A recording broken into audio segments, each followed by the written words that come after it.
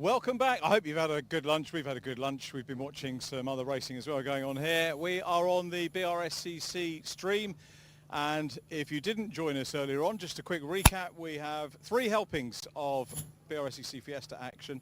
We've already seen the AIRTEC Senior Fiestas racing, and now it's the turn of the juniors. So a long-established junior championship. It's got a fantastic pedigree, and it continues, as you can see from the cars here in the paddock at Oulton Park today, to flourish greatly. We now have a mix of, after some great work over the last couple of years by the BRSCC, to introduce the Mark 7s as well as the Mark 6s. So future-proofing the junior formula to make sure that new drivers see current cars on the grid and can come in and race those, and to make sure they're competitive. And what a competitive start we've had to the season with the Junior Fiestas.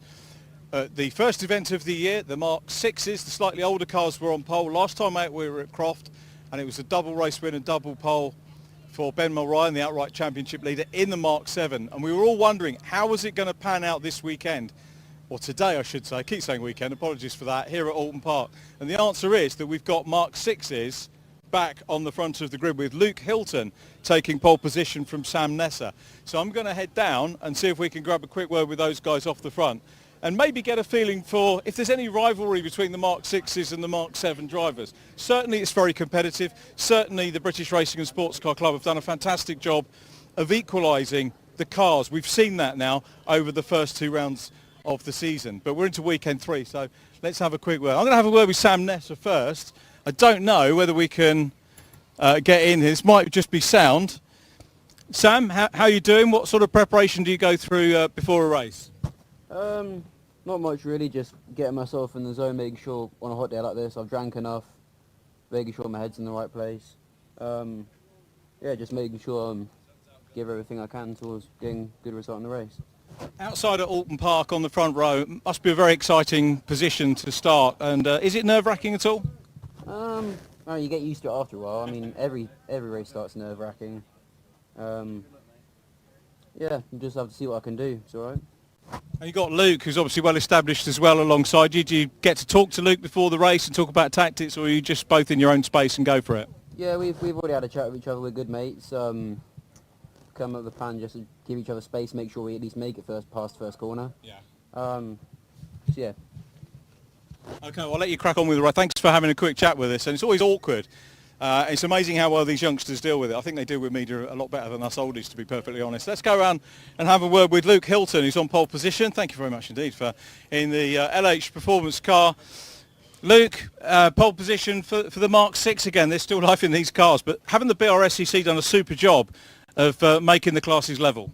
Yeah, for sure. And it's such a good grid this year, and it's very close racing, I'm not going to lie. What are your thoughts going into the race? Obviously, pole position is what you want. It's what you go all out to earn, and earn it you did. But now you're in the position of the man being chased. Does that put extra pressure on you? Well, I'm not going to lie, the nerves are kicking in, but this is what we've trained really hard over these 4 weeks for. And fingers crossed we'll do our best and come home with a silverware. Obviously, leading your category, you'd like to get up into the overall category as well, and you will be racing the Mark 7s, won't you? It's not just a class thing. Yeah, fingers crossed we lead the Mark 6s. Obviously, the Mark 7s are so quick. Cook Sport have done a very good job of developing the Mark 7s, and yeah, it's just a pleasure to be on pole position in front of the Mark 7s, and yeah, that's all I've got to say really. Thank you very much. Thank you, Luke. Good luck for the race. Thank you very much. So it's Luke Hilton. I was going to keep an eye out for David Elsley, who runs race car, the race car consultants concern. I can't see David at the moment. So we're going to go back and have a quick word with Ben Mulryan, who is the Mark 7 pole position, so championship leader. Ben, disappointed with P3?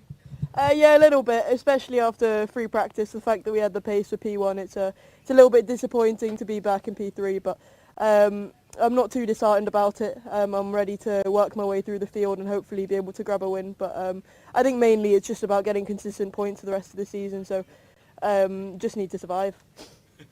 I think it's been fascinating for us watching the battle between the Mark 6s and the Mark 7s, and you know, as I'm sort of repeating myself a little bit driver to driver and saying how very evenly matched they are. BRSCC have done a good job. Yeah, the BRSC have done an amazing job at developing the Mark 7, making sure it's up there with the Mark 6s, and It's just such a competitive championship at the moment, the way that we're able to race side by side and between the two different generations of cars. It's just incredible to be able to be a part of, and especially in the new generation car and still keeping up with the Mark 6s. It's great. A little bit of a quick question for you, two questions. First one, what's the best part of a racing weekend? It's a good question. I'd have to say getting a good result in quali and knowing you're lining up well for the race. We've certainly done that in class. And what about the worst moment of the weekend? Having a shunt. Well, we hope you don't have that one, but wish you well for the race. Anyway, thanks for chatting to us very much indeed. So that's our Mark 7 pole position man. Is David here? David Elsley here. Who's going to tee him up and have a word with him, because he's the only team boss that I haven't had a chat with. So David, apologies for that. We did try and sort him out earlier on, but if he's not here, he's not here. So, okay, so we're going to go over to the other side. He's trying to avoid me, I think, so we'll see if we can catch up with him. Yeah, stay tuned. When we incidentally go off from the live racing, we've got a montage of interviews that we've done around the paddock this morning. We've been chatting to dads of junior drivers, a mum of a junior driver. We've been talking to team bosses, and of course a lot of the drivers as well in the championship, just to give you a little bit of a flavour of how a weekend goes for the drivers, the teams and the parents all involved. And this championship is all about all of the, everybody that's involved. It's the teams, all enjoy their social aspect of it, as well as the drivers enjoying their racing, we find as well. Okay, can't quite see David again, so what we will do is have a look down the list and see who could we have a little chat to. I'm going to go to the 315 car, which is Billy Blockley, who is one of our rookies this year. So let's have a word with Billy in the Mark 6. Great looking car. Putting you on the spot, Billy. Right. Welcome to Oulton Park. How was your debut season going in the juniors? Yeah, not too bad. We're making progress throughout the season. Qualified 15th today, so looking to make a few places. As a rookie, it's not an easy championship to come into, because there's some real quick peddlers in there, and you've got to gain experience, haven't you, in your first season? Yeah, well, we're just trying to work our way up, and hopefully this season we're just starting. Next season we'll progress further. So how old are you? 15. So you've got another season in this? Yeah, we can have another 2 seasons in this if we want, so we should make good progress and be up there one day. Tell us about your racing background and how you found the transition and what's been difficult. What have you coped with well? Well, we've always done ovals, autographs, so obviously in a mud field, and you come to this and it's a lot more cleaner and just different type of racing. It's quicker. You learn your car control there. I'm presuming you're with class 1 or juniors? Yeah, we're junior saloon and junior special, so open wheels as well. All right, so did you race the specials too? Yeah, race specials too, but I wasn't too keen on the open wheel, so saloon I did. But you've got experience, and going out on the dirt, that must teach you a heck of a lot of car control. Yeah, car control, it's really helped, to be honest, starting out with my car control. Okay. And again, sorry to stick with the autographs, but that's a really vibrant national scene. We've got clubs all over who get together for nationals every year. Yeah. Have you done the nationals, and where's your club first of all? Well, we're at York, and then we moved to Yorkshire Dales. I hadn't done nationals before. We weren't into it that much. I didn't really take to it, if you know what I mean. So. But yeah, sticking with one club, you can get used to the track and move on, can't you? We're getting the whistle going, so I've got to wish you all the best for the race. So thanks very much for the chat. Good luck for the race. Thank you.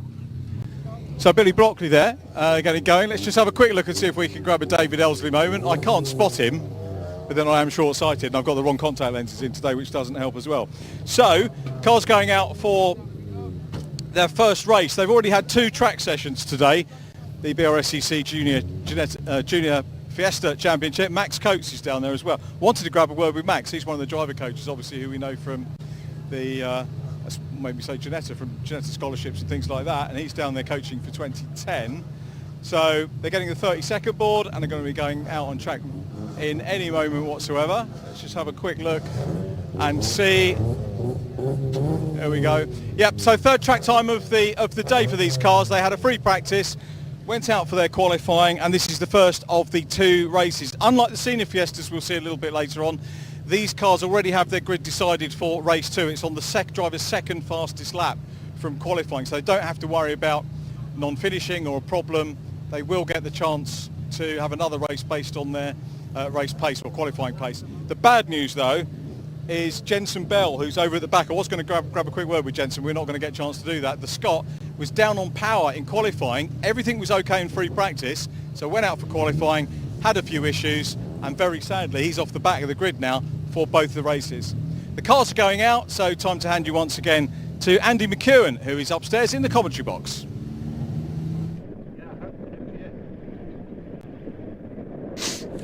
Thank you very much, Richard. Yeah, really looking forward to this one. The BRSCC Fiesta Junior Championship at Oulton Park, and a 15-minute race there, first of two today, which comes hot on the heels of a reasonably competitive qualifying session if you ignore Luke Hilton, which you can't really because he was on pole position and he is likely, based upon that qualifying pace, to have a good chance for a race win here. He was 8/10 clear of the rest of the pack after qualifying, but then behind him it is nip and tuck. You've got second place Sam Nessa, third Ben Ryan, fourth Ryan Micallef, fifth Daniel Lewis, sixth Ben Doughty, all of them within a tenth or so of each other. In fact, the next second takes you all the way down towards the lowest reaches of the top 10. So expecting a close race, and who knows, Luke Hilton may not end up having it all his own way. He was a winner in the season opener back at Snetterton. Didn't start the second race at Croft last time out there, having been caught up in an incident in race number 1, and looking to really bounce back now, get his championship back on track after a couple of iffy results. Race win or two today would do him the world of good. Ben Ryan it is who leads the charge in the championship, arriving here today, starts third on the grid for this one. Here is the full grid then for round number 5 of the championship. It's Luke Hilton pole, Sam Nessa alongside him, Ben Ryan and Ryan Micallef together on row 2 ahead of Daniel Lewis and Benjamin Doughty in the number 28 car. A mix of the Mark 6 and Mark 7 cars there, a nice healthy mix actually, with 3 of each on those first 3 rows. Then it is Maximilian Solarski with Lucas Hayden for company on row 4. Then Rashan Tyler Chigarimbo 9th on the grid ahead of Marcel Latchke, completing the top 10. George Foxlow and Jacob Hodgkiss then are on row 6 together. Row 7 for Hadley Simpson and Flame Aricola, who had an accident in testing at Croft, but looking on form this weekend. Then it is Billy Blockley with Jensen Mason on row 8. Row 9, Harry England and Ronnie Smith, and the top 20 then will be completed by Wesley Swain and Jasmine Shaw. Jensen Bell and James Pope will be at the back of the 22 car grid. Great to have 22 of them out there this weekend, and hoping for some good, clean, hard junior racing. Any junior racing category is exciting to watch, but the Fiesta Juniors in particular have a history of producing some really, really talented drivers, and for us to enjoy some really exciting racing. These newer Mark 7 cars, though, not only are they starting to become more popular, but they're starting to become quicker as well, it must be said. And Ben Ryan starting third on the grid, the highest placed of the newer shaped cars. It is only a matter of time, I think, before we start seeing those cars really taking over the grid. It was a double win at Croft for a Mark 7 driver, Ben Ryan, last time out. And who knows, Ben could well be challenging, should really be challenging for victories again here today. It's an interesting category though, Fiesta Juniors. It's the only junior racing category out there that actually has more than one type of car on the grid. They're all Ford Fiestas, of course, but having these 2 generations of the car is a very rare thing. In fact, it's a unique thing to this particular junior championship, and they were only able to do that because the BRSCC were able to guarantee Motorsport UK that both cars would be near identical on performance, which is proving to be the case. Inevitably took a little bit of time for the Mark 7 to be race developed, but that has now definitely happened, and those Mark 7 cars are proving to be really strong. Both Ben Ryan and Daniel Lewis, the top 2 in the championship, are at the wheel of the newer shaped cars, and we're looking for people like Jacob Hodgkiss, Wes Swain, Ryan Micallef in particular to move up the championship order quite nicely here. Ryan Micallef starting 4th on the grid, started his season off with a non-finish in the opening race at Snetterton, but as we can see here today, has the pace to be finishing on or around the podium. So cars then lining up on the grid, a beautiful sight they make here in the summer sunshine at Oulton Park, and once the back few rows are in position, we'll get the green flag and the Go Racing sign here for 15 minutes of Fiesta Junior action. Luke Hilton then, the white and yellow car on the left, a very aggressive angle on the grid for Sam Nessa alongside him there, the grey, white and pink coloured car. And that is making his intentions well known. He intends to come across to the inside line, hopefully ahead, he hopes, ahead of Luke Hilton before they get to turn 1. Back of the grid in position then. We watch now for the starting gantry to illuminate in red, which it will do now. And race number 5 of the championship bursts into life here at Oulton Park. Who's going to make the best start from the front row of the grid? It's near identical launch, I think, between the top two. Not the best of starts, though, for Ben Ryan. He's under pressure on the inside there from Dan Lewis, and on the outside from Ryan Mickelef. It will be the pole sitter who leads them through Old Hall Corner. Bit of paddle bashing going on further behind, but let's hope they all get through in one piece. Looks as though they do. So a clean start, and the race lead held by Luke Hilton. Second place, Sam Nessa. Third place will be the number 11 car of Ben Ryan. Came out of that still in third then by the looks of it. Meanwhile, that is Billy Blockley, I'm afraid, going no further. His race not even getting underway. I think he's stalled on the line and hasn't been able to get the car fired back up. Leaders down into the braking zone at the head, but they're almost 3 abreast there for third. That's for fourth, sorry. Ryan Mickelef at the inside of Daniel Lewis, who looked to have made the best of the starts from those off the front row, but ended up slipping back down to where he came from in 5th position, and he's desperately now trying to defend that place now as they head over the hill. At the inside of him is looking Lucas Hayden, I think that was. If it is Lucas, he started 8th and he's now up into the top 5 too, so a really good start from him. He's got the inside line into the chicane. Oh, is he going to be able to make the move stick? There's barely room for 2 cars side by side through here. Rather inevitably, one of them ends up on the grass, and it is the 46 car of Hayden, who bounces back on the road directly in front of Maximilian Salarski there in the orange and black number 33, who now drags up alongside him, heading over Clay Hill underneath the footbridge. It's very lively in the midfield, pretty serene in comparison at the head of the pack as they turn through the double apex right-hander. This is where it all starts to get a little bit messier. Slipping up the inside was Jacob Hodgkiss there in the Mark 7 car, and picking up a position as a result. Now, dive on the brakes, up the inside, looks to go. Ben Ryan thinks better of it, though. Wasn't quite late enough on the brakes to make that particular move stick. As there around the outside goes Doughty in the number 28 machine, who started 6th. He's one of those drivers who have slipped backwards in the opening exchanges. One lap in the books then. Hilton leads, Nessa 2nd, Ryan 3rd, Mickelef 4th, Lewis on his own there in 5th position really. 6th place then for Salarski, 7th Hayden, 8th Chigarimbo, and then the battle going on behind for 9th between Jacob Hodgkiss and Ben Doughty, and Hodgkiss retaining 9th place now as they head down the avenue onto the brakes into Cascades. You really get a graphic illustration here of just how evenly matched the 2 generations of car are. James Pope, I can tell you, is in the pit lane with, I think, front-end damage. So James Pope, unfortunately, might be out of the race, but I think he and Blockley, the only 2 that we've missed, that we've lost to the pit lane at the end of that opening lap. Leaders over hilltop again. Well, Ryan, I think, is perhaps a bit quicker than Nessa, but needs to get on with this because Luke Hilton is escaping up the road, and they're both being caught by Ryan Mickelef behind him. They've just had another car come into the pit lane, which looks like it was Jasmine Shaw with a very deranged right front corner. So Jasmine's race also, I fear, coming to an early close as the leaders head out of Knickerbrook and over Clay Hill again. 2nd, 3rd and 4th, the battle. Nose to tail they run towards the quickest part of this Oulton Park Island circuit.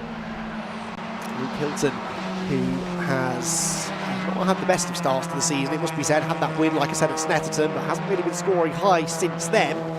Let's try and get the season back on track, and he'd be loving seeing this in his mirrors because the more Nessa and Mulryan battle for 2nd, the further away he should get. Mulryan sells the dummy, goes from the outside to the inside at Lodge Corner. Oh, the door is closed. Nessa tagged sideways, and watch for Ryan Mickelef to gain an advantage out of all of this. Gets a mega run on the pair of them, and he's going to sweep to the outside of both. And I think Ryan Mickelef might just have the momentum here to go from 4th to 2nd in one fell swoop. Fantastic reactionary driving that from Mickelef. He knew where to go, he saw the gap, he had the momentum, and he's into 2nd place. Ryan still hasn't got the job done against Sam Nessa, who gets eased out wide over the curb at Old Hall Corner, and they run side by side again down into Cascades, where surely Nessa will have the advantage on the inside. That he does, and so Ben Ryan's frustration increases. That is Lucas Hayden off the road now, and that's more broken front suspension, I am afraid. So Lucas Hayden, I don't know how that's been sustained, but he's pulled off the road at least and is reasonably far out of the way. Hopefully we won't have a need for a safety car, but very, very close quarters racing, it has to be said. More side by side. Look at this pack. This looks like the first lap of the race, doesn't it? They're all on top of each other into the hairpin. On the outside line, number 51 is Flame Auricola, potentially losing a position or 2 there. Auricola was 13th at the start of the lap, but I think that was Hadley Simpson slipping up the inside of her.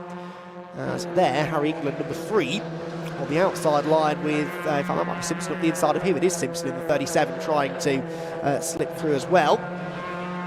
goes, excuse me, number 85, that was, I beg your pardon. So that is for about 15th, 16th place that Harry England's battling away. Number 90 car in that Group 2 of Wesley Swain.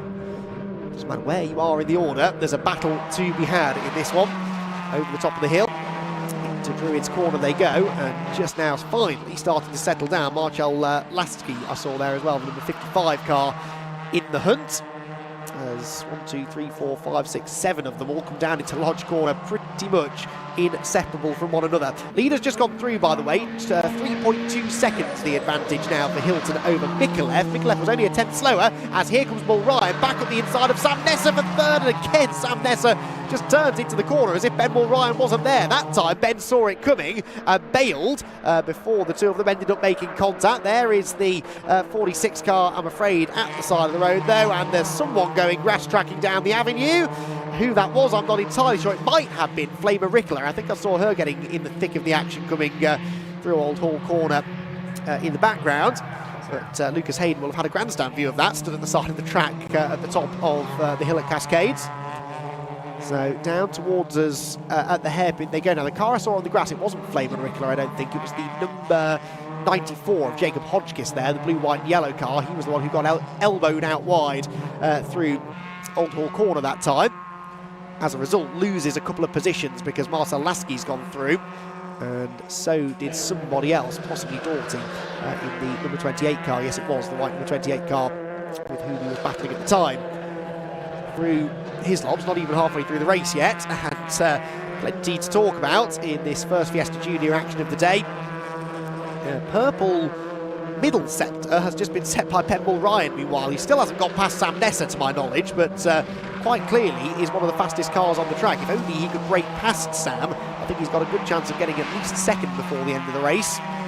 It's here the battle between the number 55 of Latchkey and the number 96 of Smith continues to rage on.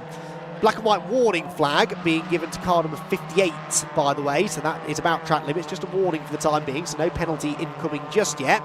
But the first driver already being warned about exceeding track limits as Ben Bull Ryan again fishes around on the inside of Old Hall Corner. But as we saw a lap ago, you don't really do enough braking into that turn in a Fiesta Junior car, so very difficult to actually launch an out-braking manoeuvre. Being reeled in now, aren't they, by Daniel Lewis, so for the sort of unofficial Mark 7 class lead. Not that they have their own class, but I'm sure there's a private battle between the Mark 7 drivers to be the best on the grid. That is closing in nicely between Bull Ryan and Lewis. To the brakes through the island hairpin. Sam Nesser just drifting out a little bit wide there. The race car consultant's prepared machine not exactly finding the apex as he intended, but as we saw from Alex Lee in that TCR race earlier on, you can run wide through the hairpin and still get good traction up the hill. But actually didn't get a great run over the hill. Ben Bull Ryan is going to launch up the inside as he's desperately late on the brakes, but actually not braking that much later, if at all, than Sam Nesser. It just looks really exciting because he's ducking and diving around in the mirrors of the third place car, then runs wide out of Knickerbrook Corner. Driven double the distance of anyone else in this race so far, Ben Bull Ryan. He's trying every weird and wacky line possible to try and break through the defences of Sam Nesser, and they've suddenly caught Ryan Mikulev. What's going on here? Mikulev has got problems, I think. The Jam Sport car suddenly off the pace. Nesser has gone through as they head through Druids. Now, was that a mistake, a missed gear? Maybe it was, because he's coming immediately back at Nesser as they head for Lodge Corner. So some sort of temporary issue for Ryan Mikulev, and he wants to get the place back. Looks up the inside at Lodge, that doesn't work, and it might now hamper his exit speed down the hill. Ben Bull Ryan seeing an opportunity once again to break onto the podium, but this time it's the number 71 car that he's trying to find a way past. Peaks to the inside. Oh, that is Harry England's car. That's on the island bend, so it's off the track, that. Don't worry. Won't be any need for yellow flags for too long there, as Bull Ryan and Lewis both now get themselves up ahead of Ryan Mikulev. So Mikulev drops down into 5th position. There's damage to the back of the 71 car. I wonder if he went bouncing across the grass somewhere out of shot, and that's where he lost his momentum, possibly coming out of Knickerbrook Corner. So the number 71 machine walking slightly wounded. There are yellow flags out temporarily down at the island hairpin. Turn around the slowest corner on the track. It is still Sam Nesser who holds on to 2nd position. Down into the Hislop chicane, they will head. Nessa on the brakes, wriggling around. Benmore Ryan, we know he's going to be on the attack here. Not content to sit in third position. They're nearly 5 seconds. Well, Sam Nessa is nearly 5 seconds behind Luke Hilton. Black and white warning flag now for Rashan Tyler Chivarimbo. He sits down in 8th position. Now England's car stationary at Ireland Bend, and that car going no further. That looks like mechanical rather than accident damage though, doesn't it? Here comes Moore Ryan to the outside. Oh, he's on the grass into Lodge. There's contact. What is going on? Benmore Ryan with one of the most ambitious overtakes I've ever seen attempted at Lodge Corner, and unsurprisingly it doesn't work. Sam Nessa hangs on, but Benmore Ryan 10 out of 10 for effort and inventiveness, but that was a low percentage move, I think it's fair to say. A little bit of bodywork went flying, but no major damage done. And now all of a sudden Daniel Lewis thinks, well, do I really want to get involved in this battle? Benmore Ryan's been the most exciting driver to watch in this race, that is for sure, but needs to just rein things in ever so slightly, I think. Down through Cascades again. Leaders make their way down the Lakeside Straights. Sam Nessa, Benmore Ryan and Dan Lewis. Battle engaged here for second position. And Nessa weathering the storm nicely. His car is a little second-hand now, but he is managing to fend off Moore Ryan despite the ever more so aggressive driving being shown by the number 11 car behind. Desperation, I think, starting to set in here for Moore Ryan, but he's not given up yet. 3¼ minutes to go, and I do think if he's patient about this, there is a move to be made. But in fairness, Nessa isn't overly defending either, and I think that's part of what's adding to the frustration, because if he were to start defending, that would immediately slow it down and, in a way, make Moore Ryan's job a little bit easier. But he's not choosing to do that. Defends when he absolutely has to. So perhaps we'll see a defensive move into Lodge Corner. Will we see Moore Ryan try the outside line again? I would like to think he'd be tempted not to try that after the near disaster a lap ago. He's got a good exit from Druids though. Again, Nessa does this time have to pull to the inside. Well, Ryan goes to the outside. He's going to jink back to the inside line. Is he late enough on the brakes this time? No. Sam Nessa sends it into the corner, and Benmore Ryan still cannot find a way through. Brilliant battle this between the two of them. We've got 2.5 minutes of this to go, so 2 more laps remain in the 5th round of the BRSCC Fiesta Junior Championship. And here we go again. Benmore Ryan sticks the nose to the inside. Has at least now realised, I think, that Oulton Corner is not going to be the place to get that move made. There is Ryan Micallef, by the way. I thought I didn't see him in that shot, so his car limping home. That bodywork damage on the back has got worse, but I can't help but think there's something a bit more significant going on than that to force him into the pit lane and into retirement. Great battle pack about to come into view here down the hill. It's a battle that is going on for, I think, 9th place. Ronnie Smith, Jacob Hodgkiss at the head of it. That's a group worth checking in with at some point, but the second-placed scrap continues to rage through the hairpin. Inch perfect there on track limits on the exit for both of them. They head up the hill. Here is the group of cars that caught my attention out the window just now, though. It's anyone's guess what order they've got themselves into now, but I do think this is 9th, 10th, 11th, 12th, 13th, 14th and 15th places, and there's contact into the hairpin. George Foxlow and Wesley Swain there getting very familiar with each other under braking, and that actually is going to cost Wesley a position or 2, I think, coming over the hill. Swain allows Simpson now alongside. They've got the number 871 of Jensen Bell in that group as well. In fact, he may have already gone through there, I think, on the run up and over the hill. Meanwhile, number 94 comes through. That is Hodgkiss, Jacob Hodgkiss, started 12th. 10th position he was at the start of the lap. So over Clay Hill they head again. Starting the final lap of the race in a moment or two. The race leaders are anyway this group some way behind, about 20 seconds or so behind the leading contenders. There goes your 2nd, 3rd, 4th place battle. 5th on his own for Solarsky, 6th likewise for Doughty, 7th place then for Chigarimbo, 8th for Latchkey, and this 9th place battle, and there's one off. There's one off at Druids, going backwards through the gravel. That was the 85 car of Jensen Mason, who had just gained a position, I think, previously, but now has ended up off the road. We've had a change for second, by the way, I think I've just seen through Old Hall Corner, as this battle continues to get a little bit touchy-feely over the hill. They don't know which way to go, do they? This, though, is side-by-side for second place. Ben Mulryan got up the inside of Nessa through Old Hall Corner, ran wide on the exit. Nessa trying to go right round the outside of Cascade. Surely that isn't going to work. Fantastic respect given there by Ben Mulryan, left him plenty of space, and that might now allow Nessa to go through on the inside of the hairpin. Rejoining there was Jensen Mason at Druids, but on the final lap of the race it is wheel to wheel for second place, and Sam Nessa will go back through. Terrific racing. That is how it is done. You can run side by side here at Oulton Park without making contact, without going on the grass, and they just showed that beautifully. It ain't over yet though. Mulryan comes back up alongside over Hilltop, and that's the outside now down into the braking zone at Hislop. Surely he's not going to go right round the outside here. Oh no, Sam Nessa just gets into the chicane ahead. But you know what's coming, don't you? Mulryan's going to have a big go into that final corner at Lodge, which is the best overtaking opportunity on the track. All those years ago, they inadvertently designed almost the perfect racetrack, didn't they, here at Oulton Park, because the best place to pass is right at the end of the lap. So we get so many of these battles that rage right until the final moments of the race. No, not Druids, Ben. I meant Lodge. From the inside, he looks. It's still not going to work. And Sam Nessa knew that that wasn't going to work. Just turned across the bows of the number 11 car, and that might now have scuppered Mulryan's chances of attacking at the final corner. Another car off down at Island Bend, but we'll get to that in a moment, because second place heads into Lodge Corner for the final time. Sam Nessa, I think, is going to do this. It will be a victory for Luke Hilton, his second victory of the year. What will happen for second place, though? Hilton flashes the lights, takes the checkered flag. Second place is a drag race. Mulryan up the inside, but he's not going to get there. It is Sam Nessa who manages to withstand an onslaught there from Ben Mulryan. And in fact, Mulryan's been given a track limits penalty, so it's actually Daniel Lewis on the podium, whilst further back, Latchkey's also been given 5 seconds added onto his time for exceeding track limits, so that will change the order slightly. Lewis ends up third, Mulryan ends up fourth, Salarski fifth, Doughty sixth, Chigarimbo seventh, Ronnie Smith eighth, Marchaleschi is ninth after the penalty, and Flamer Ricola completes the top 10. Fantastic racing that was, though. Ben Mulryan, you can't say he didn't throw everything at that, can you?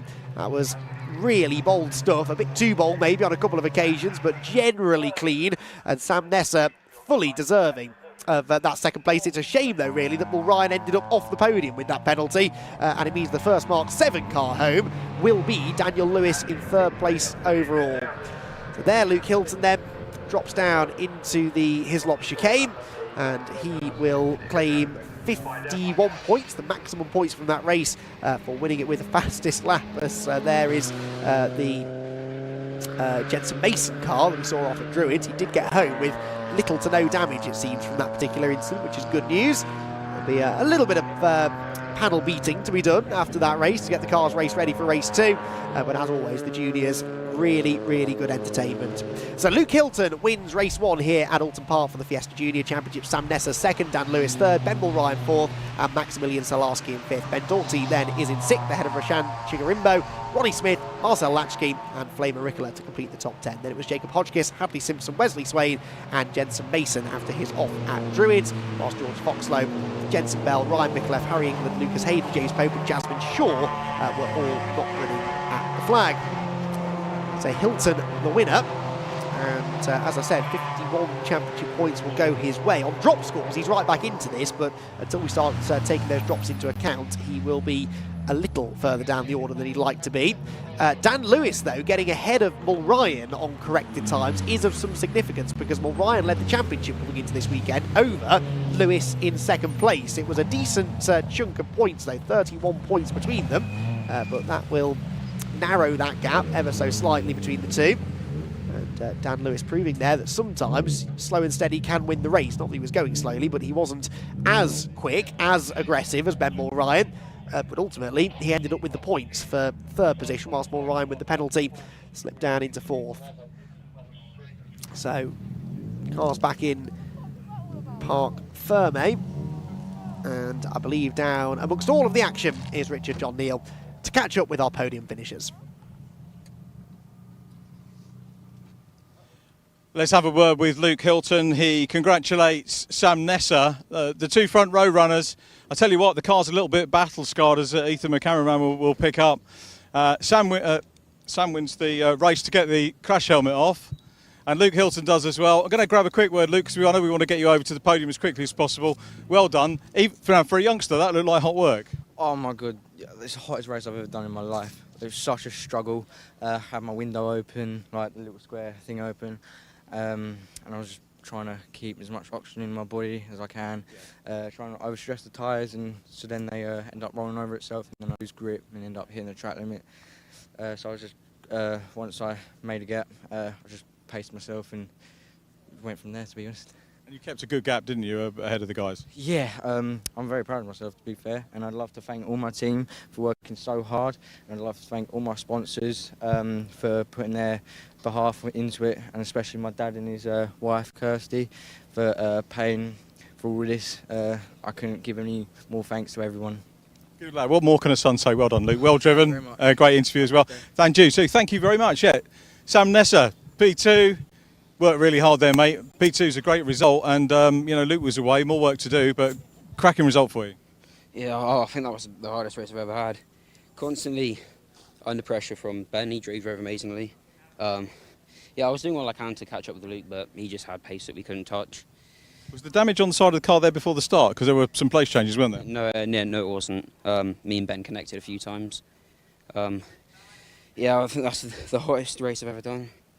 I'm going to let you get a breather. Well done. Thanks for chatting to us on the podium. Congratulations. Always good to see.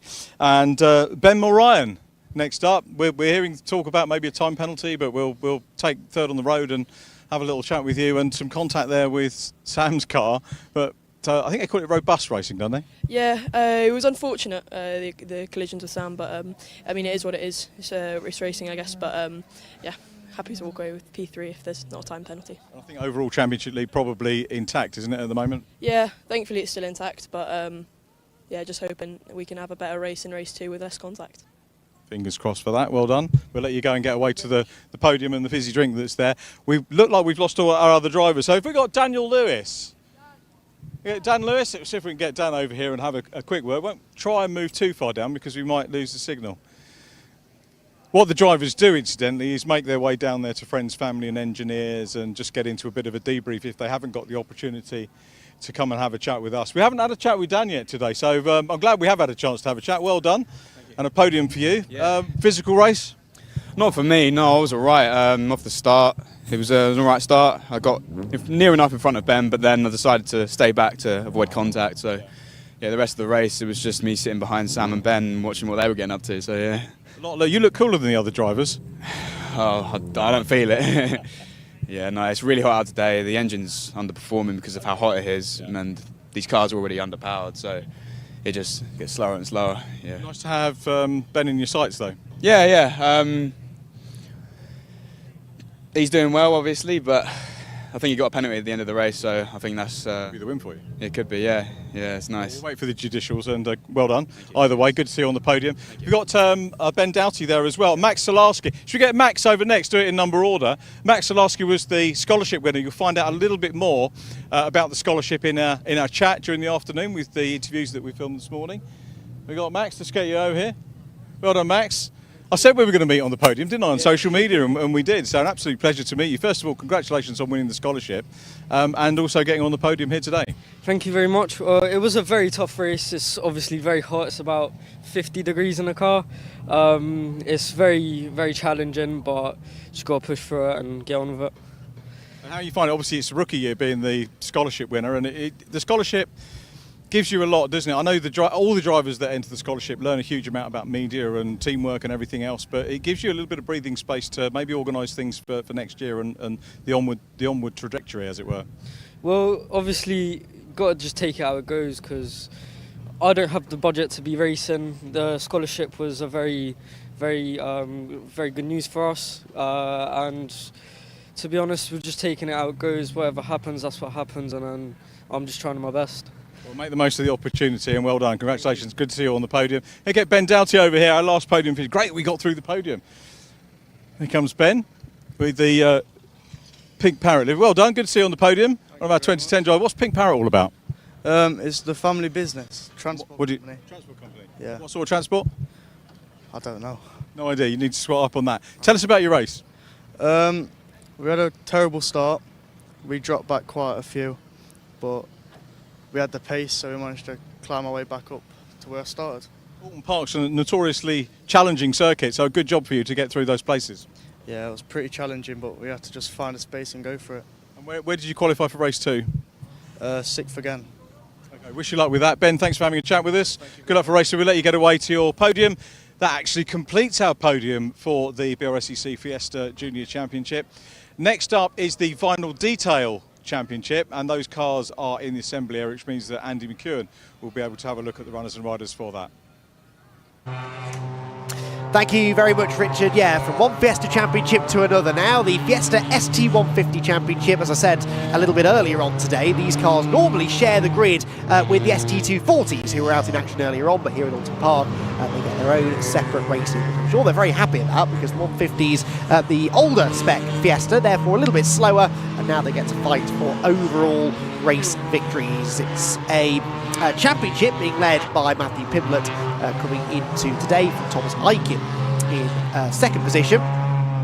Will that be the story at the end of the day? They are in fact tied for the championship lead, I should say, so we almost certainly will see a change at the top at the end of this race. So Sam Watkins then has got the pole position for this race. He is not one of the championship leaders because he had a disaster at Snetterton, disqualified from the first race of the season, non-finished in race 2. So Sam Watkins really started to get his season on track with a win and a second place at Silverstone last time out, and nabbed the pole position by just over a tenth of a second in qualifying earlier on this morning from Sam Beckett second. Michael Blackburn will start third, and Ethan Rogers in fourth position. You have to go down to the the third row, I should say, fifth position, to find the first of those joint championship leaders, Thomas Aiken. He's got Paul Dobson for company on row 3, row 4 then for Daniel Robinson and Matt Pimblett, so the other joint points leader, with a lot of work to be done from 8th on the grid. Then it is Mark Blunt with Dan Wyke completing the top 10. Jamie Luthwaite is 11th, whilst Alex Sprange completes the top dozen. Then Chris Chisnell starts 13th ahead of Richard Steele. Jade Goodwin and Chris Flynn are next, and then Anthony Sullivan with Aidan Vickers on row number 9.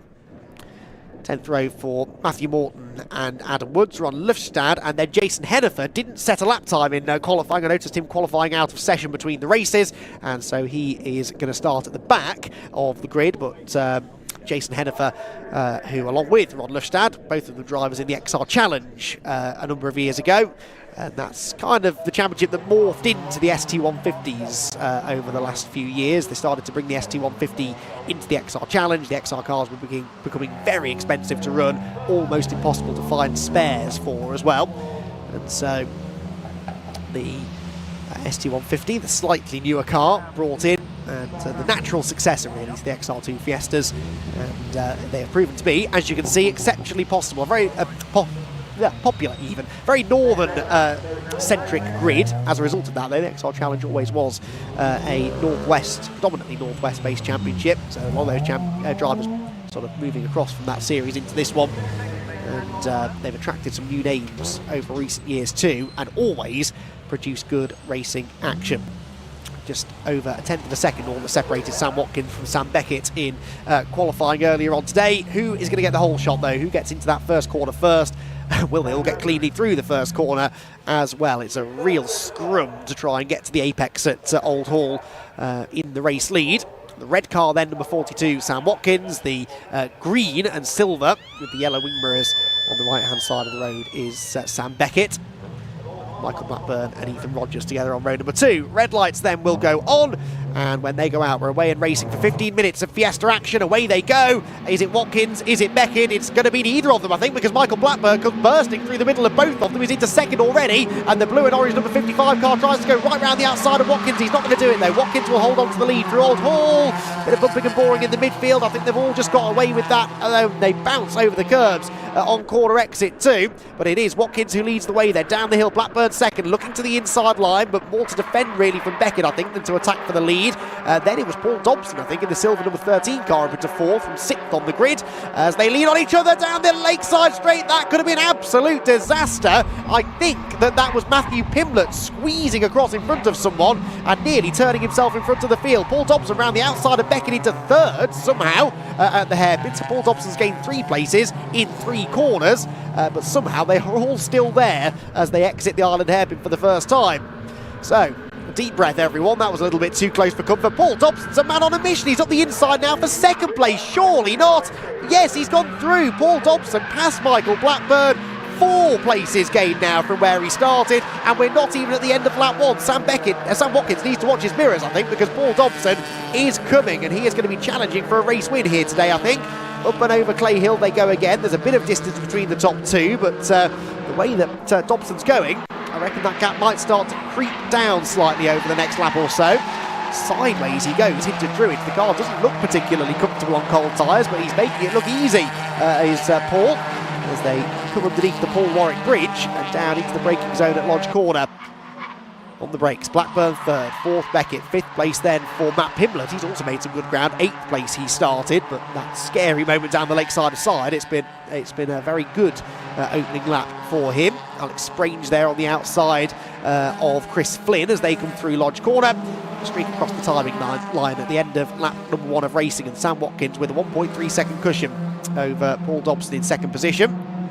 And Blackburn 3rd, Blackburn the leading Masters driver within this race for those over the age of 45. Sam Beckett in behind him. Pimblett's going to peek to the inside. Is he at Cascades Corner? That's a late move, a difficult move to try and make, and Sam Beckett is able to get off the corner a little bit better. Keeps Pimblett at bay. Daniel Robinson, Mark Blunt, Jamie Luthwaite, Thomas Aiken and Ethan Rogers, by the way, complete the top 10. So Aiken, joint championship leader with Pimblett, remember, well down the order, whilst Pimblett is up the inside of Beckett for 4th. So Matthew Pimblett looks at the moment the man most likely to lead the points after this race. You see the inside front wheel spinning there as he came out of the Island Hairpin on the 24 car.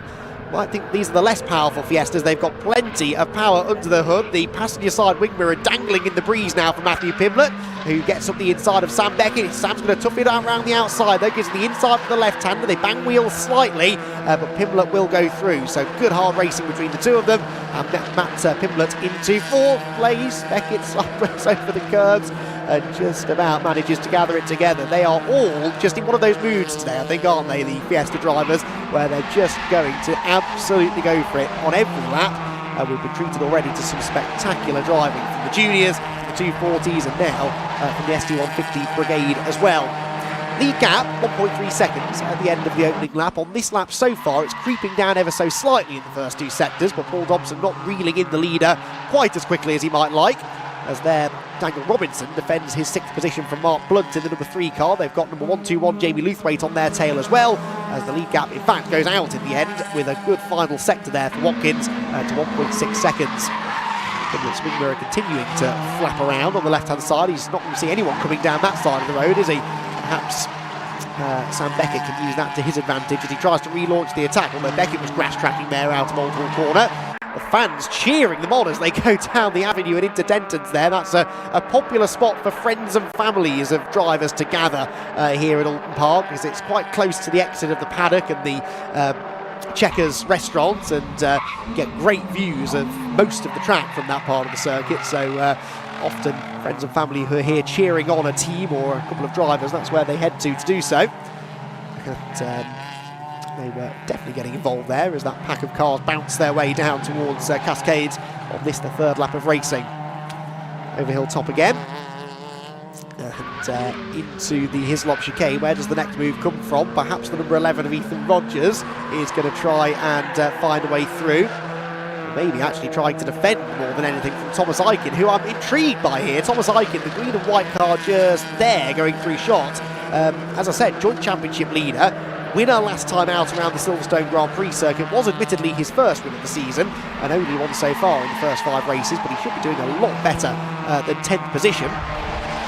Just struggling at the moment to find a way to increase his way up through the top 10. Someone wide in front. Who was that? That was Luthwaite, I think, getting it a little bit wrong through Druids. And there, a big dive up the inside from Beckett against Pimblett. There is inevitable paint traded on the apex, but Pimblett stands his ground on the outside line. Beckett is still there, though, and that will eventually become the inside line for Old Hall Corner. So this, remember, the battle for 4th position, and Sam Beckett trying to retake 4th now from Matthew Pimblett, who is in danger of getting hung out to dry because Beckett's teammate, Dan Robinson, comes through on the inside as well. And despite a lot of grass tracking on the apex for Pimblett. He will lose 2 positions. Tries to come back now, though, at Robinson, down the avenue, through the kink at Denton's, onto the brakes. They now turn left through Cascades. Bit of a hip and shoulder from Robinson against Pimblett. And Pimblett, I think, sensibly realised that that was only going to end one way if he stuck it out round the outside. So 2 places lost there, and actually somehow Beckett now under threat from Robinson as well. Now these two are both run out in the same morning. They need to be a little bit careful with each other because they're in danger of handing this straight back to Matt Pimblett. He's up the inside of Robinson again now on the exit, but that high, wide and handsome line through the island hairpin gives him superior traction on the exit, so Robinson fends him off for now. Might now translate that into a move on the brakes, even into the Hislop chicane. He's looking to the inside of Beckett, just a car length or so too far back. Through the right, through the left, to the right at Knickerbrook Corner. And over Clay Hill they will go. 4 cars under a blanket, and then the next group of 4 or 5 nose to tail as well. That is the Mark Blood, Jamie Luthwaite, Ethan Rogers, Thomas Aiken battle, I think. Excuse me, Luthwaite, Rogers, Aiken and Chisnell, in fact, those next 4 cars.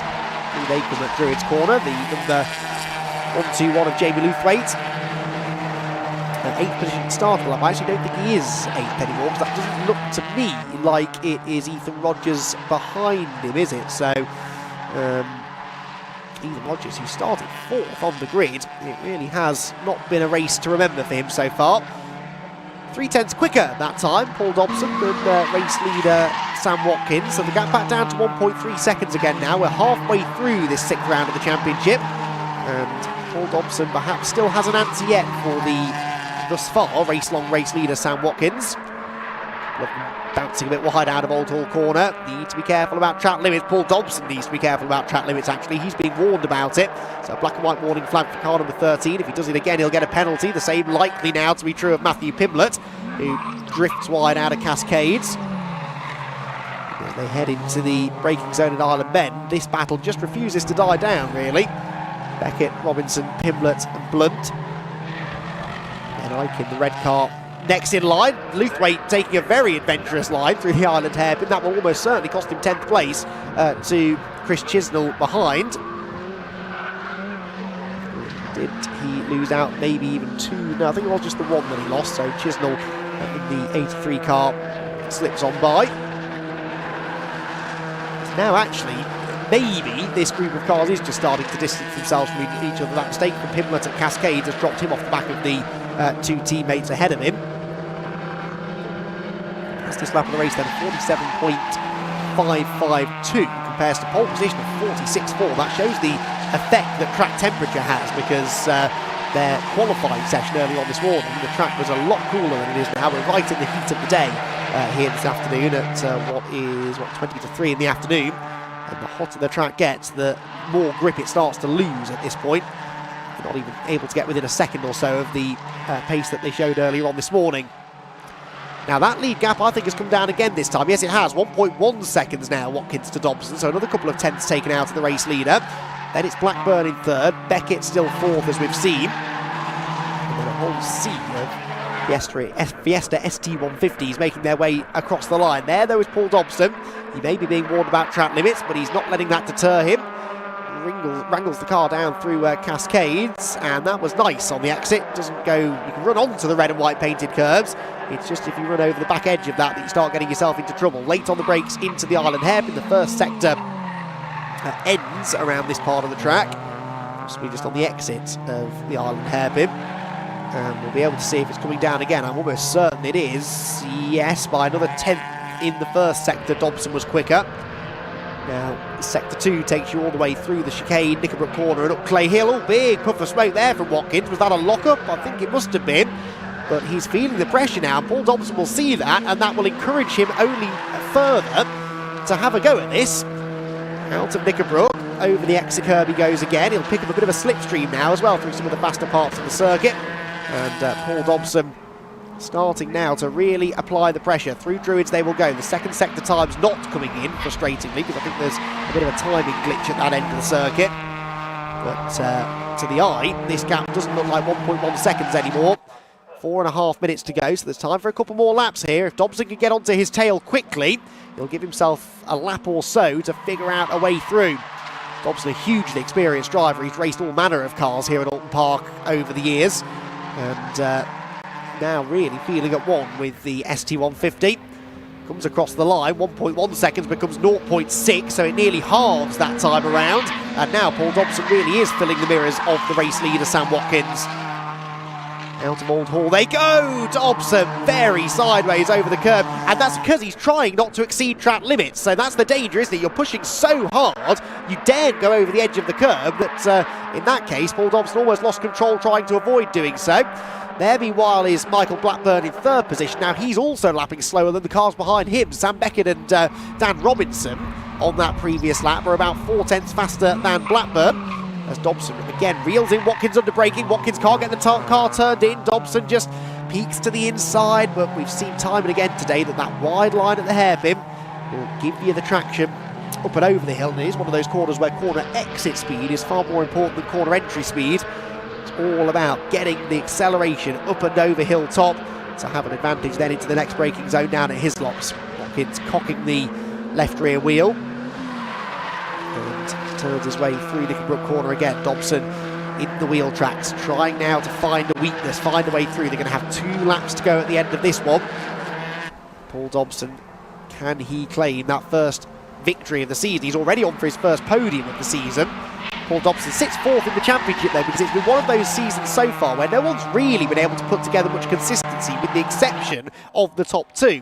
Pimlett and Aiken have hardly ever been off the podium all season long, and everybody else has been a bit hit and miss. So Paul Dobson, despite the fact he's not finished in the top 3 yet, still sits 4th in the points. Well, Sam Watkins has had a win in a second, but is only 5th because he had that joint 5th, had that non-finish and a disqualification back at Snetterton. So leaders then almost identical lap times there, a 48.43 for Watkins, 48.41 for Dobson, and then a 48.6 for Blackburn, which was 6 tenths slower than Sam Beckett that time around. So Beckett now actually closer to Blackburn than Dobson is even to Watkins out in front. There goes Thomas Aiken.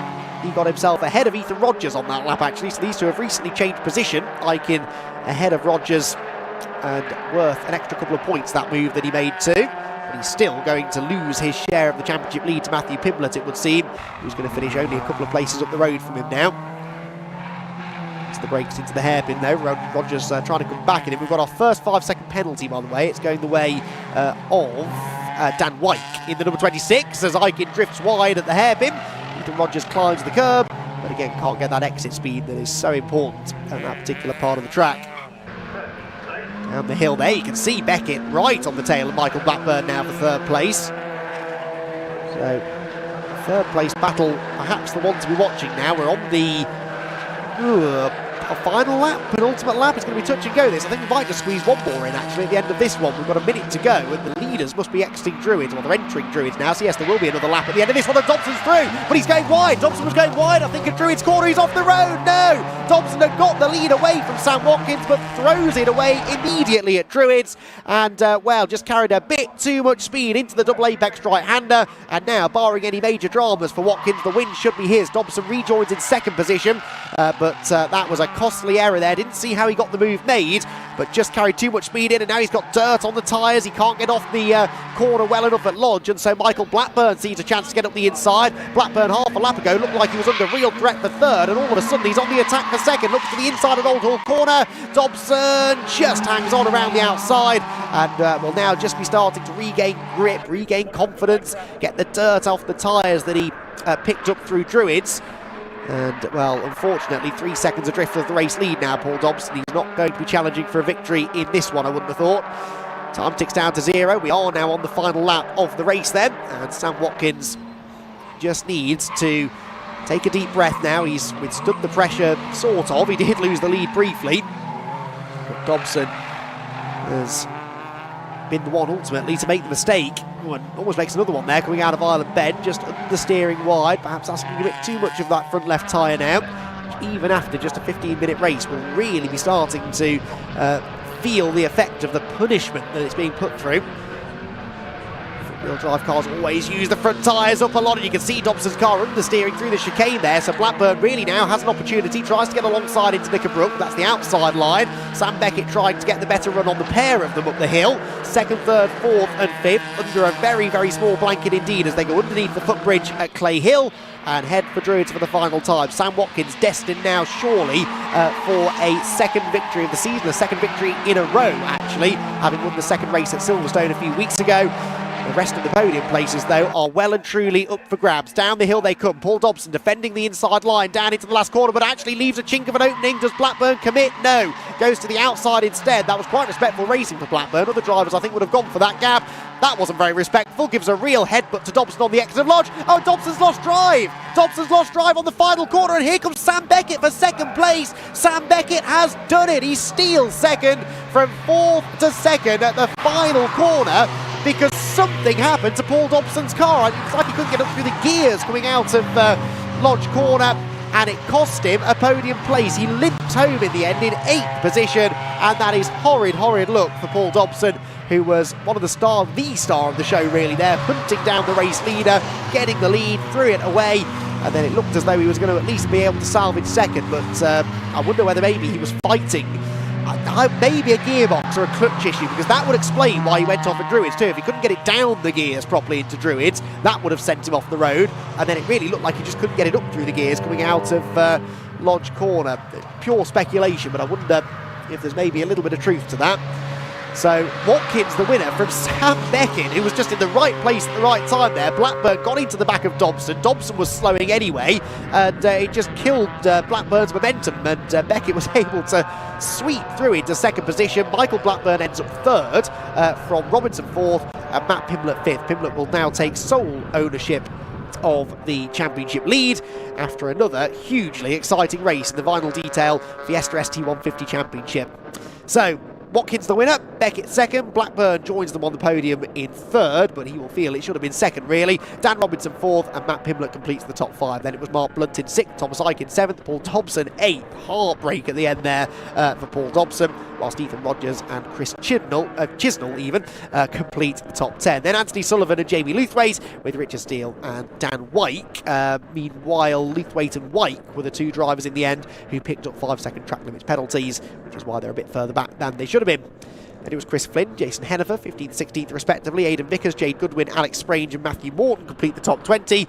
And for I think the first time today, we get all of the starters to the finish of the race. We got Adam Woods and Ron Lufstad also made it to the flag. Lufstad having qualified... no, it wasn't Lufstad qualified out of session. It was Hennifer, wasn't it, qualified out of session. He finished 16th. Lufstad bringing up the rear.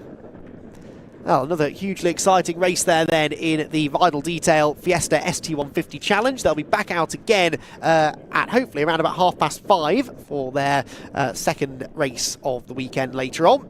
And we look forward to that one because Fiesta action here at Oulton Park all day long has been hugely exciting, and we've got more of it to come because each of our 3 Fiesta Championships still have one more race to go today, the 240s, the juniors and the 150s. Well, lots to talk about with our podium finishers, and down there to do all of the talking is Richard John Neal. At the risk of, I'm not being rude, so the younger drivers tend to get out of the cars a little bit quicker, but I think we've thrown to us a little bit earlier, which is fine. Sam Watkins there, I took a gamble on shying away from talking to Sam from interviews this morning, because what you don't want to do is over-egg the pudding in terms of interviewing trying to interview some different people is what I'm trying to say, and Sam's justified my faith in him from this morning by taking that win. Let's go and grab a word with our race winner. Sam, many congratulations on that. It looked very fraught behind, but quite measured for you in that one. Second win of the year. Yes, going well. Had an ABS issue on that one, so Dobson caught me. But I had a bit of good luck, and I think he just messed up one of the last corners, went a bit wide, so it's lucky, but yeah, it was really fun. Still a lot of value in these cars, isn't there? A lot of fun to be had. Yeah, they're like little go-karts. It's the best fun for a cheap car. It's amazing. 2010 preparing it for you. We saw you down there. I was just saying to the viewers, I sort of shied away from talking to you because I thought there might be a repeat of a podium, and you repaid my faith in you. Yeah, it's nice. Thank you for that. We'll do it for the next race too. Yeah, and is it starting based on where you finish here for the next race? I hope so. Yeah, I don't mind starting front again. Yeah, I hope so. I think it is, yeah. Do you need to look into the ABS, or is all really well with that? Did it sort of kick back? No, I think we got the left rear hub was making a bit of noise, so I guess we'll have to change that, but simple job. That's good. Always good to see a racer happy with his lot. Well done. Good to see Sam Watkins in 42. A driver we did talk to this morning is Sam Beckett. So let's get Sam over. And so a little bit of a mixture. Well done, Sam. Cheers. I think you had sunglasses on this morning, didn't you? I seem to remember. Yeah. So Can't obviously, wear them no, quite right. So just trying to put names to faces and stuff like that. But a P2 in the end, so a good result. Yeah, good result in the end. Actually, the race didn't go as planned. I got an okay start, missed second off the line, so then I got swamped a little bit. And then just struggled with the front end, really, the whole race. I was sort of just hanging on the back of everyone as they were sort of slowing with the pace of the race. And I think Paul Dobson had an issue coming out of Lodge. Mike had nowhere to go, and then I've just carried the momentum and managed to pip him up to the line for P2. So I'm absolutely over the moon with that. You know what? My granddad actually passed away about a month ago. So I'm sorry to hear that. And this one's for him. I didn't get to do it at Silverstone, sadly, but I got one here for him. So fair play, nice one. We'll think of you and hope you do it again later on. yeah, hopefully, yeah. Thanks, Sam. Cheers. Cheers, mate. Well done. Thank you. And Michael Blackburn takes our defending champion, of course. Michael, great to see you again. Thank you very much. Congratulations. Good drive, but a little bit caught out with circumstances there, as Sam described. Yeah, on the last corner, the last lap, Paul and Sam were fighting. And I think Paul got the worst of it, so he dropped back to me. And then on the last corner, he sounds like he missed a gear or something. So obviously I into the back of him as I accelerated, but then I'm backing off. And the people behind me have got that that 1 second run. There's no damage on the front though, so it couldn't have been. Yeah, it's just bumper to bumper. But when you want to accelerate and the car in front has stopped, you just lose that 1 second. And Sam got me to the line. I've not really had a lot of luck this year. That's how it feels. We've been quick. Hopefully it's changing. So third place, I'll take that today. We're trying to tell some of the youngsters about you can have a mega year. You had the championship winning year last year, and you can have good years and you can have mediocre years, and the mega years are few and far between often. But you can't tell youngsters that. No, and it still feels like we're working just as hard. Sure. The three races in qualifying, we've had a P1, P2, and P3. And this is my highest finish all year. So, you know what I mean? I'm happy with P3. Hopefully we're finding a little bit of luck's coming our way now. Yep. Look forward to seeing you in race 2. Looking forward to it already. Thank you. Good to see you again, Michael. Many congratulations. Thanks for chatting to us. Michael Blackburn, defending champion, third place. How competitive is this championship right now? They're away to do the podium with Ian Titchmarsh, the circuit commentator. So we've completed one cycle of our Fiesta Festival here at Oulton Park. We started off with the AIRTEC Motorsport senior drivers. We've had the juniors, the race before, and now obviously the Vinyl Detail Championship cars as well. Michael Blackburn hopped over the fence, which was quite funny, to get to the podium. And we repeat that cycle to get us to the end of the day. In the meantime, time for you, if you wish, to go away and join the other live stream for the Civic Cup. They have their own live stream. In the meantime, of course, we do have some pre-recorded content, which I hope is going to be of interest for you. We spent quite a lot of time this morning going around talking to various people around the paddock in the BRSCC Fiesta paddock, and we hope you find that interesting. If you would like to stay with us, I'm sure you'll enjoy it. If not, head over, as we said, to the Civic stream. Maybe pop back and have a look online tomorrow or this evening with a beer and watch some of the background content that we prepared for you earlier on. I guarantee you it is worth a watch. So from Ethan, my camera, and me, Richard John Neal, we'll be back shortly. As I say, the stream carries on. Move if you want to, but otherwise join us a little bit later on for round 2, or the race 2 of the AIRTEC. Join us in the holding area for that in around about half an hour's time. So bye for now. Good morning from a very sunny and blue skied Oulton Park. A Fiesta festival for you almost this weekend. Well, I say weekend, it's a one-dayer, so a lot to get in. And great to talk to Albert Webster. Albert, really difficult weekend, isn't it, when things are scrunched into one day? Yeah, it's such a tightly packed day. You've got to make sure you keep clean, so there's not too much time to repair it if something happens. And it's so hot that it just makes it a lot more difficult on the driver, the cars, everything around you. Early in the day, you haven't been out on track yet. Testing yesterday? Yeah, I did afternoon yesterday, so I didn't do a full day. But yeah, getting used to the car, getting used to the track again, brilliant. It's a brilliant combination. And moving into today, you just had the driver's briefing. What sort of things are covered there? Track the limits with the new rules from Motorsport UK, doing those, making sure everyone knows them rules, the procedures they use if contact's made, the safety car. As there isn't live snatch here, they're making sure we all know the safety car rules. everything like that, making sure we know the flags, and just so the day goes as smoothly as it can. Second in the championship to AIRTEC. AIRTEC, an old hand, it must be said, very experienced driver, and we've got newcomers like yourself moving up from the juniors into the senior category. It's a lovely mix, isn't it, of racing against more experienced drivers. And how does that change things for you this year, moving up into the seniors? I don't say it changes much because I try and show respect to every driver. So yeah, me and Joe Knight in the top 4 against Zach and Alistair, who've been racing for a longer time. It shows that the young kids can still get in it and show what we can do. But yeah, really enjoying it. It's brilliant. And I want to ask you about, obviously, we're here weekends, and this is what your main thing in life is, I guess. But looking at your top there, Motorsport UK Academy, tell us about that. Yeah, it's brilliant. I go to college 2 weeks a month. Go to college, learn about everything to do with motorsport, and now introducing the new esports element. It's brilliant. 2-year course. Anyone can do it as long as you've got a Motorsport UK licence. Yeah, it's brilliant. Where do they drag the tutors from for that? So we've got most of them are from the Loughborough College. Most of them do stay there full time and do other courses, and then we've got one Motorsport UK Academy person, Motorsport UK person, Adam Gould. He comes in and teaches us BTEC Sport and the PSP, all the Motorsport UK side of it. So it's a complete package really for any youngster wanting to get more involved in the industry. Yeah. And back to this weekend, obviously 2 races, 2 15-minute races to look forward to. 20-minute races, sorry, beg your pardon. Thank you for correcting me on that one. And, well, we hope they're 20 minutes with no safety cars or anything like that. What's the final bit of preparation before qualifying? Do you get into the zone or? No, I like to loosen up. I like to jump around, get loose, be calm. The calmer I am, I've seen the faster I go.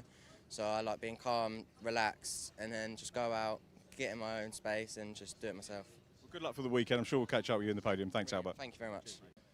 Although the conditions look great here at Oulton Park with the sun shining and blue skies, some drivers having difficulties. Archie Johnson, first of all, Archie, thank you very much for taking the chance to talk to us. The car looking a little bit sorry for itself. What happened? Yeah, I mean, it's not looking great. I was going into the last corner on one of my quali laps, pushing, and then under braking, the rear just decided to go, just went to the left and the right, and there was no stopping it once it was going, really, and hit the barrier quite hard, and it is what it is, really. For those watching the stream who maybe don't know the form, obviously we can see that you're okay, and we appreciate you talking to us. What's the procedure in terms of drivers? Did you go to the med centre? Yeah. Because my car landed on its side, they had to get me out via the boot. But yeah, they get you in this into the medical car. They check you over, check that your neck's all right, just make sure you're not pained or whatever, and yeah, just make sure that you're all good and say if you can race, if your car can get fixed though. But yeah, they said that I'm fine to race if I can get my car fixed. So. What's the assessment on that? Will that happen? Yeah. Well, I mean, they're assessing it now. They're gonna see if they can somehow miraculously fix it by 3 o'clock for the last race. So, but if they do, I mean, it's a mega job if they manage to do it. But if they don't, I don't blame them for not being able to get it done. It's a big crash, so yeah. Not the start you wanted to the season, which is a fairly obvious thing and silly thing to say, but mindset-wise, do you park it? Do you move on? How do you deal with that? Well, I mean, I had a similar, I had even bigger crash at Snetterton with the car rolling 3 times, turn 1, but Silverstone for the second race, that was a much better race, managed to get through cleanly, but I was feeling confident, I'd had 3 practice sessions here at this track beforehand, and, I was feeling confident for this weekend, but it is what it is, really. Law of averages, you've had all your bad luck now, it's going to get better. Hopefully, yeah, I hope so. Get them all done towards the start of the season and hopefully have a good run in the end of the season. Fingers crossed you do. We wish you well. Thanks for chatting to us again. No worries, thank you. So staying with Sam Beckett's team, Chris Flynn, who Sam was talking about. Chris, first of all, terrific looking cars. Yeah, we've got 4 all the same. Unfortunately, there's only 3 here today. One of them's in the shop after a big incident at Silverstone, but there'll be 4 out next time. So yeah, my business, so I'm a 50% shareholder in a business, Mars Jones, and myself and my partner have sponsored the team. Good platform for them? Yeah, it's got us a lot of publicity, to be fair. LinkedIn and the Facebook world that we live in now. It's always good to have something to post, and this creates it. What do Mars Jones do? Tell us a bit about what you get up to. We're predominantly a transport and storage distribution company who do a lot of aerospace, carry aircraft wings, tend to do stuff a bit more specialised, but anything transport related really. And transport, well, you stayed with that in one form or another, maybe a little bit racy for your weekend activities. How's the first track action of the day gone for you? I've not been out today, I've not practiced here this week because of work commitments, but the other lads that have been out have all seemed to have done well. We're still struggling a bit on these new tyres that we have to use, but hopefully we're getting somewhere with it now. The times are getting somewhere back where they used to be on the Yokos. This is sort of home circuit, isn't it, for the roots of this championship? This and Anglesey, and unfortunately we're not at Anglesey this year, but we all know Oulton inside out. Not many of us have done Ireland before. It's normally Shell that we do. But it's only one corner different. I'm sure we'll all be all right. But it'll be competitive today because everyone's so au fait with the circuit. It's one of the nice things, isn't it, about Oulton? You've effectively got 3 different variations that you could use over the years. I don't think Foster's gets used too much, does it, these days? Initially, we used to use Foster's 20-odd years ago, and we all want Foster's. We ask for it every year, and for some reason, it just doesn't get used. I don't know why, but we'd love to do it. It's committed to film now, isn't it? Yeah, we all want Foster's. As I say, sun's out, makes the cars look even better. They look absolutely brilliant. We wish you a great weekend in your Vinyl Detail Championship. Thank you very much. Thanks. Cheers. Thank you. Another good opportunity to catch up with some of the team bosses. Chris Grimes, who's running a very impressive outfit here in the Vinyl Detail Championship. The sunny weather helps, doesn't it? But the cars look mint any time that we see them on track, Chris. Yeah, not good for my skin, but yeah, cars are looking spot on, yeah. Dan from Vinyl Details wrapped pretty much all of them, and yeah, look spot on. We're catching up with him. It's great bringing newcomers into the championship, isn't it? He's obviously a great supporter of the championship. How's he doing off the record? Spot on, yeah. No complaints really. Cars come back in one piece after testing. Lap times are somewhere there for his first ever session. He only did track day the other week, and that's the only track driving he's done. So yeah, good. And tell us who else you've got running and a little bit of background for them. So we've got Matt Pimlott, Rich Steele, Tom Aiken, who's currently down at Assembly area, and then we've got Chris Chisnell, and then we've got our own hire car with Adam Woods. So yeah, keeps you busy. Keeps us all busy, yeah, very busy. Whereabouts are you guys based? We are based Burnley, Blackburn area. We've got a small workshop in there, but yeah, more Fiestas coming each time. The championship is obviously moving on over the years. We had the XR Challenge, it was known as originally, and now we're getting a little bit more up to date. It's still a market for the XRs in the classic world. Do you have any of those kicking around? No, the XRs are done with, in my opinion. They're too old. Getting parts from them is difficult, body panels and all that sort of stuff. So everything has to come to an end. So XRs have ended, ST150s are now booming. So yeah, it's good. People look at the championship and they say, "Oh, you know, it's actually like a little touring car championship." It is, isn't it? It's getting that way. Yeah, I think with all the cars looking good, I think we're bringing the standards up. Yeah. But yeah, it's just great racing as well. Nice competitive. It's a lot of driver skill rather than car setup, which is good in some ways and bad in others, but it's all down to the driver, yeah. And do we see you out on track at all? I'm hoping, I should have been out this weekend, but I've decided to leave it, but we'll be out at Knockhill for the next one. Sometimes that can be a difficult decision, can't it? For a driver, moving from driving to managing a team, you want to look after your customers and so that they know that the focus is on that. That's literally it, yeah. So Oulton being so local, thought we'll get my car out, but no, we'll do Knockhill. Knockhill's a great circuit, so can't miss it. Great, we look forward to seeing you there. Chris, thanks for taking time to talk to us, and well done on a very well prepared team. Thank you. Thank you very much. Cheers, thank you. Our next chat is with Connor Blackburn, again sticking with the club class. Connor, first of all, really good conditions today. You must be hopeful for a decent day. Yeah, I'm hoping for a good day. We had some good testing yesterday, so we got qualifying in 20 odd minutes. I'm hoping for some quick times, hopefully. First round of the season, 3 second places in class, which was a super start for you, but then sadly things came undone a little bit last time out. Tell us about that and how things have moved forward. Well, at Silverstone there was a bit of an unfortunate incident where I ended up rolling over, but I've had some good testing in the car and I've got used to this new car because I'm using the spare car and borrowing it. So yeah, it seems quick and going to try and keep it on all 4 wheels this time. So in terms of a spare car, that intimates you might need a new one, or will they repair the old one, or is it repairable? So it needs a new cage, so it's being recaged this week actually. So hopefully by Knockhill, end of July, I should be back in blue. That would be good, wouldn't it? So, and is it?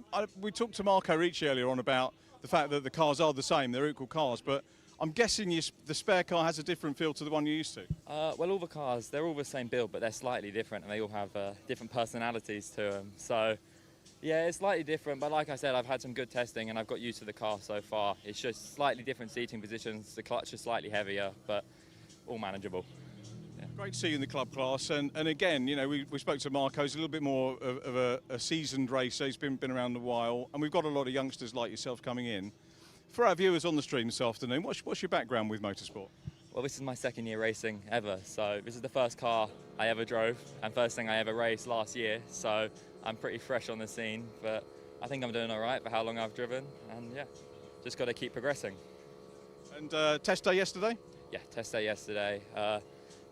It was all right. There were quite a few red flags, so we didn't get much track time. But we did race here last year on the longer circuit, so I know it fairly well, and I've been practicing on the sim at home and stuff. So, yeah.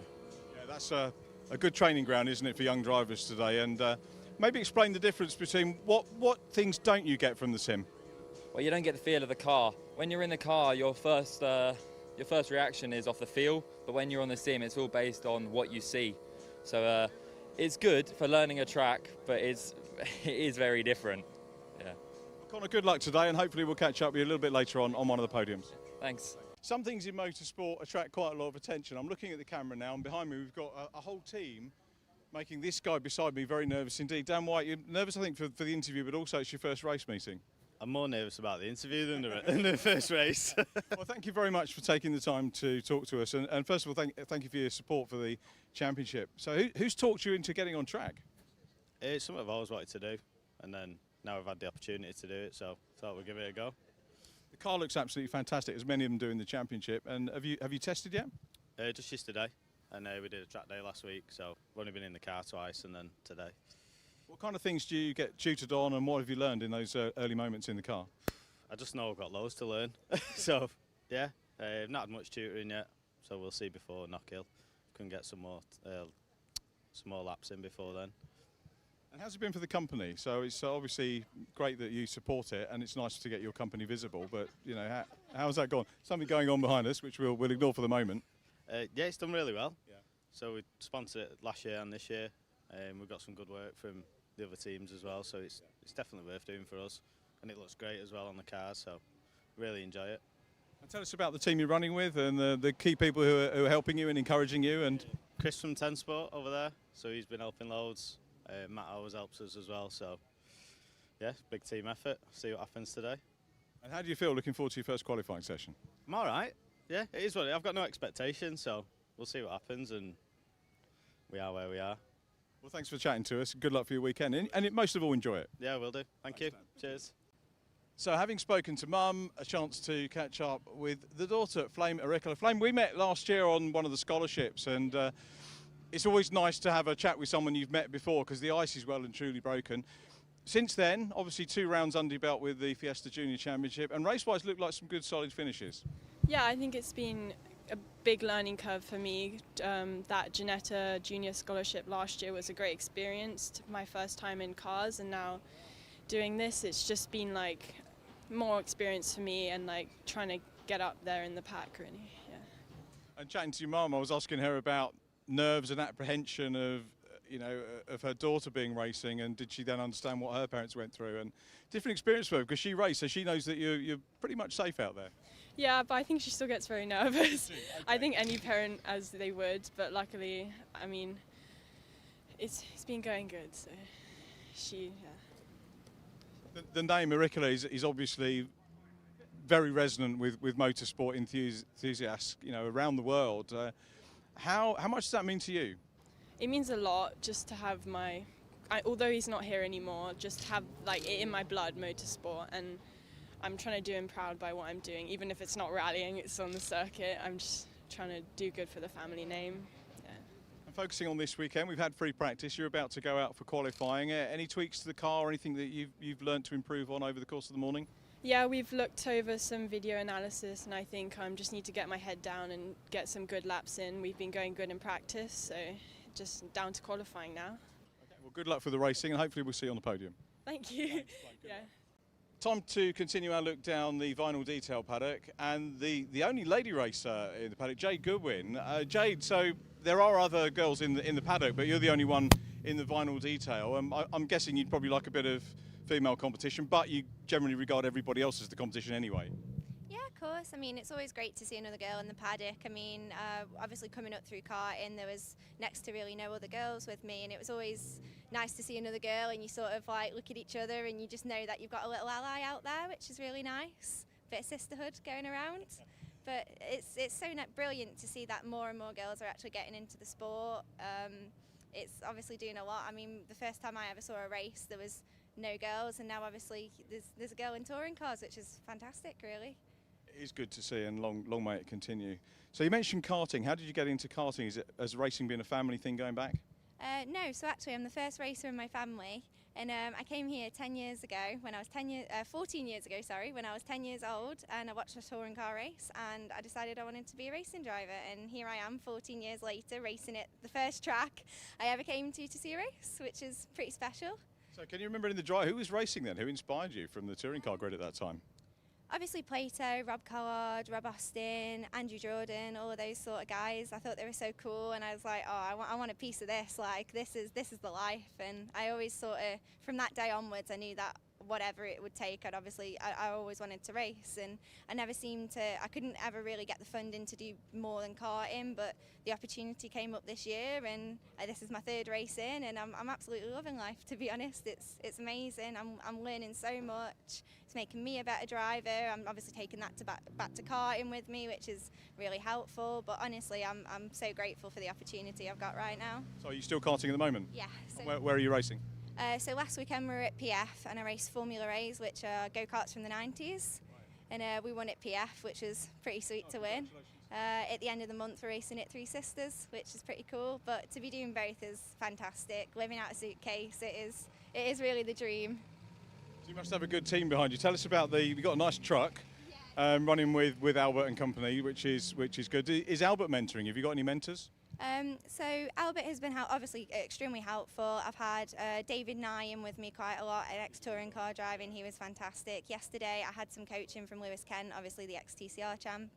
His brother's racing here this weekend, but that really helpful. Obviously just getting to grips with things, like it's truly astonishing how late you can brake and how early you can be on the throttle and how much speed you can carry. I mean, the first time I was at Snet and I looked down at the speedo and I was like, I'm doing 90 mile an hour through a corner.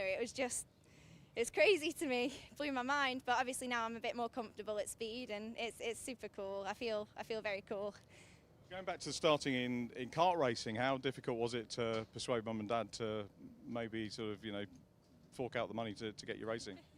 Well, obviously Dad's always been a racing fan in that sense. There's always been F1 on the tally, so I do believe I was indoctrinated to some point. But obviously I'm so lucky to have the support from my dad. We are the bestest of friends when we're at the track, and it's really special that obviously he has that in common with his teenage daughter at the time, and we've got a lot to share in that respect, but it's just fantastic. Weekend's well underway here, obviously driver briefing happened. Casting our minds back to yesterday, a bit of testing for you? Yeah, testing went well. The laps we managed to get, obviously it's a bit harder with quite a few quicker cars coming through. It obviously upsets your flow and your rhythm when you're trying to put some nice laps in. But yesterday I genuinely, with the coaching, I do think I've improved quite a bit, and hopefully he'll shine through in some qualifying. As you say, it's only your third car meeting, isn't it? So it's all about progress. And the Vinyl Detail Championship, a good one to come into. I tell you what, everybody here has been so lovely. Obviously Snet was really scary, first time in the assembly area, never sort of met anybody, but we had problems in qualifying, so at Snet we had the drive shaft went down, so it was super cool because I could start last, there was no pressure, it wasn't my fault either, so I could just sort of pit my way through, and obviously I'm making friends with Morton and Flynn, and they've really embraced me, which is really nice, because obviously it can be quite daunting, quite scary. In the karting paddock, obviously I've made friends for life sort of thing, so I know quite a few people. Any enemies made in the karting paddock? I don't think so, I hope not. I mean, there's obviously a few tiffs and whatever on track, but I think we sort of do more of our fighting on track, and then obviously in the paddock we try and keep it, we're all friendly, and we're just racers, aren't we, at the end of the day, so we're just trying to push all the time. To be fair, Joe, it was a very unfair question from me and very well handled by yourself, to be absolutely fair. So qualifying next up, any personal prep that you do? A lot of drivers, maybe in single-seaters, and I was talking to Albert, you know, do some exercises and things like that. Is that something you do, or are you more of a... It's a young driver from South Africa I was chatting to, Akil Alibi, and he said, no, I just get in the car and flick a switch. Which camp would you be in? So obviously I've been going through my notes again this morning, and I'm just obviously like it's just you know, getting yourself into it, you know, do a lap, maybe 2 laps, just get the feel for it again, and then obviously start to push. But racing for me for 12, around 13 years now, so I just love to get behind the wheel and just go for it, really. I know that when I sort of leave, I can be as nervous as heck as I want whenever, but the second sort of the flag drops and I'm out the pits, like obviously you sort of drive in and it just sort of takes over you and you just sort of get on with it, which is, I'm quite lucky to have that sort of ability, I guess, but it's fantastic. Jade, enjoy the racing this weekend, or today. I keep saying weekend, but it's today, I must get that in my head. Lovely to catch up with you. Good luck, and good luck with your onward career as well. Thank you. Welcome back to the British Racing and Sports Car Club Fiesta feed. Well, it was on anyway. You were probably busy watching some of our background footage from this morning, and I hope you enjoyed it. If you've got any questions, get in touch with the club via the website brscc.co.uk. We'd be delighted to hear from you. While we're talking about websites and things, don't forget to hit the like facility and subscribe to BRSCC, and of course our producers today, Alpha Live, they'll be delighted to have you as a follower. We're on to the second race for the seniors, the AIRTEC Motorsport. These guys get to sort of clear up and go home early. I suspect that they'll probably stay after the racing and enjoy the remainder of the Fiesta action, and of course the other Civic race that we've got at the end of the day and our second TCR race.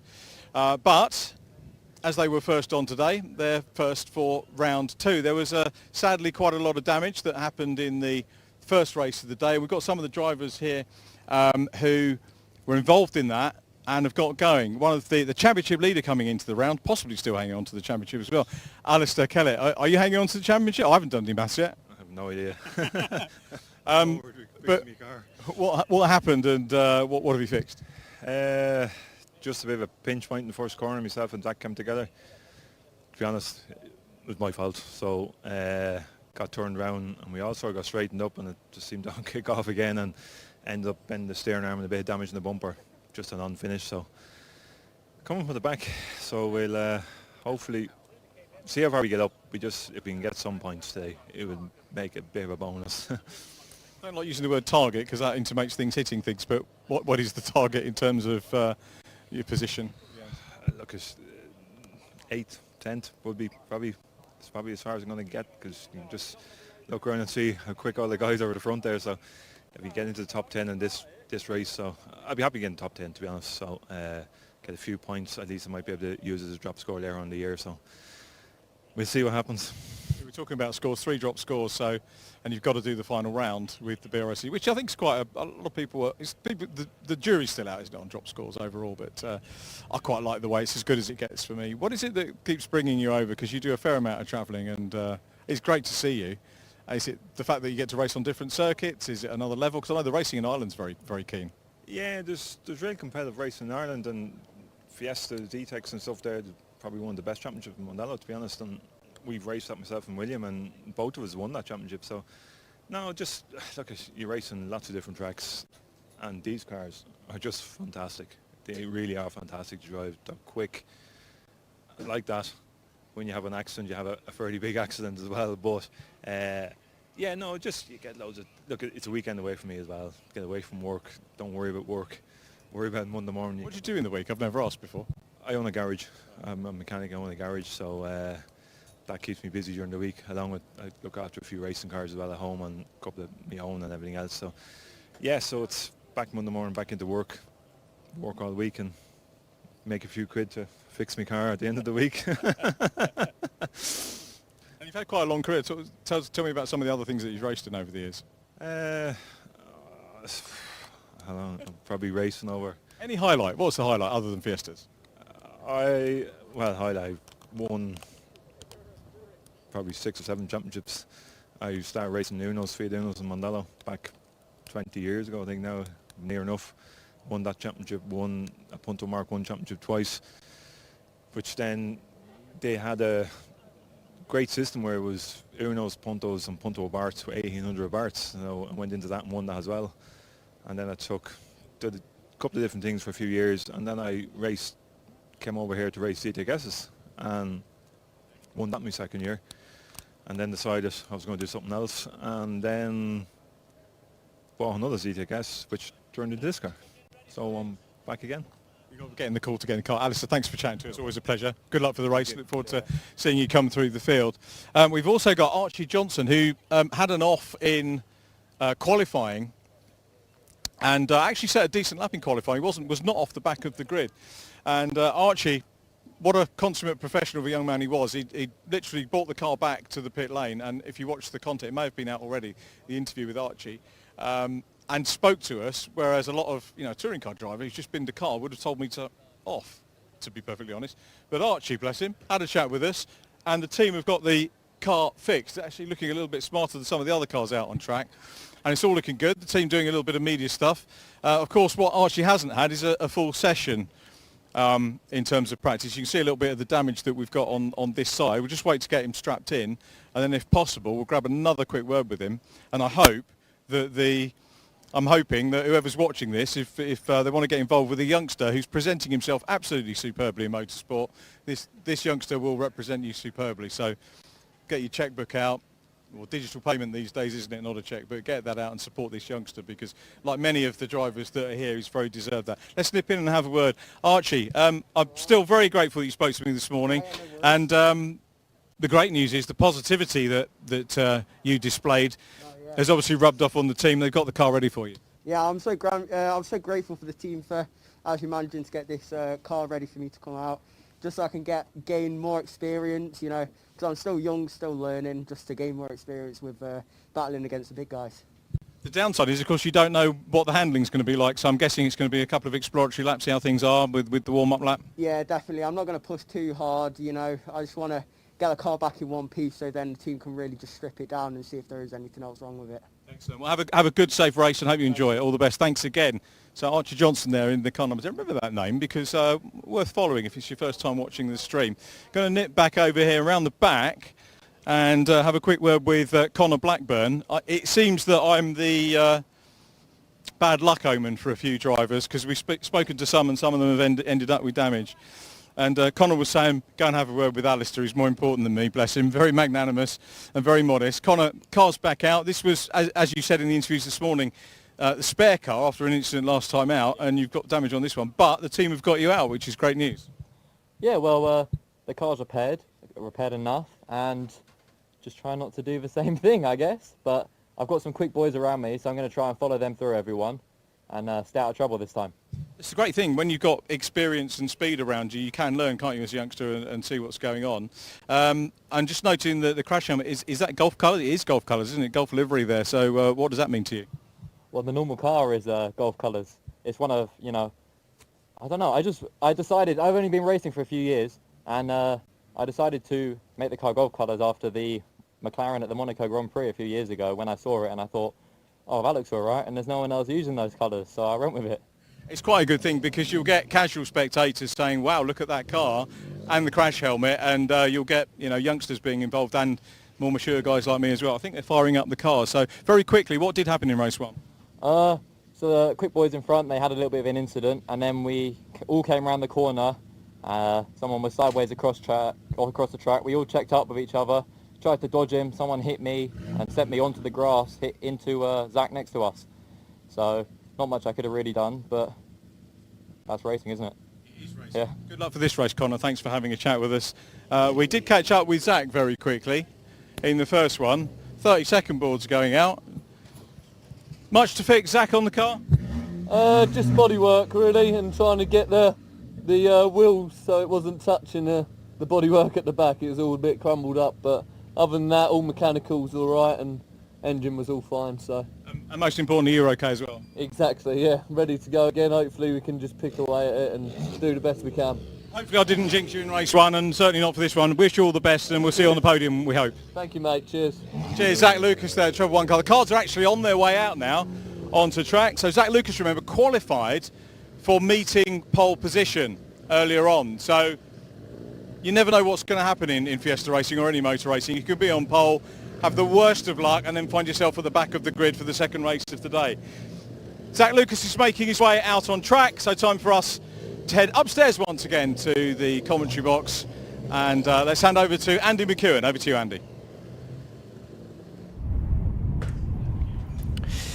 Thanks, Richard. Yeah, looking forward to our next Fiesta racing action for the day, and the ST240s, who were out right back at the beginning of the day, just before lunch, and they had a really entertaining first race of the weekend, and well, see what race 2 has in store for us now. It was a race that didn't start in the best of fashion, it must be said, with the incident at turn 1, but eventually saw Simon Horrobin win fairly handsomely over Albert Webster and Joseph Knight. Matt Luff was challenging Joseph there towards the end of the race, but couldn't quite find a way through, and he will be gunning for his first podium in this race, I am sure. Cars making their way around on the green flag lap then, and the grid for this one, based upon that race 1 result, so the order in which they start this one is the order in which they finish race 1. That means that it is Simon Horrobin on pole with Albert Webster alongside him, Joseph Knight and Matt Luff sharing that second row of the grid, whilst Ollie Turner and Sean Reynolds are together on row number 3. Row 4 for Barry McHenry and Morgan Kidd, who made some good moves in that earlier race. Gary Miller will start 9th, and Graham Colfer in 10th, with Caitlin May and Marco Ricci the last 2 finishers from what was a bruising battle of attrition in race 1, starting together on the next row. Then it is John Cooper and Spencer Stevenson, with Zach Lucas and Alistair Kellett next, and then, Zach Lucas, then Connor Blackburn and Alistair Kellett. It looks as though Archie Johnson is going to be a non-starter, but potentially he is the only non-starter, it seems, which is not bad going, actually, given the fact there were a few damaged race cars after the earlier race today.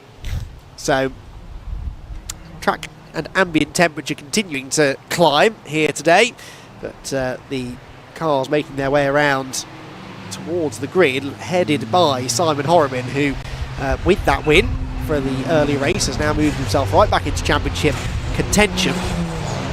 It's funny how these things can change so quickly out of nowhere, really. The championship, even at this early stage, didn't look like it was going to be within his grasp, but everyone else really ahead of him in the points, with the exception of Albert Webster and Joe Knight, had bad races, so or didn't finish at all. So Simon able to pick up the pieces. Fairness, had a good start anyway to the race and led them into turn 1. It was Kellett and Lucas who went wheel to wheel. That ended in tears, and they are the 2 to watch for coming from further back. So it's worth reiterating then, the green 111 car and the blue and silver number 52. Both of them have front-running pace. They're just coming towards us now. Bit of damage still down the side of Lucas's car, it seems, but those 2 cars there are going to be on the march when this race resumes, and we're going to have, I'm sure, a good battle between them as well as they move their way up through the order. So, cars lining up on the grid then here at Oulton Park. 20 minutes on the clock. Simon Horrobin, can he do the double? We saw Alistair Kellett manage that at Silverstone last time out. Very different challenge, the Oulton Park circuit, but we'll see whether or not Kellett can, whether or not Horrobin can do the same as Alistair did last time around. Kellett didn't quite get maximum points because he didn't get the fastest lap in race 2, but it was 101 points scored across the day at Silverstone. And, well, Kellett's going to do well to score even half that amount of points here today. Green flag then waved at the back of the grid, and Simon Horrobin looking to try and make another good launch, this time though from the inside of row 1, with Albert Webster alongside, looking for his first ever win in car racing. 20 minutes on the clock. The AIRTEC Motorsport Fiesta ST150 Championship bursts back into life here at Oulton Park. Is it Webster or is it Horrobin? It's Horrobin who gets the better start. He's going to lead them into turn 1. Joseph Knight looking at the inside of Albert Webster as they go to turn 1, but Matt Luff is on the outside again. 3 wide, 4 wide it is further back. There's a big squeeze there involving John Cooper and Sean Reynolds, but they all this time will get out of Old Hall Corner in one piece. No, they don't. One car gets spat out of the pack. That's John Cooper into the barriers, and his race is done. A big hit into the Armco down the avenue there. He just suddenly had contact from the rear. Around he went, and John Cooper out of the race. So Amazingly, no one else goes with him. That's very fortunate indeed, as Albert Webster and Joseph Knight now debate second place. Knight on the inside, Webster on the outside line, and Matt Luff in behind, hoping to pick up the pieces, which he might now do because Webster gets elbowed out wide over the curb. Luff looks up the inside, but I don't think he quite had the run up the hill to get fully alongside into Hislops. Horrobin already starting to make a bit of a break then. Joseph Knight defending second on the brakes into the chicane. Matt Luff goes around the outside, surely not. Matt Luff for third place. What a bit of opportunistic driving that was. I think he might just make this work. Webster will come back at him though, and will indeed actually hold on to third as they go through Knickerbrook corner. That just lets Joseph Knight off the hook for a moment or two. Further back looks at Lucas and Alistair Kellett making progress. 3 wide up the middle for Kellett as someone pulls right out of the way with seemingly a mechanical drama of some sort. The Druids they go. Safety car is being scrambled though. This will be coming John Cooper's car off on the towards Cascades. And so Cooper is going to be our first victim of race number 2. Marshall's waving the flags, showing the boards, the lighting system around the track flashing yellow as well. And everything just comes to a pause briefly. Great progress made by Kellett and Lucas though from the back, as they have both passed about 5 or 6 cars, I'd say, since the start of the race. Horrobin though comes across the line. Oh, there's one car. Now that's the car I saw slowing coming out of Knickerbrook heading for the pit lane. Who is that? In fact, 2 of them heading in, but it was the red car I saw going slowly. There is John Cooper out of the car. That's good news. Oh, it's Spencer Stevenson. Spencer Stevenson in the pit, so a double long finish perhaps is beckoning for him. The other car that came in behind him was Connor Blackburn, who of course was involved in the melee at turn 1 in the first race.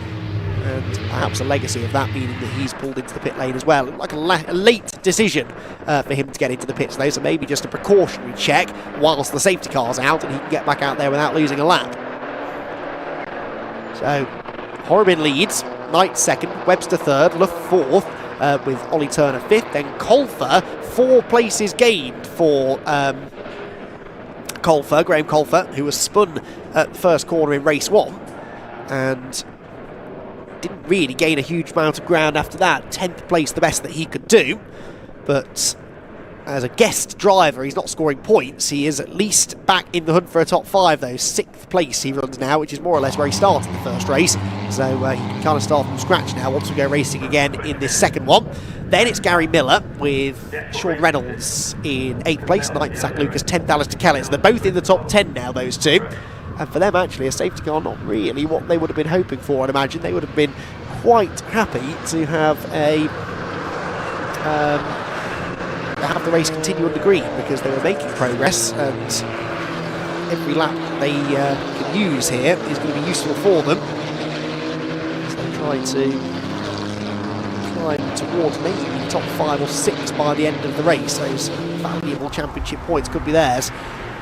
Light's likely to stay on the safety car. I think we'll need 1 more lap to get the recovery complete up at Denton's. There is the car of John Cooper. Very common place to see cars off on the first lap, in fairness. We'll get a bit congested on the run down the avenue. Cooper's car is going to be towed away, I think, by the recovery truck, rather than needing a full lift, which is good. That's a little bit less time consuming, but I think we're still going to need 1 more lap behind the safety car in order to get that sorted.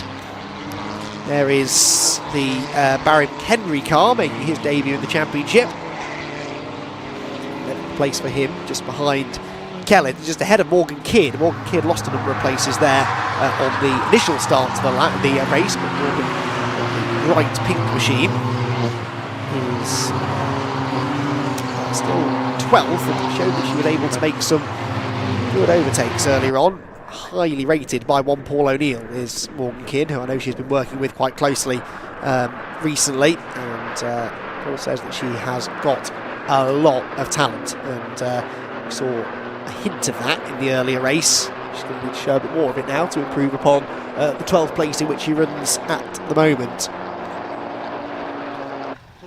Down the Lakeside Straight, the safety car comes. Joseph Knight there in 2nd position. Albert Webster down to 3rd. That was one of the more significant changes on that opening lap, with Webster kind of stuck now behind a driver with whom he did battle in the earlier race came out on top on that particular occasion, but I think he knows he's quicker than Knight. The thing is, he needs to get past Knight quickly, otherwise Horobin's going to likely build a bit of a margin at the front of the pack.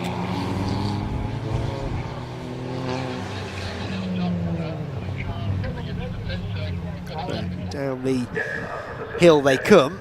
Safety car lights still on. Now, can we see if the recovery's nearly done at Denton's? Can't see anything out of the window, but I'm hoping it's a yes, and the car can make its way down, or the truck can make its way down pretty swiftly actually to the access road at Cascades. Use the internal access roads to get back to the pit lane. Then Simon Horobin's backing right off in anticipation of a restart. Of course, he's not the one who gets to make the call on when the race restarts, but he's hopeful that it will. It's interesting because you'd think more laps behind the safety car would play into his hands, really. But as the race leader, he's up for the fight. Is Simon. Won many a race in the BRSCC Fiesta Championship competition. It's taken him a little while to get to grips with the ST250. Starting very much to do so now. Lights out as they head under the Paul Warwick Bridge. So just the 2 laps behind the safety car required. And we're going to go racing again. Simon Horobin then with Joseph Knight right behind. Well, not right behind him, actually. It's a bit of a spread out restart here. No one particularly ready to go. So Simon Horobin might have a bit of an advantage as they get to the timing line now. Well, I know he doesn't. Joseph Knight has gone with him, actually. It's Webster who's dropped back slightly in 3rd. Matt Love 4th, then a big gap back to Ollie Turner in 5th as they turn their way through Old Hall Corner again. Careful on those rear tyres. They won't be fully up to temperature. There, Alistair Kellert's trying to defend, I think, actually, from... no, he got ahead of Zach Lucas there. Got ahead of Zach Lucas going through Old Hall Corner. So Alistair Kellett into Knight now, I reckon. As down the lakeside straight they go, and Horobin under attack. Did not come off Cascades well. Joseph Knight looks to the outside, looks to the inside. Horobin doesn't know which way to go to cover. He's leaving a small gap on the inside line, and then tries to close the door at the last second. There's inevitable contact off the road then. Well, surely they'll both go. No, they've managed to keep it on the island. Joseph Knight driving through the side of Simon Horobin's car, and it's Webster who could benefit from all of this. He's up alongside Joseph Knight now as they head down the hill. Horobin retains the lead then after some robust defensive driving at the hairpin, and Webster moves through into 2nd position. So Webster was given that early opportunity to get past Knight, and now sets off after the race 1 winner. Through Knickerbrook they head. Matt Luff there, the blue car in 4th. 5th, Ollie Turner. 6th place is no longer Gary Miller, I don't think, in the 42 car. So that must be Sean Reynolds in 6th place. Through Druids they're about to go. And Horobin already being reeled in by the AMD car of Albert Webster, I'd say. Skittering and bouncing their way out of the right-hander down towards Lodge Corner. Rear trim flapping on the Horobin car, but Albert Webster clearly has some good speed here. It's Graham Colfer, in 6th, isn't it? Colfer, the white number 11 car. Then Gary Miller 7th, Sean Reynolds 8th, and then the Kellett and Lucas battle still at the back of the top 10. Across the line they come then. Just over half the race to go, and Albert Webster confirmed now as being in 2nd position. Alistair Kellett sets the fastest lap of the race down in 9th. He's there, Ollie Turner sets off after Matt Love. Both he and Colfer bouncing wide over the curbs as they push hard on the run towards Cascades Corner. So things just settling down a bit after that eventful restart lap. Joseph Knight, I don't think, is going to be best pleased with what happened there. He was up the inside, and Simon Horobin kind of tried to close the door on him. They leant on each other, and it was Knight who came out of that worst, and he's got bodywork trailing off the back of his car as well. Albert Webster had bodywork damage yesterday in testing, I noted. Not quite sure how he managed that, but he was driving around with the rear bumper loose for a period of time too.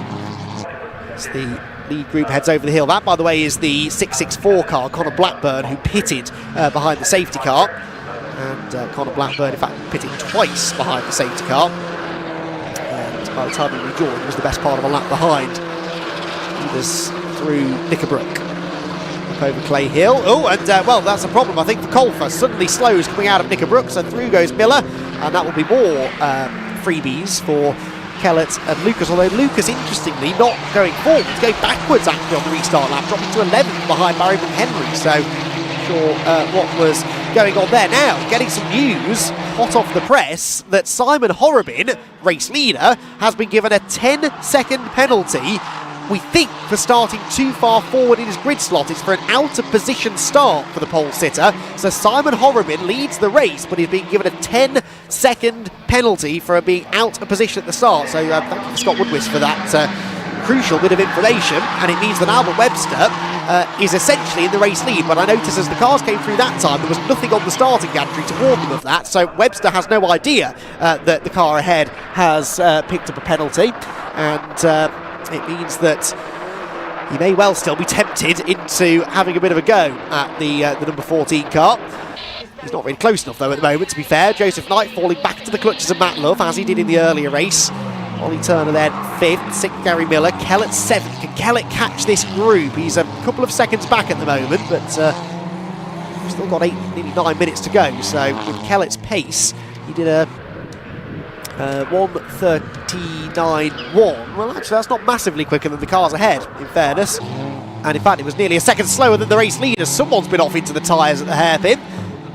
15 Marco Ricci, that was, and he has rearranged some of the circuit furniture. Those tyres should not be in the middle of the Britain chicane. He's headbutted the wall there, and that will require a bit of work to be done, hopefully after the race, to get that barrier rebuilt.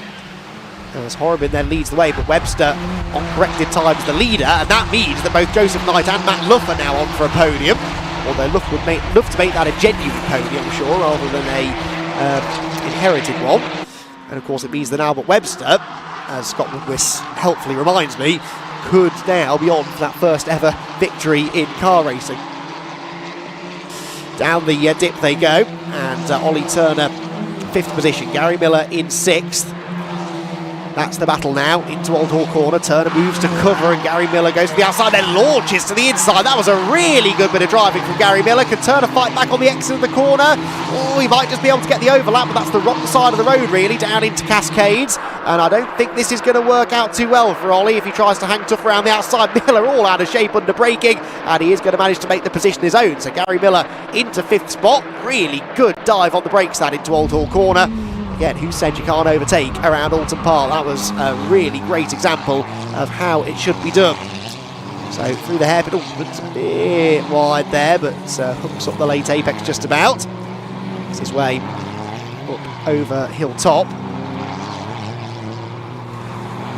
Down into the braking zone at the Hislop chicane. So Webster essentially leads the race now on corrected tyres. Joseph Knight 2nd, Matt Love 3rd, and that's Miller going way wide up the grass through the Hislop chicane. Just about bounces back on in front of Ollie Turner, but he'll have dirt on his tyres, and Turner knows now that Gary is pushing hard. Alistair Kellett, by the way, he's now starting to catch them, I think. He was slower than them on the previous lap, but he's gaining this time because they've been side by side for a good portion of the opening of the latest lap of the race. Over the crest they head into the braking zone at Lodge Corner. Black and white flag being shown for Simon Horobin. So he's also being warned about track limits now, as well as having the 10-second out of position start penalty. So things going from bad to worse for Horobin, but I still don't think he's actually been told that there's a 10-second penalty to be applied, so I don't think the rest of them will know about that either. Webster, in fairness, doesn't seem to have the pace to go after the race leader. So not like he's going to get tempted into getting involved in a battle he doesn't really need to have. Down the pit lane, by the way, has come Sean Reynolds. Sean Reynolds in the 777, he's just rejoining the race, but he pitted at the end of the previous lap for some reason. Matt Luff and Joseph Knight continue their scrap for 3rd position. So too Gary Miller and Ollie Turner behind. Well, actually, that Knight and Luff one actually for 2nd place, really, isn't it? Once the penalties are applied, Miller again defending into the hairpin. Drifts out wide, but then they're all struggling to try and get on the power coming out of Ireland hairpin. Such an awkward, clumsy little hairpin, that one, in these front-wheel drive cars. The turbos spool up on the exit, cause a bit of wheel spin. Not for Alistair Kellett, though, who almost got himself alongside Ollie Turner there into his lops. Oh, and that was Luff on the grass, I think, ahead of them. Did Luff save that? I think he might have done. I don't see a cloud of dust, but he's dropped well back from Joseph Knight now. Matt Luff just dipping a wheel on the dirt there as he turned into Knickerbrook Corner. So easy to do, though, because you go over a little crest in the road, the car goes light, and, of course, your eye line is looking to the right-hand side, to the apex at Knickerbrook. Very easy to just wander over onto the grass a little bit. And Luff, I think, has been knocked out of his rhythm here because Gary Miller suddenly is on his tail. So Luff just needs to regroup here, calm down. A First podium in the championship is still coming his way at the moment, but needs to just get back into that rhythm. 4.5 minutes of racing to go. Horribin leads on the road, Webster leads on corrected tyres with Joseph Knight and Matt Luff third. Then Gary Miller, Oliver Turner, Alistair Kelly. There must still be damage to Zach Lucas's car, by the way, because he's down in 14th place now. The last of the cars still running on the lead lap. There's number 22, Oliver Turner, now being warned about track limits too. Matt Luff, can he hang on to a podium finish here?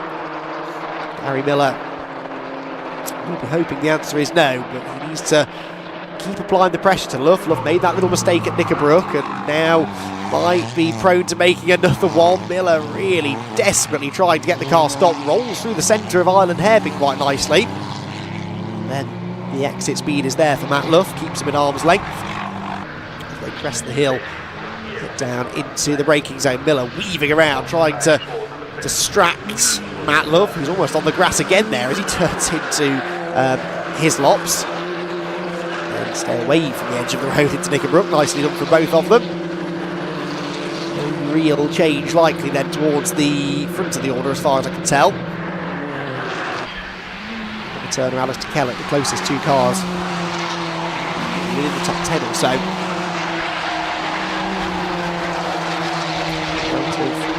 The right-hander at Druids they go. Down towards the braking zone at Lodge Corner. That's Kellett peeking to the inside of Turner.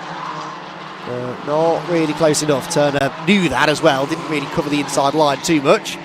Black and white warning flag now for car 10 as Ollie Turner, I think, is being given a penalty. Car 10 is Johnson, Archie Johnson, who didn't start the previous race, and now he's being warned about track limits. But I think Ollie Turner there, the black number 22 car, is being given a penalty. He's showing up with a 5-second penalty on our timing screen in the box. So Ollie Turner is going to find himself dropping back behind Alistair Kellett on corrected times. There goes Turner through Cascades. Not sure where the track limits are being exceeded. Didn't do it there through Cascades, did he? But somewhere else around the track. Both he and Simon Horriban. Well, Horriban's penalty for an out-of-position start, of course. It means that Kellett now moves essentially to 6th place as long as he doesn't exceed track limits. And with a lap to go at the end of this one, that's likely to be as good as it gets for Alistair. Even if he could get past Turner now, he's not going to be able to catch Luff and Miller ahead, is he? Down into Hislops. Just not quite close enough. Number 22, yes, now confirmed as a 5-second penalty for Ollie Turner. So as they head up the hill, there's a good battle going on further back between Graham Colfer and Morgan Kidd. That's for 9th place. They're really the two closest cars on the track apart from these two. As the field has become a bit more spread out than we're used to seeing in the Fiesta ST150 Championship. As Kellett rattles the curb there through Druids, so he's got a good run here. Much better exit speed than Ollie Turner. Well, actually, it looked like a better exit. They're pretty even, actually, heading under the Paul Warwick Bridge, and so by the time they get to Lodge, Kellett not close enough to launch an attack. 1 lap to go. Simon Horriban heads into Old Hall Corner, and as he turns out of the deceptively quick right-hander at Old Hall, the car of Simon Horriban, with bodywork flapping at the rear, is not going to be winning the race. We know that because of his 10-second penalty, but he can at least say that he led every lap here today. Albert Webster, though, this could be a historic moment. Has never won a race in a car before, and has raced, I think, always raced with the BRSCC in Ford Fiestas, but hasn't yet been able to win a race. Now, though, that could be about to change. Down into Hislop chicane he comes, the number 2 car, which in the end it was that pivotal move, proved to be a pivotal move against Joseph Knight, wasn't it? When Knight got into Horriban at the hairpin, opened the door for Albert Webster. That was the move that allowed him through into what was at the time 2nd, but becomes now a race-winning position. And as he heads towards Druids Corner, he will now be starting to feel the pressure, I'm sure. Horriban, by the way, I'm now hearing, has been given a further 5-second penalty for exceeding track limits. So it's now a total of 15 penalty seconds that he's picking up. So things really going from bad to worse for Simon Horriban, but not for Albert Webster, He brings the car out of Lodge Corner. He will not be the first to see the checkered flag, but he will be standing on the top step of the podium. It is Horobin who wins on the road, but it's Webster who inherits his first ever race win. That is fantastic stuff from him. Second place, Joseph Knight, and Matt Luff gets his first podium in the ST240 category as well, and only his third event. Then it was Gary Miller fourth, Alistair Kellett gets into the top 5. Not bad really from the back of the grid. 6th, Ollie Turner. 7th, Simon Horobin. 8th, Barry McHenry. 9th is going to be Graham Colfer. Saw off the challenge in the end for Morgan Kidd, who completes the top 10. And it's Caitlin May and the rest of them filing through behind as Albert Webster begins to celebrate what is a fantastic achievement there for the youngster. Relatively fresh out of junior racing, where he raced in the Fiesta Junior Championship a couple of seasons ago. Albert Webster has just been so close to winning a few times this year. It's really nice to see him finally do it. Had that 2nd and a 3rd place finish at Silverstone last time out. And Albert Webster now here at Oulton Park, managing to get onto the top step. Not necessarily the way he'd have liked it, I suppose, inheriting the win in that way, but a win is a win. He still gets the trophy, still gets the points, more to the point, and I'm sure he'll be more than happy to take it however it comes. So Webster wins, Knight 2nd, Luff 3rd, Gary Miller 4th, Alistair Kellett 5th, ahead of Ollie Turner in 6th place after his penalty, Simon Horobin 7th after his penalties, plural, then Barry McHenry, Graham Colfer and Morgan Kidd to complete the top 10. Then it was Caitlin May with Marco Ricci 12th, 13th Zach Lucas. There must have still been damage to that car after the Turn 1 incident earlier on in the day. Archie Johnson, meanwhile, was a lap down after a pit visit. Connor Blackburn 15th likewise. Sean Reynolds the same. And Spencer Stevenson, while with John Cooper, the two non-finishers, Stevenson to the pits and Cooper to the barriers on the run down towards Cascades. So the Fiestas vacate the circuit. Next track action here at Oulton Park is the 2nd race of the day for the TCR UK Championship, the reversed grid race. So if you thought race 1 was exciting, race 2 is possibly going to be even more so, and that will be coming up very shortly. Not here on the BRSCC's channels. You need to head over to the TCR UK YouTube or Facebook pages to see that race. If you want to see TCR UK action, be sure to head over to the TCR UK social media channels and follow them. Relevant links to the live racing. Their show just getting underway now, I think, with some pre-race stuff from Paul O'Neill and Anthony Jordan. But if you want to stick around for a couple more minutes, we'll bring you interviews with our top 3 finishers from the AIRTEC Motorsport Fiesta ST240 Championship. And Albert Webster gets out of the car and does a runner. Not because he's camera shy and doesn't want to talk to Richard John Neal, but because he wants to go and celebrate with the team. That was a fantastic moment. And Albert Webster then will, in a moment, be chatting to Richard John Neal. He might have to wait a little while. So because, quite over rightly, in the distance, he wants to go and chat to the team members first. But Richard should have Albert Webster at some point, along with Joseph Knight and Matt Luff, to have a chat with. Our podium finishers then for race 2 in the ST240s. Albert Webster nipping down and seeing friends and family and team. He's absolutely delighted with his first circuit racing win. So a little bit of motorsport history, but it didn't win in juniors. I had to double check that with Scott Woodwis, and absolutely incredible. So I'll tell you what, we'll crack on with the podium. We'll try and get Albert up here in a minute, but Joseph Knight and Matt Luff there as well. I'll tell you what, we'll do 3, 2, 1. I'm going to get Matt over first. Matt takes one of goodness me, you've shot up since juniors. Matt Luff was down here when I first met him on 2015. Great to see you, Matt. Well done, and varied career since then. Really. And pleased to get a podium. Yeah, I didn't expect it, to be honest. I didn't realise that Simon got a penalty, so it's a nice surprise. I think this has been the best weekend so far for us. We had some trouble at Snet. Silverstone was, more bad luck. Just finally sort of good to show everyone what we can do. But yeah, first podium in Fiestas. Coming off a very good result last year in Civic Cup. Yeah, I think it's a good sort of start to the season. We're almost at the halfway point now, but yeah, no, I'm looking forward to the rest of this championship. It says a lot for the Fiesta Championship that you've moved over from Civic Cup, really. Yeah, definitely. I think I had a great time in the Civic Cup. I did 2 years in it. I thought, you know what, I think it's time for a new challenge. I'd never driven slick tyres before or anything with a turbo, so I think the Fiesta Championships made sense. Also, my front-wheel drive experience, it all just kind of added up. So yeah, we went with 2010 racing and couldn't be happier. It's really good. And momentum is what you need, isn't it? And getting that podium. You've been chipping away, getting there. Podium. Next step is obviously to get that top step. Yeah, definitely. I mean, going into Knock Hill, haven't done that track for a while, but I'm definitely looking forward to it. I think we can do it. We look forward to seeing you there. Very good to see you again. Matt Love, congratulations. I'm going to do P2. I'm going to make you wait because you rightly went over. And Joseph Knight, again, what a move you put on Simon Horrobin. You were looking for the lead, and that was kind of the turning point of the race for you. Yeah, it was. I tried. That's all I can say. It was close. He closed the door. But I mean, that's what you do when you're a racing driver, obviously. Racing is racing. But I mean, I'm happy. I came home with second, 'cause obviously someone got a penalty. But yeah, I couldn't be happier. Third and a second. Yeah, I'd like to thank the team, JRW. I mean, without them, I wouldn't be up here. Well, sponsors, Turn 1, Bumps Away, NGK, and Night Talk, obviously, they've all helped me loads. And yeah, I wouldn't be up here without them. Joe, you got those off, Pat? Yeah. Very well done. Good weekend for you, isn't it? Two podiums. Well done. Congratulations. Let's get Albert. Albert, I'm sorry to keep you waiting. We do 3, 2, 1. Congratulations. A first circuit win. Absolutely superb. After being nearly there in the juniors, must be even more satisfying getting in the senior class. Yeah, brilliant. I mean, I think I've got 11 second places now in the circuits. Yeah, it's been a long time coming, but I'm so happy I finally got it. Yeah, it's a brilliant feeling. Lots of greats in motorsport wind up doing it that way. One of the drivers I supported in stock car racing many years back never won a race before he got to the top grade in stock car racing, and it could be the same for you. Dead chuffed to see that. Tell us about that move on Joseph Knight though to get into what turned out to be the lead. I was following Simon and Joe into the hairpin. I saw they were both on the inside, so I went to the outside to try and get the exit.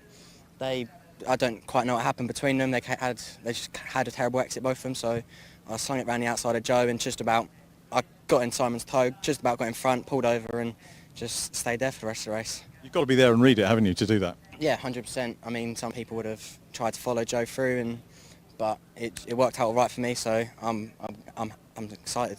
So did you think that you was going to win that race? Yeah, I saw Simon's 10-second penalty after lap 3, I think it was, and I was like, I don't think he's going to be able to pull 10 seconds as long as I keep it on the road. I knew Joe and Matt were battling hard, so as long as I kept a consistent, decent time, I knew I could keep it there. So, yeah. Albert Webster, first-time winner. Many congratulations. Well done, and my pleasure to call that podium. We've got to move on, of course, to the club podium as well. And Barry John McHenry. Let's get Barry John over here. He's got a long walk to come over and chat to us. Last time we did it on the podium when the stream was down, but hopefully you caught it on the highlights. Very good. 2 podiums. That's right. Does it up, and another good club win. Well done. Good, yeah, happy with that. The car was going great. I did my fast lap of the weekend and last race, which was kind of a thing of last year. But you know what? Came out for a bit of fun. The family's here. Big thanks to all my sponsors and Martindale, so it's great. The 2010 did a great job. Car was great. 2 finishes, 2 trophies. So 2 class win in the second, is it? Something like that. Are you doing small? Yeah, doing Knock Hill and Silverstone International. So that's the plan. That'll be good. And the car's in one bit, which is crucial. I think a lot of people will be happy to take a car home in one bit this weekend. Yeah, absolutely. I know 2010 are up to their tonsils there. Cars, a lot of work to be done. So luckily I brought mine home in one piece. And it's going home in one piece, which is the best thing. So look, thanks to everybody, the marshals, and all do a great job. So it's fantastic. Thanks for that, Barry John. Yeah. Cheers, mate. Well all right. Well, hopefully see you again. We'll see Barry John at Knock Hill. Second position goes to Graham Colfer. So let's see if we can get Graham over here. Well done, Graham.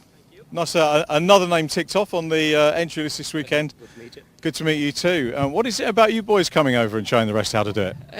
I don't know. I wasn't expecting a whole lot from the weekend now, to be honest, and went out in qualifying, qualified 5th, 0.2 or 0.3 off pole. Right. So I said, geez, I'll make a go of it while I'm up here. So it was really good. The car's overheating, so it was getting up to overheating, and it was killing power for about a lap, so I drop off, lost a lot of places, came back, so I think I dropped back to nearly last and got back up past a few of them, then dropped back again behind this lady here, sorry I don't know her name, I'm only learning the names, Morgan, and got past her again, but we were going good. I've done a lot better than I thought I was going, so I'm happy. I mean, down as a guest drive, so does it sort of whet your appetite for a bit more? I'd race everything I could get into, to be honest, if anyone let me into it. Alistair was kind enough to let me into his other car that he has that William, his son, usually drives. So if there's another opportunity, I'll definitely do it. Yeah, I really enjoyed it. They're great cars, loads of go, good brakes, handle well. Can't ask for any more in them. Love to see you come back and do a bit more. Well done, Graham. Lovely to meet you, and congratulations on the podium. And championship club class championship leader coming into the weekend, Morgan Kidd. We spoke to you in the build up to the first race. More good points gained there. Yeah, definitely. Some good pace as well. It was getting warm out there, so cars are feeling it. But another podium, so I'm happy with that. Yeah. Now looking ahead, the next meeting is Knock Hill. Is that new territory for you? That is new territory, and we're in the process of trying to convince my granddad to let me race that one. So hopefully we'll convince him and get up there, because it looks like a really fun circuit to drive. So is that a budgetary issue or? Yeah, it is. So we're struggling for sponsorship this year after like COVID and everything. So sponsors from like karting, they're not about anymore. So if we can get the budget up, hopefully we can go, and with all these points and trophies, hopefully it'll be more appealing to the sponsors. When you're leading a championship, it's frustrating, isn't it, not maybe getting the opportunity to go up there, but hopefully with the magic of live streaming that we've got now and a little bit of coverage, people realise the value that you could offer. So if there are any Scottish companies that want a quick driver to represent them up there and defend her championship lead, then they'd be good to. What's the best place to get in touch with you? Through my Instagram, so Morgan Kidd Official. Just give me a DM and I'll get straight back to you, really. There you go. That's something for you to do if you want to support a young driver trying to make her way in motorsport who is leading a championship. Okay, there are not too many that we get to do that. Morgan, lovely to see you this weekend. Many congratulations, and fingers crossed that you get out for Knock Hill Circuit next time out. I think the podium awaits, so we'll send you away over there.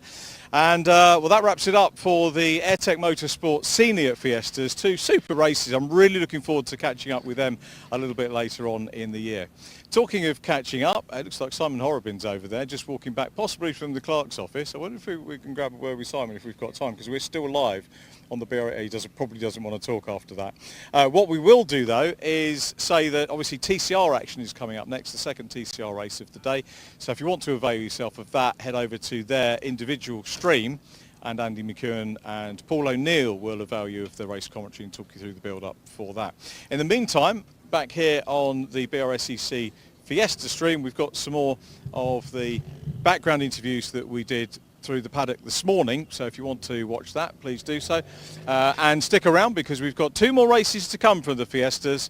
We've got the Fiesta Juniors and the Vinyl Detail Championship coming up a little bit later on. So from me down here in Parc Fermé, grab a tea and a bicky is probably the best advice we can give you at the moment. Enjoy your TCRs, enjoy Fiesta racing, and we'll see you for the last two races a little bit later on this afternoon. Time to catch up with James Pope. James, the bonnet's up on your car. You've had free practice, but it suggests you've had a few problems. Yeah, we had a leak on the power steering pump. That wasn't too bad. Car's just been rebuilt after Croft. It's had a little detour at Croft. But we're just going to try and tone it in a little bit, get a good setup going for qualifying, and then hopefully it goes all right. Put it all nice together. I guess in that scenario, free practice is a good thing to have, that you can get any gremlins out of the way. I'm not saying you won't have them later on, but it's an opportunity to get those done, isn't it, and get the car looked at and set up ready for qualifying. Yeah, actually get the gremlins out the way so we can have a nice clear qualifying, because we didn't get to do test day on Friday. It's got exams. Yeah, hopefully you can do well in the qualifying. So go back, exams, now that's an interesting thing, isn't it? Obviously a lot of youngsters are doing that. I'm guessing there's several drivers. Which one particularly were you doing yesterday? Science, biology. Oh, right. Yeah, it was all right. It wasn't too bad. A bit boring. Whereabouts are you based? Portsmouth, far away. Yeah, I think some junior championships will facilitate maybe exams being done near circuit, but I think by the time you've done the exam, by the time you get to the track, there's not much track time left, so it's nicer for you, I guess, to have it in your home environment. How did the exam go? Really well, actually. I think I did all right. Yeah, it was decent. You realise you've committed that now to film, so if you haven't, you've got a problem. Yeah. Hopefully I'll get the results that I want and I can go to college. Fingers crossed for that. And tell us a bit about the car. You've got jellyfish on the back and some real great branding. Tell us about the people that support your racing. True Cost, they've been really helpful to me. They've actually put me through the season really nicely. Without them, I wouldn't be racing still. They've been really helpful for us. We've been working them nice and closely. Yeah, it's been really good actually. They've been really helpful. Yeah. And your journey in motorsport karting before racing in juniors? Did a bit of club level, Clay Pigeon, Forest. That was all right. And then decided, you know, wanted a bigger step, so I decided to go up to cars. And I'm enjoying it much more now. How did you get involved? Is it a family thing, motorsport? It's a question I ask a lot of youngsters. Got me into it. Yeah, my dad got me into it. He said, you know what, do you want to have a go in this? Yeah, sure, I'll have a go in this. And I've just loved it, picked it up from then. It was brilliant. Do you think there's a career? Possibly. Just got to get the funding, really. It's all about that at the moment. Don't know if we race next year. If so, we've got to decide what we want to do. Yeah, it's been really good. Next year graduation, I mean, how many, you've done a couple of seasons with us in the Fiesta Juniors, and so you'd have to look at senior options? Yeah, senior options, possibly a bit mini. I'm just not too sure yet, because got, you know, lots to consider. You've got to focus on the year you're doing, haven't you, very much? A lot of drivers, you know, I irritate drivers enormously, generally in life, but also because I ask them mid-season, what are you doing next year? But it's not really fair when you're focusing on what you're doing at the moment. Yeah, just got to figure out what I'm doing this season at the moment, see if I can get through the whole season without, you know, just making it through.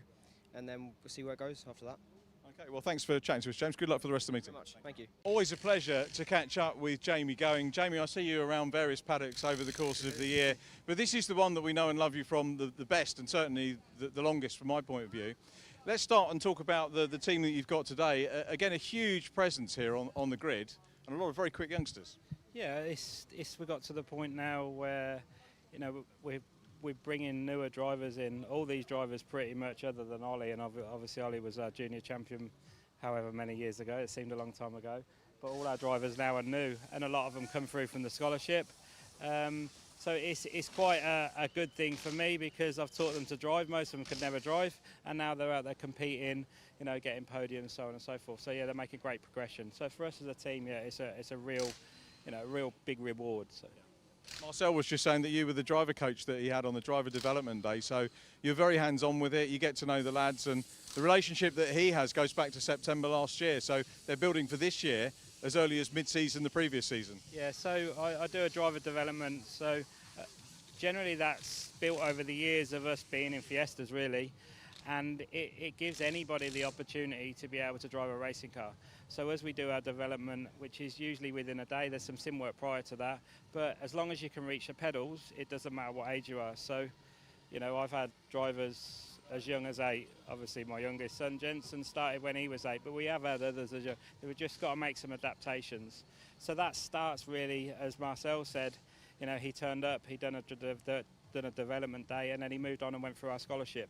So for that, it gives them and me and the parents an insight to what it is to be able to drive a racing car. So it's more we get them within a day to be able to get a good feel of it, see the areas they need to improve upon, maybe some of the things that they make some mistakes, they do some weird things, but as being that young, they really struggle to do more than one thing at once. So when we're in a car, there's quite a lot going on, especially 100 mile an hour into a hairpin. So yeah, he done that, and Marcel's a great example of, he done some karting. We've started off in a development and we've set a program. He's gone through the scholarship. Unfortunately, he didn't do amazing in the scholarship, but he carried on, and we've progressed, and we've done more days. I was out with him again this week, and you build that relationship up, and it's great to see them progress and keep learning. They're always learning all the time, and you never know where they may lead to. You know, the likes of Bobby Thompson was a junior driver with us as a team, you know, and look, Jack Sears, etc., etc. So for us, I think this is an amazing platform, and for people doing Fiesta Juniors, there's drivers out there that have really moved up through the ranks, such as British Touring Car, etc. So. In terms of driver development, you don't have to have a career plan, do you, to go into racing? It can be someone who just wants to try something with the cars. It can bite, can't it, and get expensive, I guess, for parents if they want to do that. But equally, you've got the scholarship, where somebody said, I've been involved in a couple of other scholarships, and parents say the youngsters don't necessarily get the value at the time of what they're doing, but one of them, fairly senior race driver now, actually went for a job interview, and he said, do you know what, the media side of it, of the scholarship, really helps me with my first job interview. So there are other areas, aren't there? And you cover all those, don't you? Yeah, so within our scholarship, that's quite a big thing. It's a bit of a cliche. We're not interested in how fast they are. Obviously, that makes some difference. And with Max, for instance, you know, he won our scholarship, but it was so close. It gets super close to the final. We do ours in 3 stages. I feel the way that we do it in that way, it gives us a lot of time to be able to assess quite a few areas. So yes, the driving part of it, but we start them on a sim first. So they do the sim part of it, which gets assessed, because sim's a massive part in motorsport. Lewis Hamilton still sits on a sim. He gets somebody else to drive a sim for him, etc. So that's an area, but media is really big, you know, and I think these days with the media, it gives somebody with no access to the outside world some way of presenting themselves, hopefully to try and find some sort of sponsorship and also advertise how their career progresses. You know, my goal is to take, you know, a young racing driver and turn them into a professional racing driver. So all those stepping stones within our scholarship are there, and the same as fitness and, you know, nutrition, all those things get covered, and there's other areas that we cover, for instance, your flags and judicials, all those areas. So in the scholarship, there's many areas in that, rather than just turning up, doing a few laps, getting out. So yeah, I feel that our day's quite intensive. Some of the feedback's been we didn't stop for 5 minutes. We have a lunch break, but race weekends are intensive. We don't stop, you know. So I think within that, it gives, you can see the drivers when they get under pressure, and when they come back to the next stage, they know the areas they need to improve upon. So they could have been the worst in fitness. A lot of them, you know, they've been, you know, struggled with their fitness, but they've also then gone away within that next session for that next stage and done even more to make their fitness improvement, make their sim improvement, make their media presence improvement. So that's a massive part, and our media team are great for that. And it's a, you know, talking to you now, I've not had media training, but I've spoke to you over the last 10 years on and off, and lots of other people. So, but for these young drivers, they've never really had that, and I think the things like TikTok, etc., it's giving them some idea of how to present themselves in front of a camera and to people in the outside world. So yeah, scholarships are great for that, and a lot of people give us good feedback, not just on the driving, but all the other areas. We look forward to following this year's scholarship as well. But for the moment, sun's out. Hope it stays out and shining on you guys as well. Jamie, thanks for chatting to us. Thank you very much. Thank you. Having kicked off the day speaking to a few of the drivers, a good opportunity to talk to one of the guys that runs a team here in the paddock. A former driver himself, Jamie White. Jamie, really good to speak to you, and an impressive array of cars here. Must be a busy day for you. Yeah, one day event, Oulton Park. It's always going to be a busy day. Hopefully they keep in line and make it a little bit less busy for us, but we'll get some good racing. What was it made you make the move from driver to running more cars, and were you doing it while you were driving? Yeah, we've always been involved. We always ran my own car when I drove. I love doing it. The buzz we get, the whole race weekend, you know, the people we have around us. We've got a great array of drivers here. It just makes it a really good weekend, and you got to love your job. So, what made you stand back from the racing? I still do a bit of racing myself. I've still got my car, which is out today. Connor's driving it. I enjoy this side of it a lot, you know, a lot more. I love the racing. I love getting out, but it's just nice to be on the other side of the fence for a little while and not have the pressure. And it's a different pressure, surely, with, you know, because let's face it, they're customers. Oh yeah, it's a lot of pressure, but it's just a challenge. It's a new challenge. It's, you know, it's something a bit different. I'd raced for a long time. Still loved it. You know, I raced in the previous CTEC S class, which was a dying class, and when that sort of ended, we just didn't really know what route to take. And I sort of thought, right, maybe I should grow up a little bit and go on the other side of it. So in terms of setup, how many cars and drivers are you running this weekend? We've got 7 cars and drivers this weekend. 2 of them aren't here, so yeah, it's a slightly quieter weekend for us, but still a bit manic. In terms of logistics, trucks, and how many people have you got? I think there's about 7 of us. 2 trucks, vans, trailers, everything. It's that's the worst side of it, but you know, we try and keep on top of it all. Okay, well, we'll let you get on, because I think the cars are getting ready to go out for their first qualifying session of the weekend. But Jamie, great to see you. Thanks for that. I hope your team have a good weekend. Thank you. So again, to try and get a different perspective with the Junior Championship, I'm going to talk to one of the mums, a noted racer back in the day, Joanne Bracken, as you were known, in the Full Credit Fiesta Championship with the touring car supports back in the day. It's lovely that we've got this fantastic link with the Fiestas going back. Yep. Tell us about your relationship with Fiestas, first of all. Well, I started out in the Fiesta Championship when they supported touring cars, as you said, right back in the day. in another life, and I got into that purely by chance. So I wasn't a karter before, so I had just had the opportunity. Ford at the time was supporting women all that time ago to get into motor racing, so they helped me a lot. So when it came to Flame choosing a series, I was looking into it and decided that Fiestas was the way to go. I had a fantastic time. There was 31 on the 31 of Fiestas right back then, 26 years ago now, and there was only 2 women on the grid at the time, and that's the sad kind of thing about women in motorsport still at the moment, because we haven't really progressed that far forward. When 27 years ago, it was the same pretty much as it is now. I know they're trying now, but we haven't progressed that far. I think there are doors opening, but I echo what you say. There aren't enough. It's not quite anywhere near level yet, is it? No, not at all. And I think motorsport is one of those sports where you can compete equally. Unlike the tennis, women, whatever, you can compete on an equal level to the men. So I just think they need to have the chances, available to them.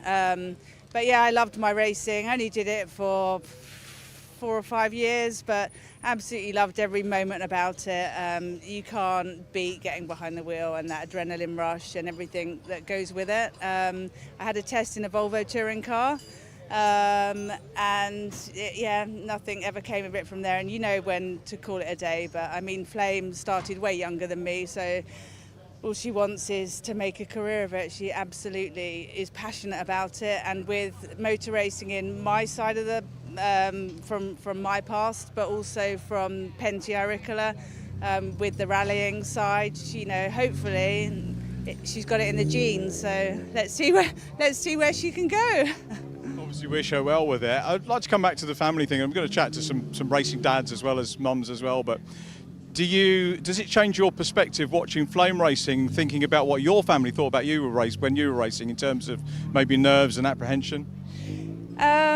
Yeah, but I guess because I've actually been in the car and racing myself, then it's slightly different to my mum and dad coming to watch, because they hadn't done it. They were from a motocross background, and I was never allowed on 2 wheels, so 4 wheels was fine with a roof over my head. But yeah, I think because I know what she's experiencing firsthand, I'm actually quite chilled about it. Even when she had the incident at Croft, it was like, okay, whereas other parents I know, especially some other mums, are just fraught with I can't watch, I don't even like being there, and I'm just like, well, I'd much rather be here. And I love the the proper racing. I love watching it. I love everything about the sport. So yeah, I think you've got to just support them and be there, and if I can give her any advice, that I try. But it has moved on, and she's got some great instructors helping her. So yeah. We're going to try and catch up with her. She's in the holding area ready for quali. So, Joanne, thank you for taking the time to talk to us. It's lovely to see you, and hope Flame has a great weekend. I hope you have a good weekend too. Thank you. Well, it's turning into quite a frenetic day. Not as bad for me as it is for Laura Payne, Championship Coordinator with the Juniors and the AIRTEC Championship as well. Laura, what's involved in being a Championship Coordinator? That's a tricky question. Running around, making sure everyone knows what they're doing, and where they need to be on time, and helping the clerks in race control. It doesn't help when you get a microphone and a camera thrust in your face, does it, when you're looking after 2 championships? So I know half of your charges are out on circuit right now, and you've got to go and look after the other half. So I'm guessing a fair bit of juggling to do. Yeah, a fair bit of juggling today with the 2 championships, but they all know each other and they all get on. It's similar teams as well, so it should be okay. Is it a case of momentum building up? Because obviously we've got the build up to the event with, sort of the admin side of it, and then the race day itself. Is the admin as busy as the event? The event day is always the busiest for me, but I'm always on hand to help people out if they have any questions that they need to ask or support with how they get into the racing. I do that in between. A lot of people watching the stream might say, I'd like to get involved in racing in some way. How did you get involved as coordinator? I actually started by watching racing and then getting to know different people and helping some teams out. That's really how I got into it, and I love it. I love racing, and it's nice to be part of it. You do a fantastic job, and thanks for taking the time just to have a quick chat with us. Before we go though, a quick prediction for the racing. You don't have to give us a winner, but what's the racing going to be like today?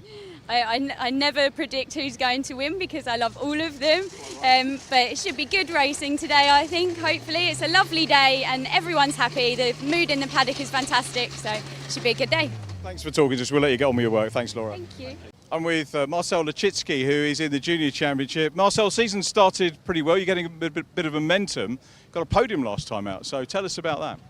Yes, at Croft. It was a difficult race. A lot of people crashed. It was certainly difficult, but we were fighting well, fighting for the pack, and yeah, we secured P3. And what was the story of the championship up to that point? Is it hard to dig in and make progress? At first, we were a bit unlucky with gearbox issues at Snetterton. Yeah. The first race we got a DNF, and then in the second race we got P14. In both races we had gearbox issues, which wasn't ideal. But then at Croft, in the second race, we certainly showed what we were able to do, and we're hoping to carry that over here at Oulton today.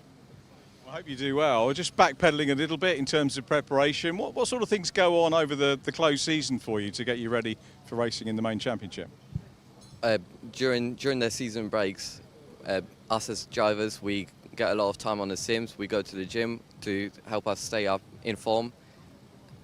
But also behind the scenes, the team does a great job to prepare the car for us, so it's up to standards and competitive with other cars. Jam Sport obviously do a scholarship, don't they, as well? Did you take part in that last year? Yes, I did take part in it. Unfortunately, I didn't get it, but I'm still very happy to be on the grid. They do all sorts of things, don't they, with testing on the sim and media and stuff like that. What software do they use on sim for viewers that are watching and thinking, maybe they could, go and have a practice? I think it's R-Factor Racing that we use. They've obviously got a big sim to help us. I imagine it was a bit expensive, but it's definitely worth it, so the drivers can improve a lot on it. And with Jam Sport, do you get sort of dedicated engineers over the course of the season, so you build a relationship to them? Obviously, higher up the ladder, you get Formula One and drivers talk about their engineers, and so you do that. Tell us about your engineers. So my engineer, Phil, he's the engineer for all the Fiesta Junior drivers, but we also get mechanics, and most of them tend to stay with the drivers. I've had my mechanic the whole season so far, and I hope to keep him as well. We get on well. Not only on track but also off track. We're good friends. We live close to each other, so we see each other once in a while. I think we get on really well. When was the first contact you had with Jam Sport? It was back in September when I decided to do a development day, going from karting to try something different, to try cars. Yeah. At first, it was a bit scary when you first get in those cars and you're going 100 miles an hour down the straight. It's certainly a big step up, but they've helped me a lot to get to where I am today. The first time in, you get a coach with you, presumably? Yes. I did have a coach. He did a great job to help me get up to pace. We got there quickly, and yeah, that's how we ended up here today. Excellent. And you've had free practice. We've got qualifying to come. How was free practice for you? In free practice, we went P9, I think. It was okay. We were testing setups, so we now know what to do for qualifying, and we know where we want to be, which is P1, obviously. Well, good luck with that, and the sun's out, so hopefully everything else will follow. Marcel, thanks for talking to us. Thank you very much. Going to talk about one of the new features of the Senior Championship this year with Marco Ricci. I've known Marco in terms of him racing for a while in the Championship. Marco, we've got a new clubman section for the Championship this year. Tell us a little bit about that, if you would. Yes, it was introduced this year, and it's a way to allow more racing and to allow us to be competitive with each other. As a group of people who are, maybe not the front runners. The class has always been very competitive, the whole championship, but this is an opportunity for us with a slightly more relaxed attitude to the sport to still enjoy ourselves and have some silverware. And you've had two reasonably good rounds, because I think you're running second in clubmans at the moment to Morgan. Yes, it is still fairly competitive. We are still quite aggressive with each other. So we had 2 rounds, Snetterton and Silverstone. Silverstone mostly was behind a safety car, but Snetterton was more entertaining. And yes, it's a good way to race, to promote the championship as well. You've been with the Championship a few seasons, and you must have seen a lot of developments in it, and you're still here, which is obviously a positive thing. What is it about the championship that keeps you here? I really enjoy the fact that the cars are all the same, and the regulations have been improving all the time to make sure the cars really are the same. Over the years, I started in the ZTEC form that you can see, but with the older engine that was not turbocharged. It was a very good way to learn how to go around the track without so much power. Now we have the turbo cars that are much more powerful, more difficult to drive. And the fact that the cars are all the same makes it exciting, because I am racing really against another person. Whereas in other series, maybe one person is racing because his car is better than the other. Here really it is, the entertainment is we are racing against each other. And this weekend, hopes for this weekend, obviously you're chasing that championship lead in the club class. Well, yes, I always start my days at, I want to enjoy myself, entertainment, I'm here for fun. As you can see, I'm not a teenage guy who wants to do a career in motorsport. That was about 45 years ago. So I'm here for fun, and that's a start. And the second goal is to come back in one piece, and then to hopefully win some silverware. We have a good competition with Caitlin and Morgan and Connor. Matt Chambers not with us today, but yeah, it should be a good race. Marco, you mentioned you're here to have fun and have a little bit of a break. What is it you're breaking from? What do you do job-wise? Oh, I work in finance. I worked in the City of London for many years, and now I can take a slightly more relaxed attitude to life. It's great to be out in the sun, isn't it? Enjoying some motor racing. Safe racing, mate, and thanks for having a chat with us. One of the great things about BRSCC's Fiesta racing is that you can make the move up from juniors into seniors and then onwards, as we've already heard. One driver who won the Fiesta Junior Championship in 2019, Ollie Turner, is back with us. Ollie, that was the year before COVID, wasn't it? What are your memories of that? Yeah, it was a good, fun memory. I mean, my family, we all worked hard towards that, even in difficult times. So, but no, it's such a great memory, and it'll always stick with me, despite the difficult times after it. But no, what a great year it was, and I can't wait to see if we can improve on it in seniors. So. What was the impact of COVID on your racing plans that year? Because it upset an awful lot of people. People didn't know whether to spend money on promoting their businesses through cars and helping young drivers. Nobody really knew. But what impact was it for you, having been the champion and trying to move up into the seniors? Well, obviously we won the championship in 2019, and then after that it was really difficult because we only had 4 races in 2020. So it was almost upsetting really, because I'd made all this great progress in juniors, and literally the year after it was a real struggle. And to be honest, we've been trying to fight back since really, and it has been really difficult. So I guess it has actually paid a bit of an impact up until today. And yeah, it was a great shame because we made all the progress, like I said, and we couldn't develop and go further because we couldn't find the sponsors. And like you say, it was a difficult time to even generate business. So sponsors were very unlikely. It's great to have you back, and you're with Jam Sport, and you know, they're looking after so many young drivers. I guess. Are you involved in the coaching as well with some of the youngsters? Not in the team as such. I do coach Ben Mulryan behind the scenes, like on the sim, and obviously on weekends that I'm not racing, and I've worked a lot with him over the winter. But yeah, I mean, I've always given back to the sport, and I like to coach people. I enjoy it. But yeah, no, it's great to be back with Jam Sport. They're more like a family to me and treat me like a family, and we've won races together, so what's a better place to be than here, really? So. And tell us about your experiences so far this year in the AIRTEC Senior Championship. Yeah, I mean, to be honest, it's been quite a difficult challenge, to be fair. I've struggled with more like the use of the brake, so it's instead of going from a hydraulic pedal to just a servo brake again, it's really hard to judge it, if that makes sense. So I'm used to hitting the brake quite hard, whereas this you have to be fairly soft, if that makes sense, because it's still a road car. So. It's been a difficult transition, but we're sort of getting to grips with it. And we almost had pole in qualifying, so it was close, but I made a few mistakes at the end. But oh well, what can you do, eh? Is it better being a chaser? Too right. We'll have a good race, I'm sure, from 8th. But I mean, the aim for today is to get a podium at least. So. Well, fingers crossed. We'll be down in the podium. We'll be in the holding area as well beforehand, but hopefully we'll see you on the podium. Sweet. Let's hope so. Thank you, mate. Sam Beckett has a very prolific appearance in the paddock here for the Vinyl Detail Fiestas. Sam, 4 cars, and you're racing yourself. Yeah, 4 cars. Sort of new thing this year.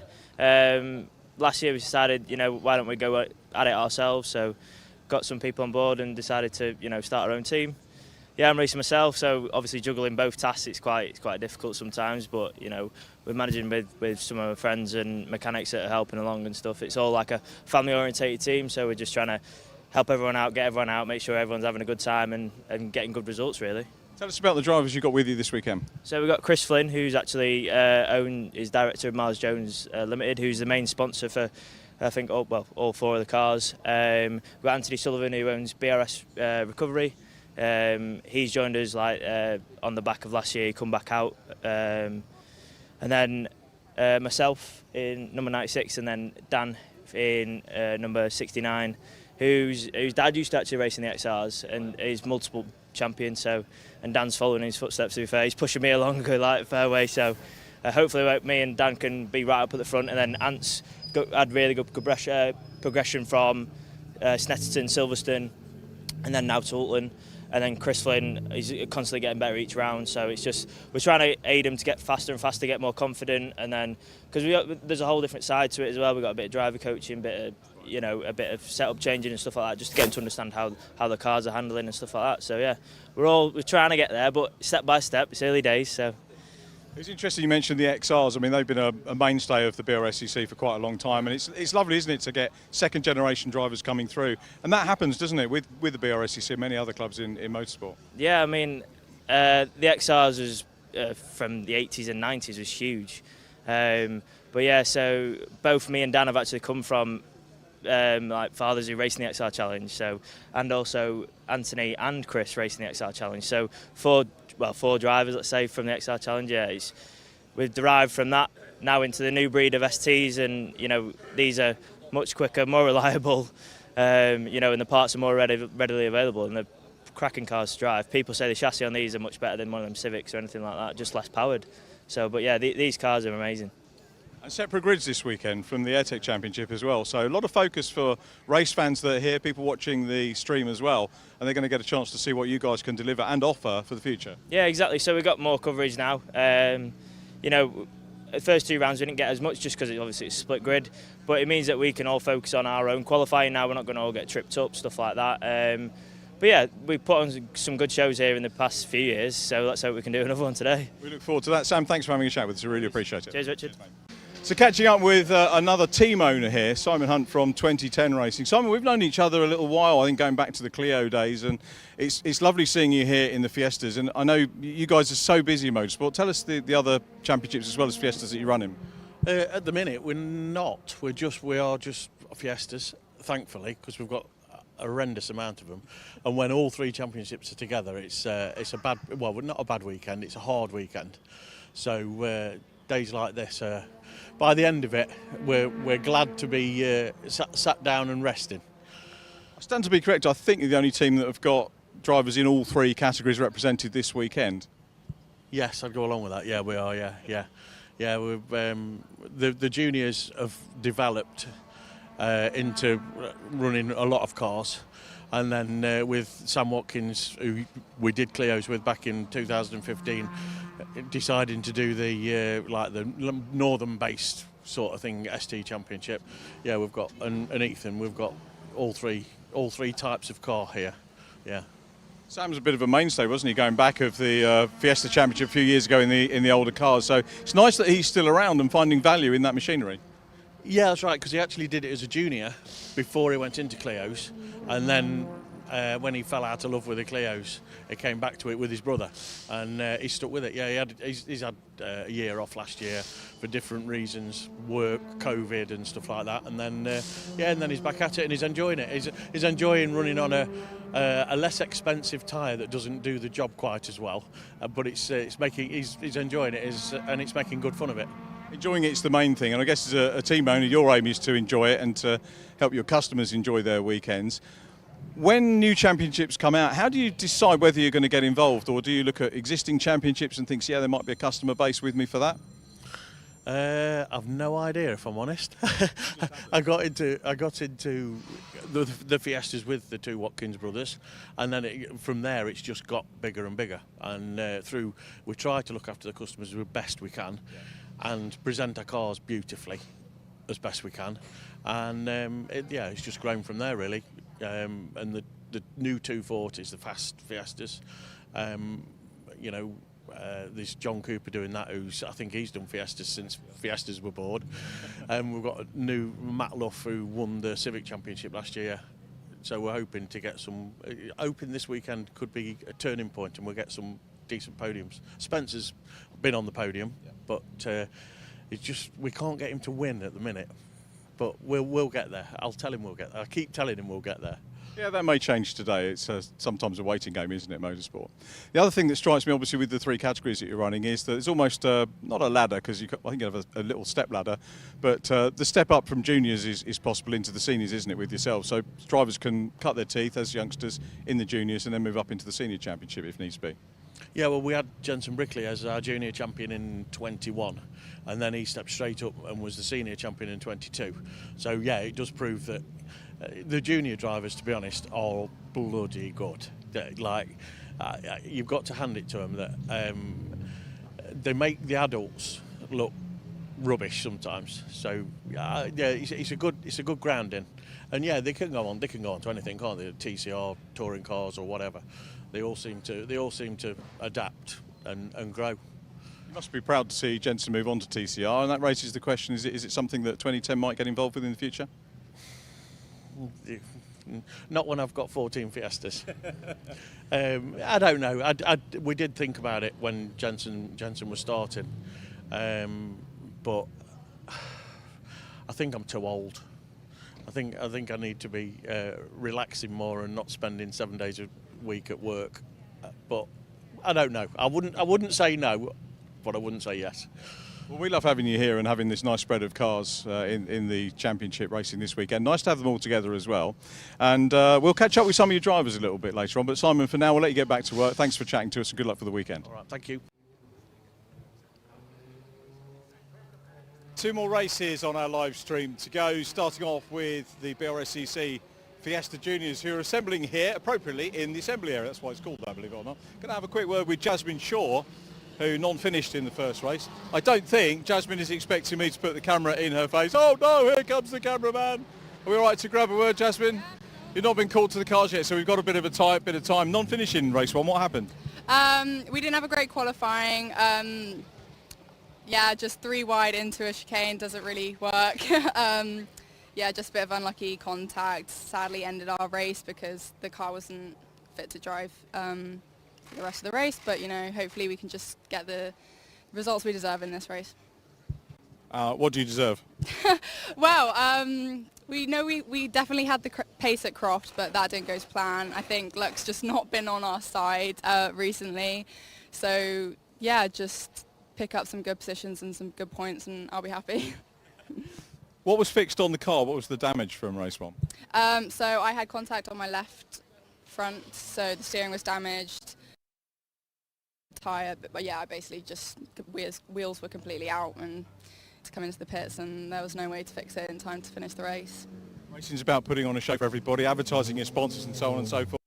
Do you want to give us a guided tour of your graphics on the car and tell us who's who and what's what? Well, yeah, I wrapped it myself, so I can give you a pretty good tour, yeah. So obviously, this is 2010, this is my team. We decided to go for some quite, you know, out there colours, just so it's striking, everyone can see it. This is POW Health. So these are one of my sponsors. They do nutrition and health, and they really help me on fitness and that side of motorsport. And then this Craigmore Lodge is one of my other sponsors. So this is a guest house up in Scotland. Right. So yeah, very. Are you staying there for Knockhill or is it miles away?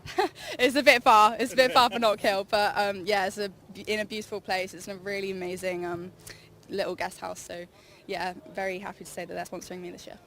How did you get into the wrapping side of it? Is that something you taught yourself, or you've learned it with a family business, or that's a bit random? Yeah, well, I don't know. I love all sides of motorsport, and whatever I can learn in this industry, I will. And I didn't know how to wrap a car, and I thought, why not? Might as well. I have a car, and yeah, just gave it a go, and yeah, I don't think it turned out too bad.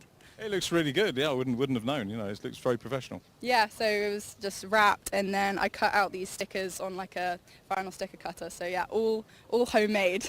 You know, the rest of the grid are going to be asking you to do their work then. Yeah, I know. I've been like debating if I actually say I did it myself, because I don't have to do all the repair jobs around the paddock. But yeah, quite proud of it. Brilliant. Thank you for that. Best luck for race 2. Good to chat to you. Let's. Okay, we're being told that we've got a little bit of a technical issue, so I'm going to hand you back to some VT, and we'll come back to you just as soon as we can. Please stay with us.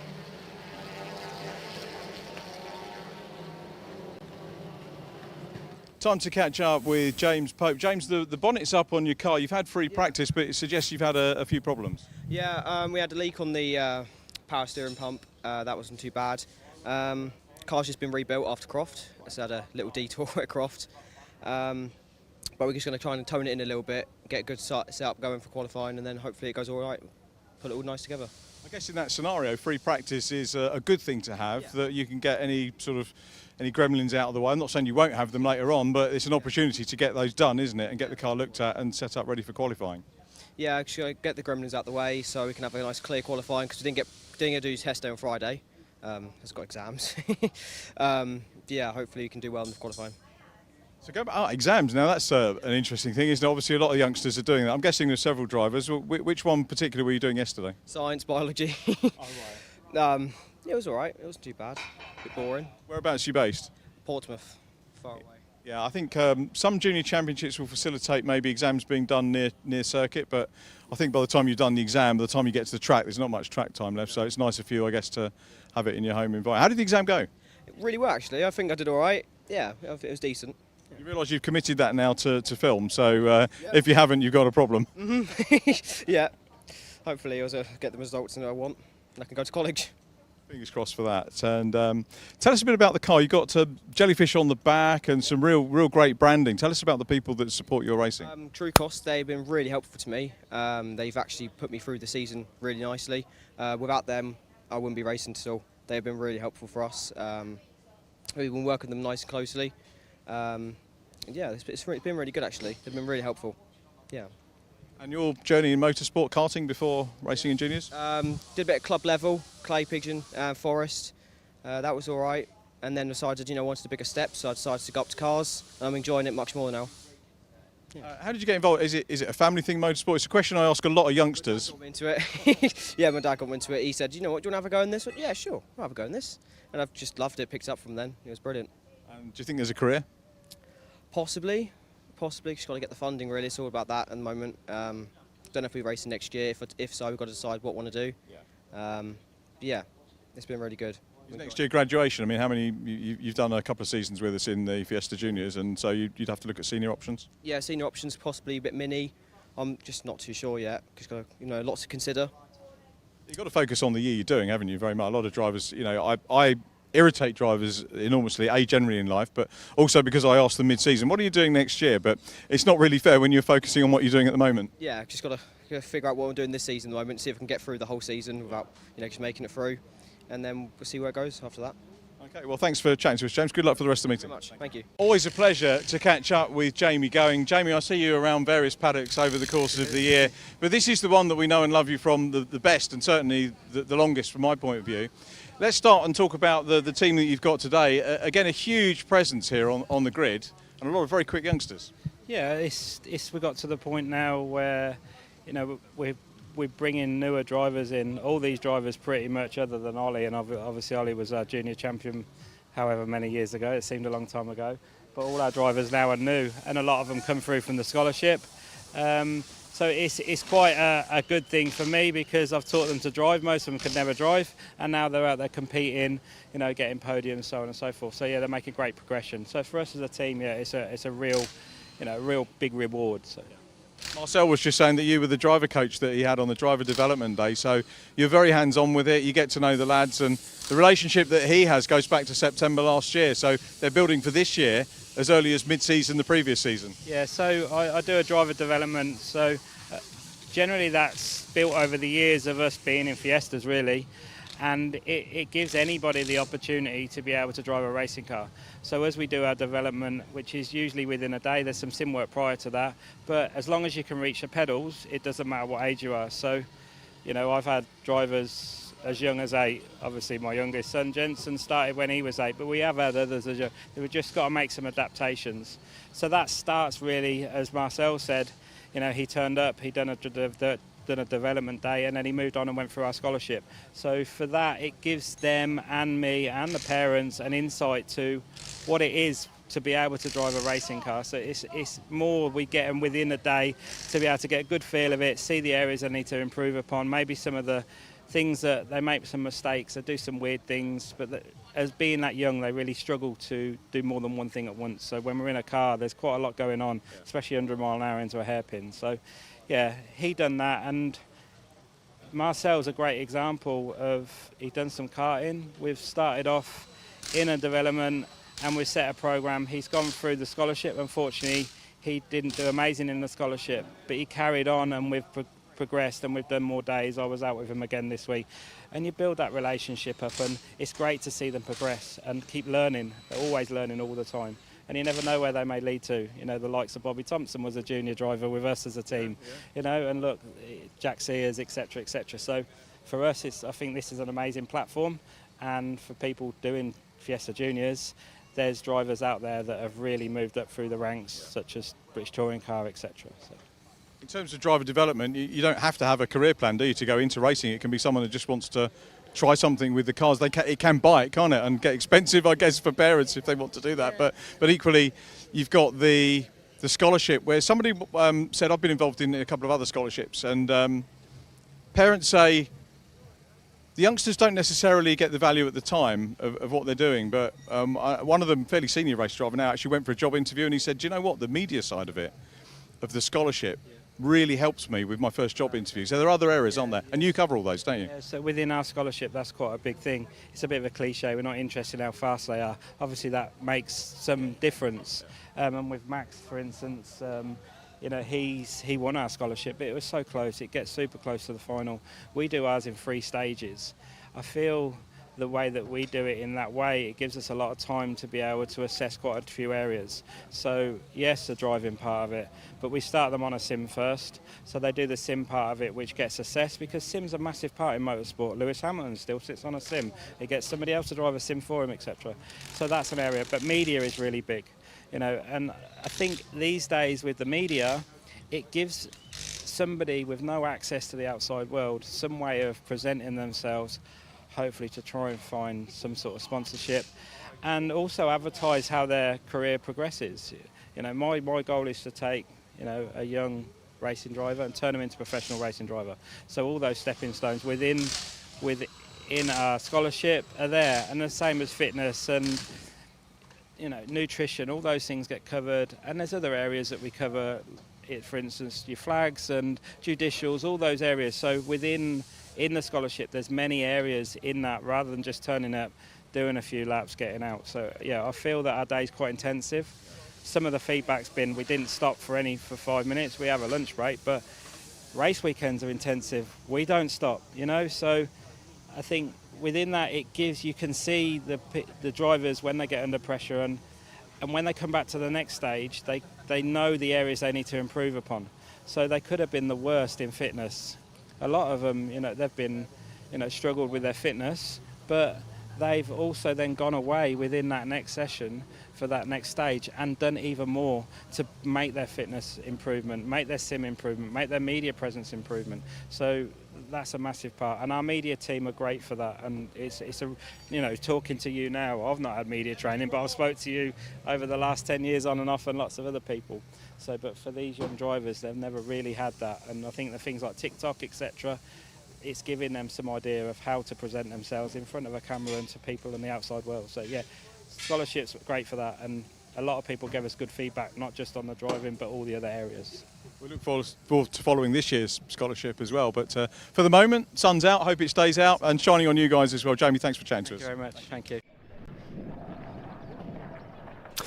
So, BRSCC Fiesta Junior time again here at Oulton Park, and after a very entertaining first race earlier on today, we've forward to more of the same now in race number 2. Luke Hilton managing to claim a lights to flag victory in the end in race 1 from Sam Nesser, with Daniel Lewis in 3rd, benefiting from some dramas for Ben Mulryan towards the end of that race. Ben Mulryan, one of 2 drivers to be handed a 5-second track limits penalty after that opening race. So what's going to happen this time is the question. We have a grid based upon, I believe it's second fastest lap times from qualifying earlier on, so it gives us a slightly different look to the front of the grid. Still Luke Hilton and Sam Nesser towards the front end, but a couple of others who maybe didn't have the best of fortunes in race 1 now with a chance maybe to turn their day around. Ryan Mikulev, definitely one of those. We saw Ryan retiring into the pit lane, one of 1, 2, 3, 4, 5, 6, 7, 8 retirements in the earlier race. Many of them because of mechanical issues, which hopefully have been remedied now ahead of the second race. So cars then making their way out from the assembly area on an outlap, which also doubles up as the green flag lap. And we will have not these cars lining up on the grid. They are the ST240s. The juniors should be heading out on circuit, and it should be, I can run through the grid anyway, it is Luke Hilton and Sam Nesser on row number 1, Ryan Mikulev and Ben Mulryan row 2, row 3 Dan Lewis and Benjamin Doughty, with Maximilian Salarski and Lucas Hayden together on row 4, row 5 Marcel Latchkey and Jacob Hodgkiss, and then Hadley Simpson and George Foxlow on row 6, row 7 Jensen Mason and Ronnie Smith, row 8 Rashan Tyler Chigarimbo and 51 Flame Aricola, then row 9 for 315 Billy Blockley and 3 Harry England, row 10 Wesley Swain and Jasmine Shaw, and then Jetson Bell and James Pope will complete the 22 car grid. So cars working their way around, quite a few of them with a bit of gaffer tape holding things together after what, as I said, was a very energetic first race, as you'd expect from the youngsters really, in a championship that takes them next to Knock Hill, then to the Silverstone National Circuit, then Donington Park, and then the Brands Hatch Indy Circuit. And if that calendar sounds familiar, there's a very good reason for that. It's because it is exactly the same calendar as TCR UK Fiesta Juniors, announced over the winter as a full-time support series for TCR, meaning that we have one of only 3 junior categories of racing within the UK on the TCR UK bill. So it's a very popular addition to the package, definitely. And the spectators trackside, I'm sure, looking forward to their next dose of junior tin top action. Touring car racers of the future perhaps about to take to the track. We've had many a touring car driver come through Fiesta Junior or indeed senior ranks, and it really makes sense now that Fiestas have kind of aligned themselves with TCR UK. The ST240s and 150s also racing on this package a number of times this year. It's the juniors who for now take centre stage. So cars then line up on the grid, and Luke Hilton starting from the pole then, Sam Nesser alongside him. They were the front row in the earlier race, but despite an initially good start, Sam Nesser ended up fading back behind Luke Hilton, and then really just got kind of distracted battling with Ben Mulryan and Dan Lewis behind him. This time around he'll have his eyes forward as he tries to challenge for the lead into turn number 1. Red lights then are on. 15 minutes of Fiesta Junior action about to get underway. Lights go out now, and away they go. Who gets into the first corner first? Good start made this time around by Nesser on the outside, but in the second phase of the start, Luke Hilton coming back at him, and he's got the inside line, remember, into Old Hall. That's usually the place to be, and it continues to be the place to be as he leads them through turn number 1. Does everyone else get through cleanly? Yes, Harry England on the grass, but a much cleaner start this time than we saw earlier on. And it will be Luke Hilton from pole position who leads them at Cascades. Nesser second, Mulryan third, then fourth place, Mikulev third, fourth for Mulryan. And everyone else behind trying to just settle into line, single file, bit of door banging on the exit of the corner, but nothing too major, as the marshal there rather pessimistically has the yellow flag ready down at the Highland hairpin. Someone comes launching up the inside, or maybe the yellow flags are going to be needed because there's 3 wide there at the apex. Someone shoveling their way through, gaining 2 places, but perhaps losing 2 friends in the process, because that was a very aggressive move from quite a long way back, heading into the tight right-hander at Ireland. The race leader, though, is Luke Hilton. Nesser second, Mikulev third, then Mulryan, then Lewis, then Lucas Hayden sits next in line. and up on the curb there. Another car making a slightly aggressive move through the Hislop chicane. That's the number 96, isn't it, coming through? And that is Ronnie Smith, started 14th, but I'd say he's a bit further up than that, halfway around the opening lap. But over Clay Hill, one car taken to the dirt there, but Luke Hilton's gone. He's already starting to check out now, ahead of Nessa, with the number 71 of Ryan Micallef right on his rear bumper. Second and third, the two perhaps most likely to change now as they head into Lodge Corner. And Sam Nessa pulls to the middle of the road. Is Micallef going to dive to the inside? Yes, he is. Late on the brakes. Is he late enough? Yes, he is to get to the inside, but not late enough to make the move stick. They'll now delay each other on the exit, and so Ben Mulryan could have the momentum as they come across the start-finish line and head towards Old Hall Corner. Still, Micallef is hunting around behind Nessa. Is there a gap on the inside line? Nessa defends, but then goes back to the racing line. That opens the door nicely for Ryan Micallef. There's contact on the apex, but he manages to go through. And, well, a little bit of paint traded, but Micallef has taken second, and they both at least managed to continue on without bouncing down the grass. Now Daniel Lewis closing in as well, as Ben Mulryan, the lead Mark 7 car in the race at the moment, tries to move himself onto the overall podium. Down to Island Bend then, Ryan Micallef trying to make amends for a disappointing retirement in the opening race when he was in podium contention. Oh, and now gets a tap in the tail, not once but twice from Sam Nessa. I don't think Sam appreciated the move at turn 1. It's all getting a bit silly now over the hill. Still think Ben Mulryan's in the pound seat here behind them. He's got the momentum, but nowhere to go as they run side by side over hilltop. Now something has to give down into the braking zone at Hislops. Nessa on the inside, Micallef tries to go right round the outside. Fantastic. The Jam Sport driver does get back into second place, and in fairness, that time around they left each other just enough space, not so much into Knickerbrook though, where again Micallef ends up sideways, and Mulryan, instead of gaining places, might now lose out because Daniel Lewis is up the inside of him and might just be about to take 4th place away heading towards Druids Corner. Luke Hilton doesn't know what he's missing out on here. He's a country mile ahead of this almighty battle for second. Nessa and Micallef leaning on each other into Druids. That is not a place that you want to be banging doors. And Nessa is back through into second position. The queue of cars getting bigger now as number 55 has stopped out on the track. That's Marcel Latchkey. And there's another one down at Hilltop. That might have been 37 Hadley Simpson. We'll get to them in a minute though, because it's all kicking off at Lodge Corner. Dive up the inside there for the number 92 of Rashan Tyler Chigarimbu, who elbows aside Lucas Hayden. It was quite a calm start to this race, but it's starting to pick up a lot now, isn't it? Luke Hilton leads the way by, wait for it, 6.3 seconds over, well, Ryan Micallef for now in second, then Dan Lewis up the inside of Sam Nessa for third, at the place where Nessa lost second place a lap ago. Lewis is going to squeeze through, I reckon, although Nessa will try and come back at him down into Cascades Corner. I'm sure they are still door to door as they head through the right-hand kink at Denton's, then they turn left, and that will favour Nessa, who will retain third. Well, Ryan slipped on the inside, not quite. Dan Lewis closing the door in his face, and all take a deep breath. There is a yellow flag out at the Island Hairpin. This is because of the car that we just saw stationary at the side of the road.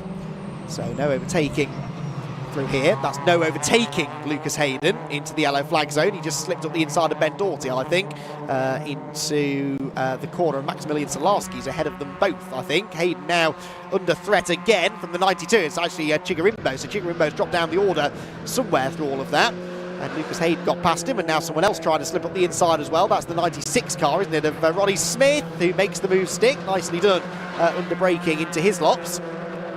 So hard to keep up, isn't it, with the positional changing. They're changing almost by the corner, and another car has hit the tyres down at Knickerbrook, and I think that was Chigarimbo off the road.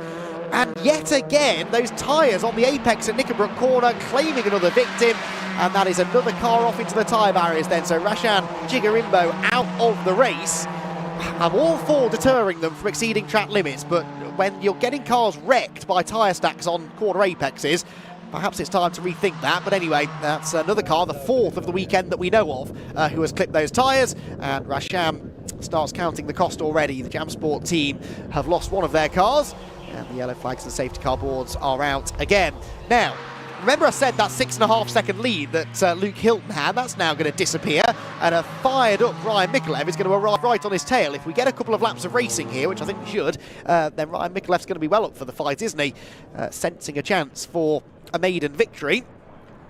Then you've got Nessa third, 3 of the Mark 6 cars then at the front for the time being. Whilst Daniel Lewis and Ben Mulryan, 4th and 5th, are leading the Mark 7 brigade. So there is, I think this was the 37, wasn't it, of Hadley Simpson on the descent from Hilltop. He trudges away. Was he involved perhaps with the car of Marcel Latchkey at the Island Hairpin? It seems coincidental, doesn't it, that both of them ended up off within a few hundred metres of each other at more or less the same time. And Latchkey's car is thankfully out of harm's way. To be fair, so I would argue is Simpson's as well. It's behind or near a barrier at a part of the circuit where it's rare to see cars go off, not unheard of, but should be relatively safe just there. So fingers crossed we'll get back to racing very soon once they've got Roshan Chigarimbo's car out of the way. There you can see Hadley Simpson's car well off the track, really, on the run down the hill. So not quite halfway through this race then. Luke Hilton, the race leader, will not be happy at the safety car coming out. The only option though really with the car in a dangerous position. That's going to take a bit of recovery, isn't it? It is right up against the tyre wall, but the fact we've had 3 or 4 cars, you can see the tyre marks of other cars that have been through that gravel track through doing exactly the same thing. And that means that they're not going to be comfortable keeping that car there. So he'll probably need 2, maybe 3 laps behind the safety car. This is going to take away most of the race, unfortunately. It's really how quickly they can get that car out of the gravel, because with broken steering it's going to be harder to get it out of the gravel trap than it ordinarily would be. As the 871, Jensen Bell, non-finisher in the earlier race, but he's running again in this one. Jensen is 17th place at the moment. We've still got 19 of them running, with Jasmine Shaw, the last car, trouble-free. And we go red flag now. So red flag out, and this, I think, is a sensible call. I suspect it's because they've realised it's going to take the rest of the race to get these cars moved out of the way. So rather than just traipsing around behind the safety car for another 7 minutes and robbing us of any racing, they'll stop the race and hopefully have time for a restart. It is 5 o'clock here at Oulton Park. We were about 7 or 8 minutes ahead of time, so we have got time to stop the race and restart it over maybe 5 minutes, I reckon. So we'll see what they decide to do. Cars being pulled up on the grid, and the marshals will now direct them either into Parc Fermé or back into their grid positions. There is a checkered flag showing on the timing screen though. That sometimes happens and then disappears again, so we'll wait for official confirmation of what's happening here. It's there. Also Latchkey, another Jamsport car that's hit trouble. I saw Jamie going down in the pit lane, checking the track temperature. I think that's the last of his worries now, with several of his cars, unfortunately, a little bit wounded after this second Fiesta Junior race of the day. So drivers for now being left on the grid, which gives me hope that we're going to get a restart at some point. But the marshals communicating with the drivers at the front of the grid. What they're communicating exactly, I don't know. Those further back, though, left to just try and cool themselves off as much as they possibly can. Which is easier said than done on a very warm day such as this one.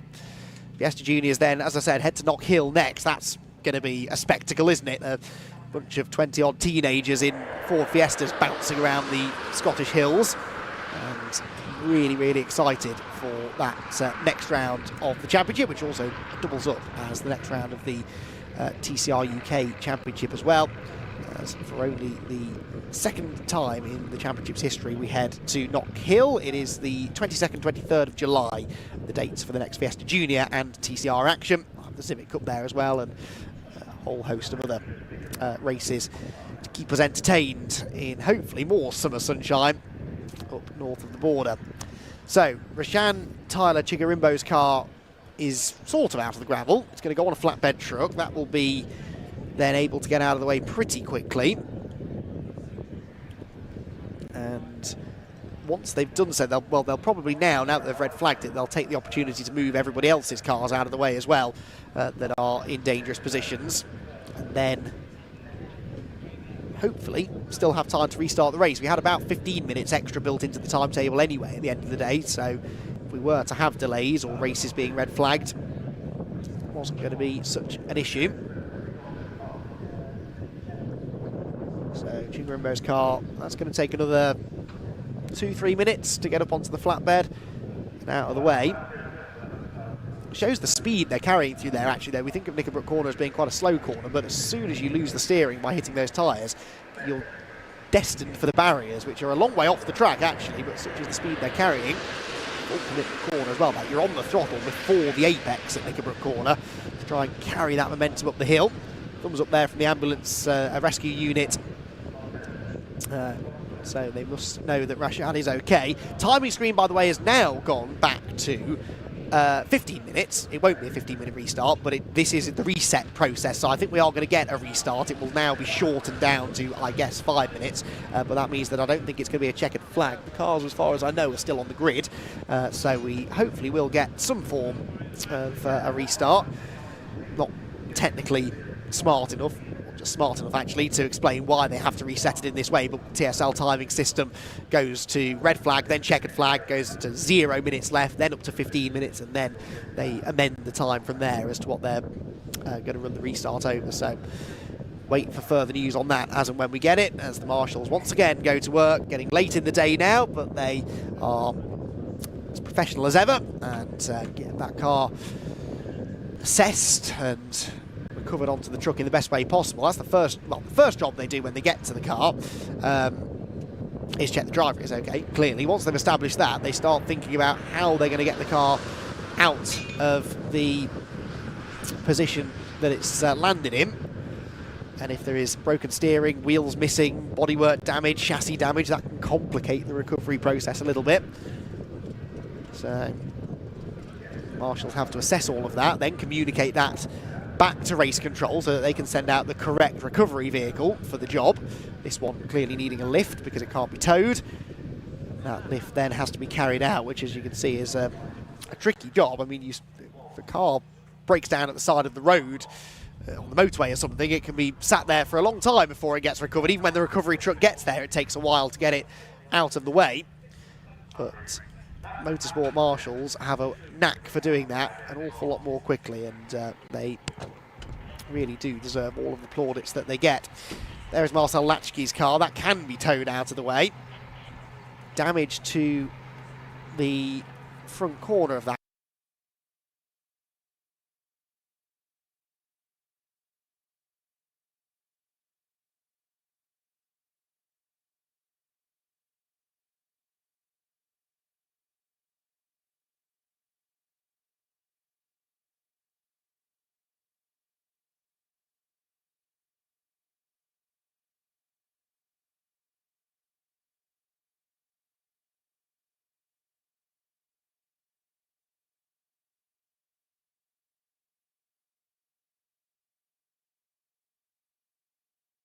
Good morning from a very sunny and blue skied Oulton Park. A Fiesta festival for you almost this weekend. Well, I say weekend, it's a one-dayer, so a lot to get in. And great to talk to Albert Webster. Albert, really difficult weekend, isn't it, when things are scrunched into one day? Yeah, it's such a tightly packed day. You've got to make sure you keep clean so there's not too much time to repair it if something happens. And it's so hot that it just makes it a lot more difficult on the driver, the cars, everything around you. Early in the day, you haven't been out on track yet. Testing yesterday? Yeah, I did afternoon yesterday, so I didn't do a full day. But yeah, getting used to the car, getting used to the track again. Brilliant. It's a brilliant combination. And moving into today, you just had the driver's briefing. What sort of things are covered there? Track the limits with the new rules from Motorsport UK. Doing those, making sure everyone knows them rules. The procedures they use if contact's made, the safety car. As there isn't live snatch here, they're making sure we all know the safety car rules, everything like that, making sure we know the flags, and just so the day goes as smoothly as it can.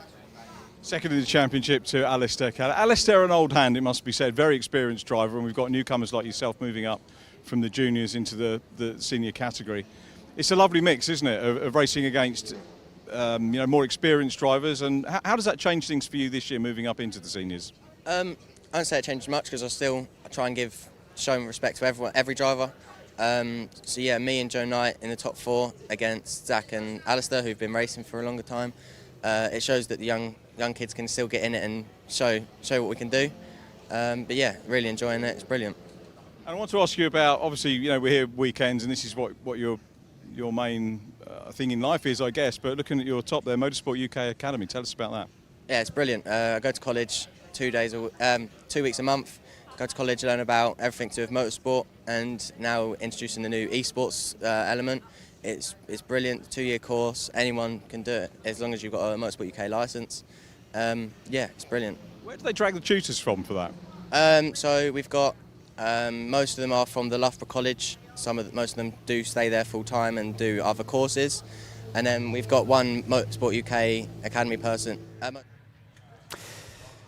So, good news, we are almost ready for a restart now in the Fiesta Juniors, although one car being pushed into the pit lane there at the back, that is George Foxlow. So George Foxlow not likely to take the restart, but everybody else who wasn't involved in the red flag incidents able to get the race restarted. Over 7 minutes the distance, they'll have another formation lap first, and then we'll be good to go racing in a race that was due to start at 5 o'clock. It's 10 past now, so by the time it's finished, we should be pretty much bang on track as far as the timetable goes. So the grid is how they were running at the time of the red flag by the looks of it. So Luke Hilton from Ryan Micallef, front row, Dan Lewis, Sam Nessa, row 2, and then Benmore Ryan, who's been one of the most exciting drivers to watch today, starting from 5th on the grid. So those 5 really have been the pace setters this weekend. That's going to continue to be the case now in this resumed race. Rev starting to rise on the grid, which means the green flag lap shouldn't be too far away now. And Luke Hilton has to do it all over again, and of course didn't have an easy ride of it at the initial start of the race, did he, with Nessa really going after him, but then Sam just kind of got caught up battling with Micallef and Ryan and Lewis, and that allowed Hilton to make that break. And once you do make a bit of a break in a formula like this, very difficult for everyone else in identical cars to catch up to you. So that's what Hilton needs to try and do again, but it can be easier said than done. George Foxlow heading back down the pit lane now. So I suspect they just couldn't get the car fired up. Whether he'll be allowed to tag on to the back of the grid or not, I'm not sure, but he's lining up at the end of the pit lane. Marshals will give him some directions as we, I think, are just waiting for the last of the recovery vehicles to be off the track. Green flag does now wave, and they make their way back around the Oulton Park circuit once again. Bit of a breeze picking up now here at Oulton, but the sun's still shining. Still pretty toasty outside, I'm sure, and drivers will be quite grateful to get out of the cars. They've been sat in the cars now for probably about twice as long as they were supposed to be, and that is not ideal on a day such as this one. So Hilton then looking for his third win of the year. Of course, won earlier on today, won back at Snetterton at the season opener as well in the first race of 2 that weekend.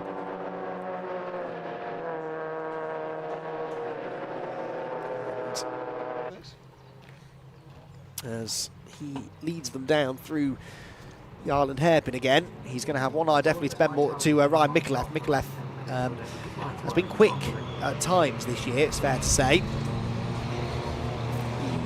He sits only 9th in the championship at the moment, but Ryan Micallef had that win in the second race at Snetterton. So we had Luke Hilton win race 1, Micallef win race 2. Having non-finished in race 1. So there's a hint of history repeating itself here, isn't there? I wonder whether the stars are going to align perfectly for Ryan here to get a victory for Jam Sport.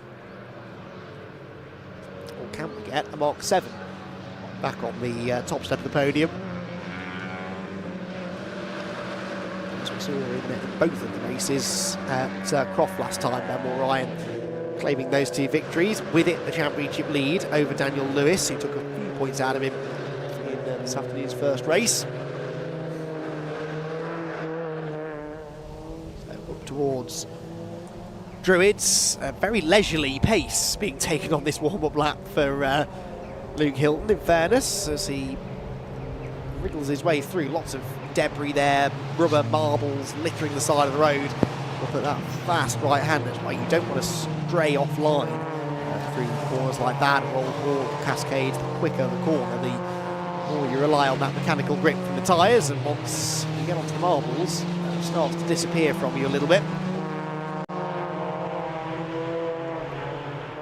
I'm sure we'll see some more good side-by-side racing here. The start will be crucial. Luke Hilton's made 2 good starts and both times has had that inside line into Old Hall Corner. That's been what saved him, really, because actually the others were sort of on him, weren't they? Nessa on both starts was alongside Hilton into Old Hall, but on the wrong side of the road. So take a really good launch here from Ryan Micallef to get ahead of him.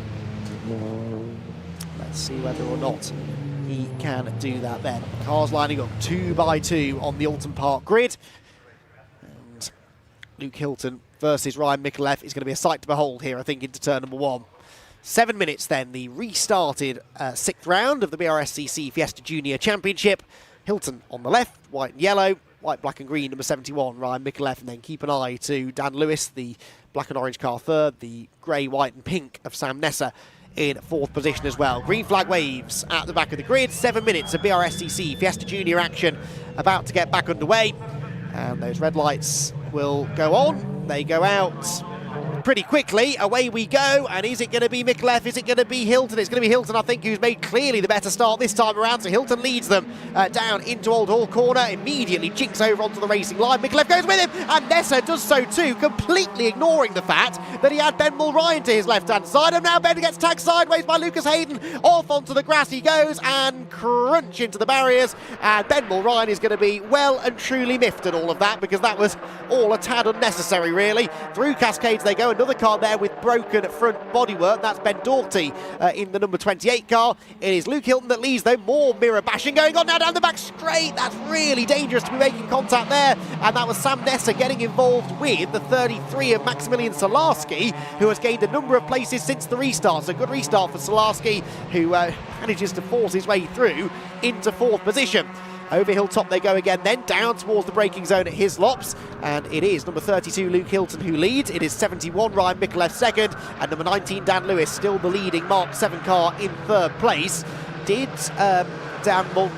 red flag, that answers my question. Ben Mulryan did not get going again from Old Hall Corner, and this time I think it's going to be curtains for the Fiesta Juniors. I don't see them being given a 3rd chance at this, so red flag will fly, and the race being stopped, so unsure exactly as to what the reason might be, but the race being stopped, I suspect it's something to do with Ben Mulryan's car being off at Old Hall Corner, but either way I don't think we're going to see the cars. Yeah, there is Mulryan, he didn't get going again. The medical crew's there just to check him over, but he appears to be fine. You can tell he's fine because the medical crew are actually joining in with helping the marshals to get the bodywork off the road. So they clearly don't feel that they need to give the driver too much attention, which is good news. So Luke Hilton, I think, is going to come away with a race win. The result will likely now go back to the way in which they lined up at that restart, as Ben Mulryan's car will be taken out of the order, of course, because he's technically the cause for the red flag after that spin at turn 1, but he was almost elbowed off the road going into Old Hall by Sam Nessa, and then coming off the corner there was clearly a secondary touch, and off he went. So are they being directed onto the grid? That would surprise me.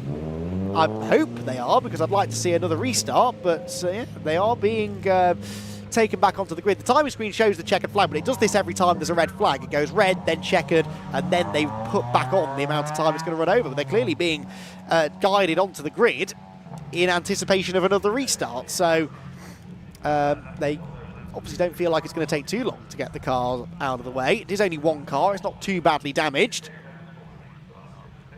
And so we are going to see more Fiesta Junior action then here at Oulton Park.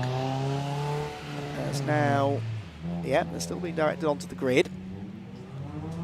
So Ben Mulryan won't retake the start. This can only, yeah, they put it back to 7 minutes again now. It's 20 past 5. We've just about got time for this, as long as we don't get any more trouble. There's there Mulryan's car already about to be hooked up to the tower. Of course, car there to check that the barriers are okay, but it wasn't a particularly big hit in the end into the arm cone. Tell you what, the spectators of that part of the circuit have got their money's worth today, haven't they? There's been lots of action at Old Hall Corner, as is often the case here at Oulton Park. Such a pinch point at the start of the race, that first turn. And that was just a little 3-wide situation that ultimately was always destined for disaster, I think. So, still awaiting official confirmation. The 7 minutes showing on the timing screen might just be showing because that was the original race length time, restart length time, if you follow. Maybe a slightly shorter restart this time around, although they hadn't completed a lap, I guess. So, we shall see. Say the recovery vehicle about to tow Ryan's car clear, so we'll be good for a restart very soon if we're going to get one. The cars are lined up, ready to go. And as the breeze continues to blow across the Oulton Park circuit, it's bringing with it some clouds now. It's getting more and more muggy, more and more humid towards the end of the day, so there is the ever-present threat on a hot day like this of a little bit of a thunderstorm, which is, quite frankly, all we need, given the way that this Fiesta Junior race has gone so far. Let's hope that that rain abates for another hour or so. So it's a 5-minute restart, the restarted race we're now getting confirmation of. So time for a handful of laps then, 3 or 4 laps, 3 laps probably they'll get in 5 minutes. And the Fiesta Junior drivers have a third try now at getting their second race of the weekend in the books.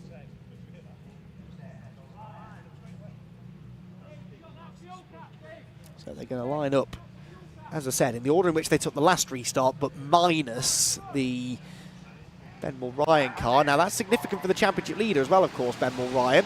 A non-finish here. Daniel Lewis took a few points out of him in the earlier race, but if Daniel can finish on the podium this time, he'll take the championship lead properly. So obviously drop scores yet to be taken into account, and Mulryan, in fairness, hadn't had a bad race really yet. I think his worst finish had been 6th.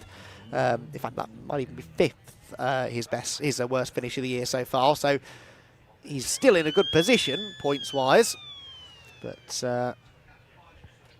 will likely lose the lead on net points, total points, if you like, before those drops are taken into account. So a third green flag lap now gets underway for the Fiesta Juniors, as Luke Hilton must feel that if he wins this race, he's had everything thrown at him. The initial race start built up a big lead, that then disappeared with the first red flag. Then absolutely nailed the second race start, in fairness, to the point that he cleared Ryan Micallef before they even got into Old Hall Corner.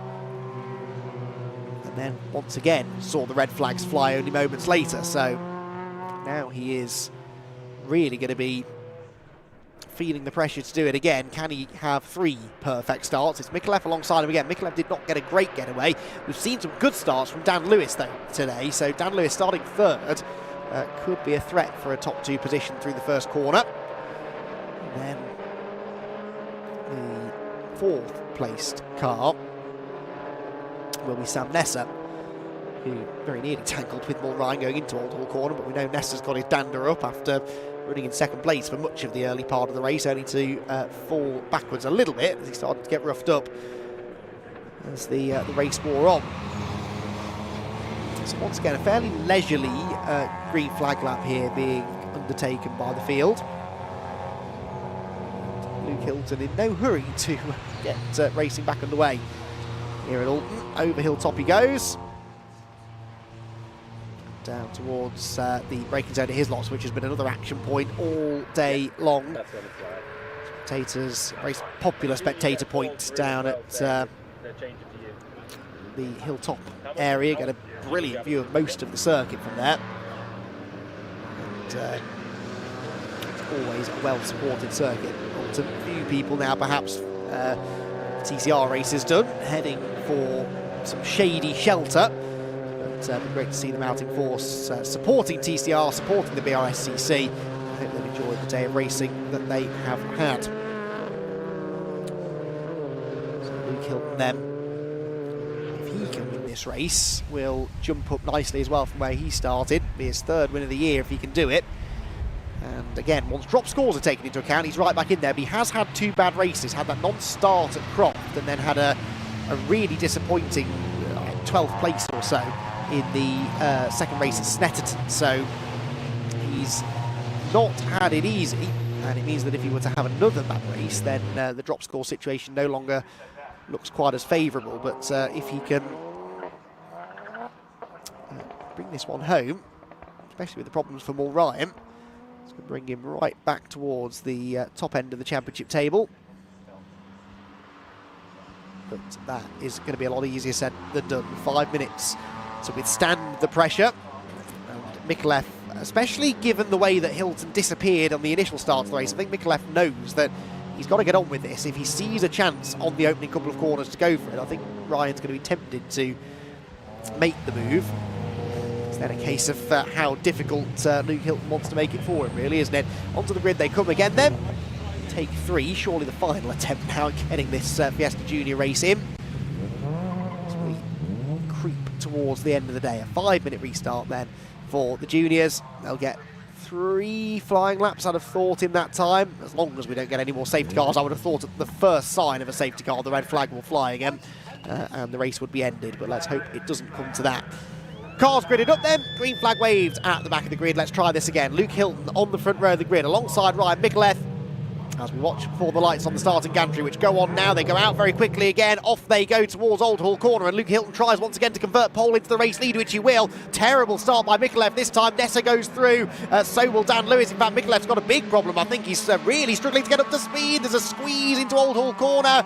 Can they all get away with it this time? Yes, somehow, I think. Down the avenue they go, but Ryan Mikulev is plummeting down the order. I think he's stuck in gear or something. That car is not accelerating as they head for Cascades Corner. That's Lucas Hayden out the inside of Daniel Lewis, bringing with him the number 33 of Maximilian Solarski, who moves into 4th. But we're once again now in a Hilton versus Nessa scrap for the race lead. Somehow, through all of the drama, Sam Nessa has picked his way back into 2nd place. Hayden in 3rd. Dive up the inside there against Daniel Lewis. That was a brave move from the number 96 car of Ronnie Smith. Ronnie Smith into the top 5 now with that overtake.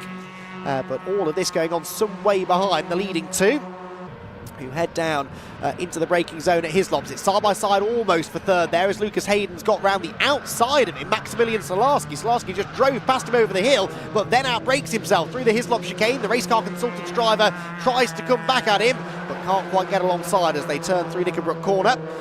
Climb up and over Clay Hill. Leaders checking out, then 3rd, 4th, 5th, 6th and 7th, nose to tail under the bridge.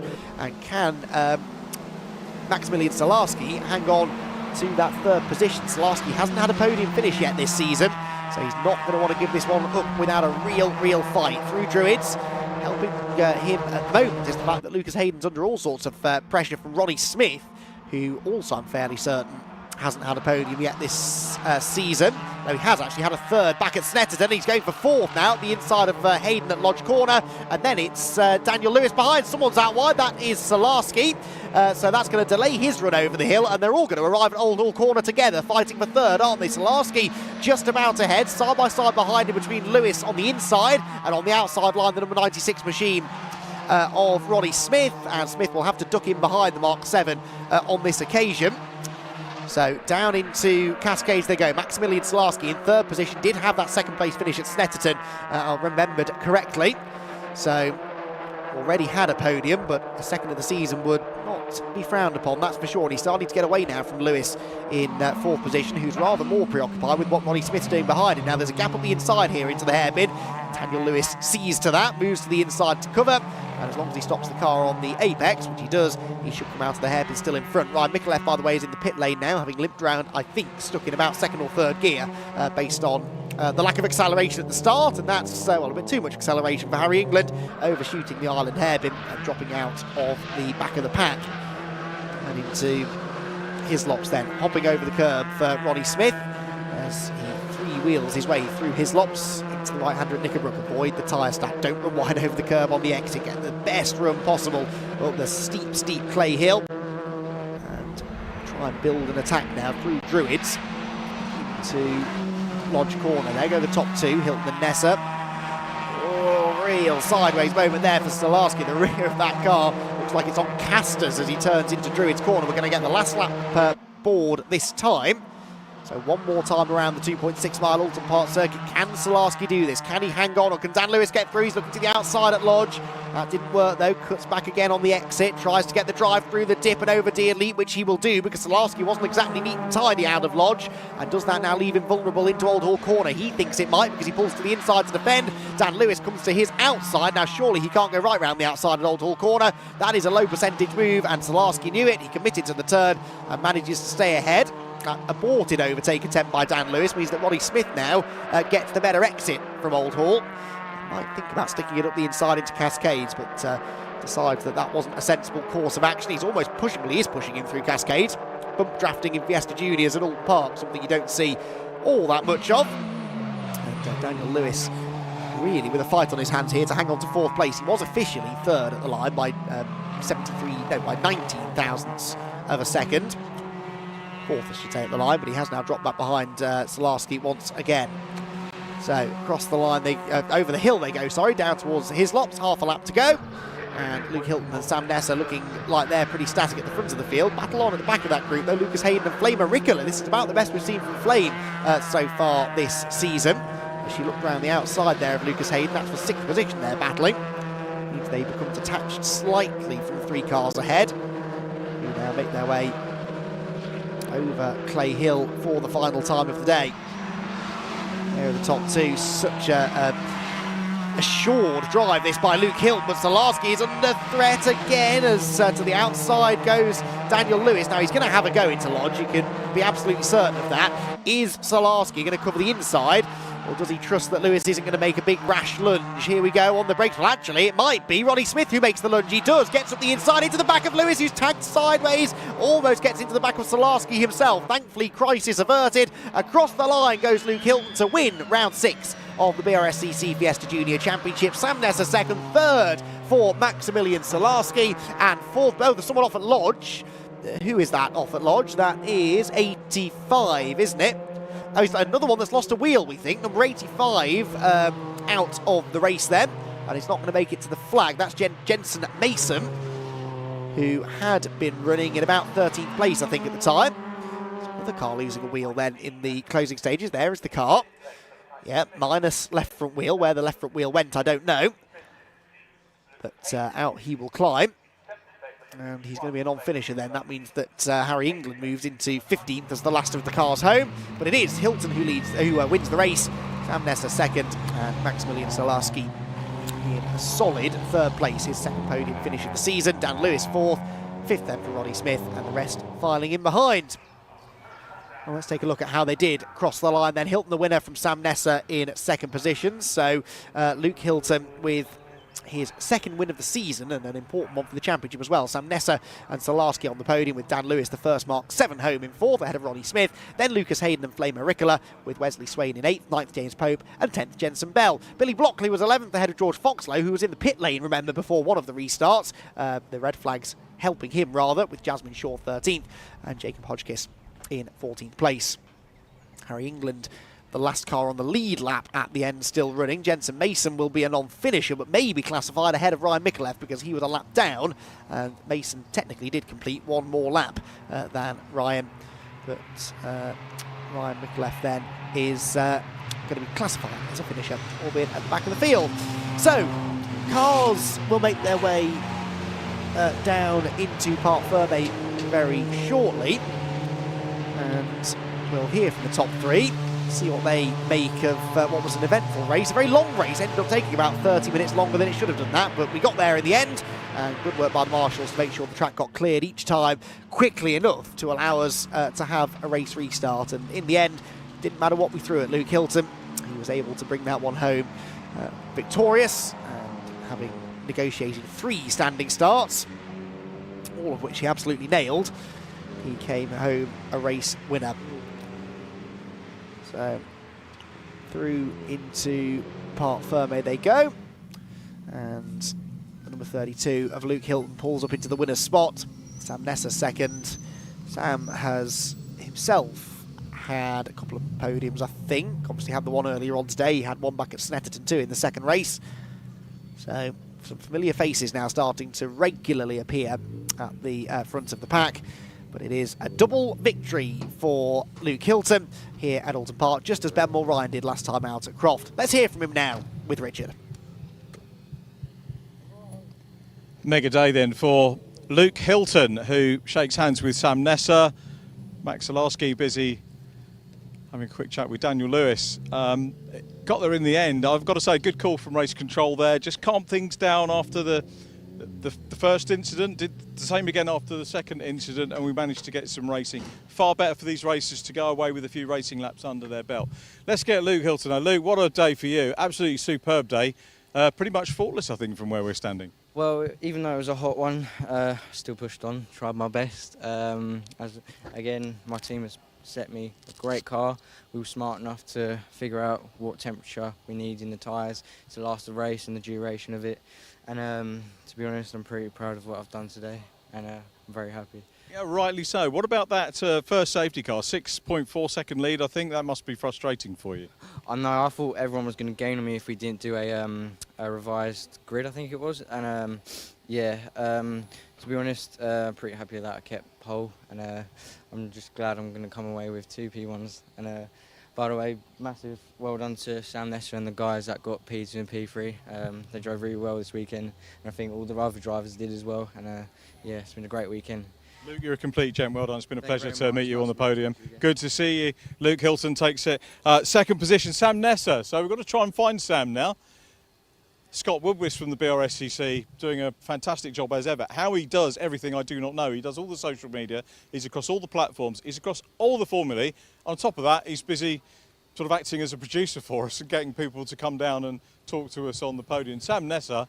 And you didn't hear it, but Luke Hilton congratulated you on a great race as well. So another P2, more very valuable points. And it's hard work. 3 goes at getting there in the end, but we did. Yeah, just sitting there on the grid waiting for the race to restart was probably the most painful bit. Just sat there, the engine's hot, so it's pumping kind of hot air into the car. So it's already kind of making you a bit brain dead. It was restart 1, all right, cool. Restart 2, yep, all right. Then there was a third one, which kind of helps me in a way because they put me back to where I started after I lost a few positions. Yeah, it's nice to see mine and Luke's plan of kind of cracking on and having a good race and pushing forward works. And good that Race Control managed to get that third restart finished. It's great for you guys to go with racing laps under your belt at the end of today's race day. Yeah, for sure. If it wasn't for that, I wouldn't be in P2. So I'm grateful that they managed to get it restarted. Brilliant. Thanks for chatting to us. Very well done on P2. We look forward to seeing you again at Knock Hill. And third place driver is Max Solarski. So let's get Max over here. Another chat with the scholarship winner from last year, another podium. And there's a little smile there, so congratulations. You look happy with that. Yeah, I am happy. As it's not just in a group, I come third overall. It's a bit more joy to me. But overall, very exhausting race. It was very long, very hot in that car. And yeah, that's it.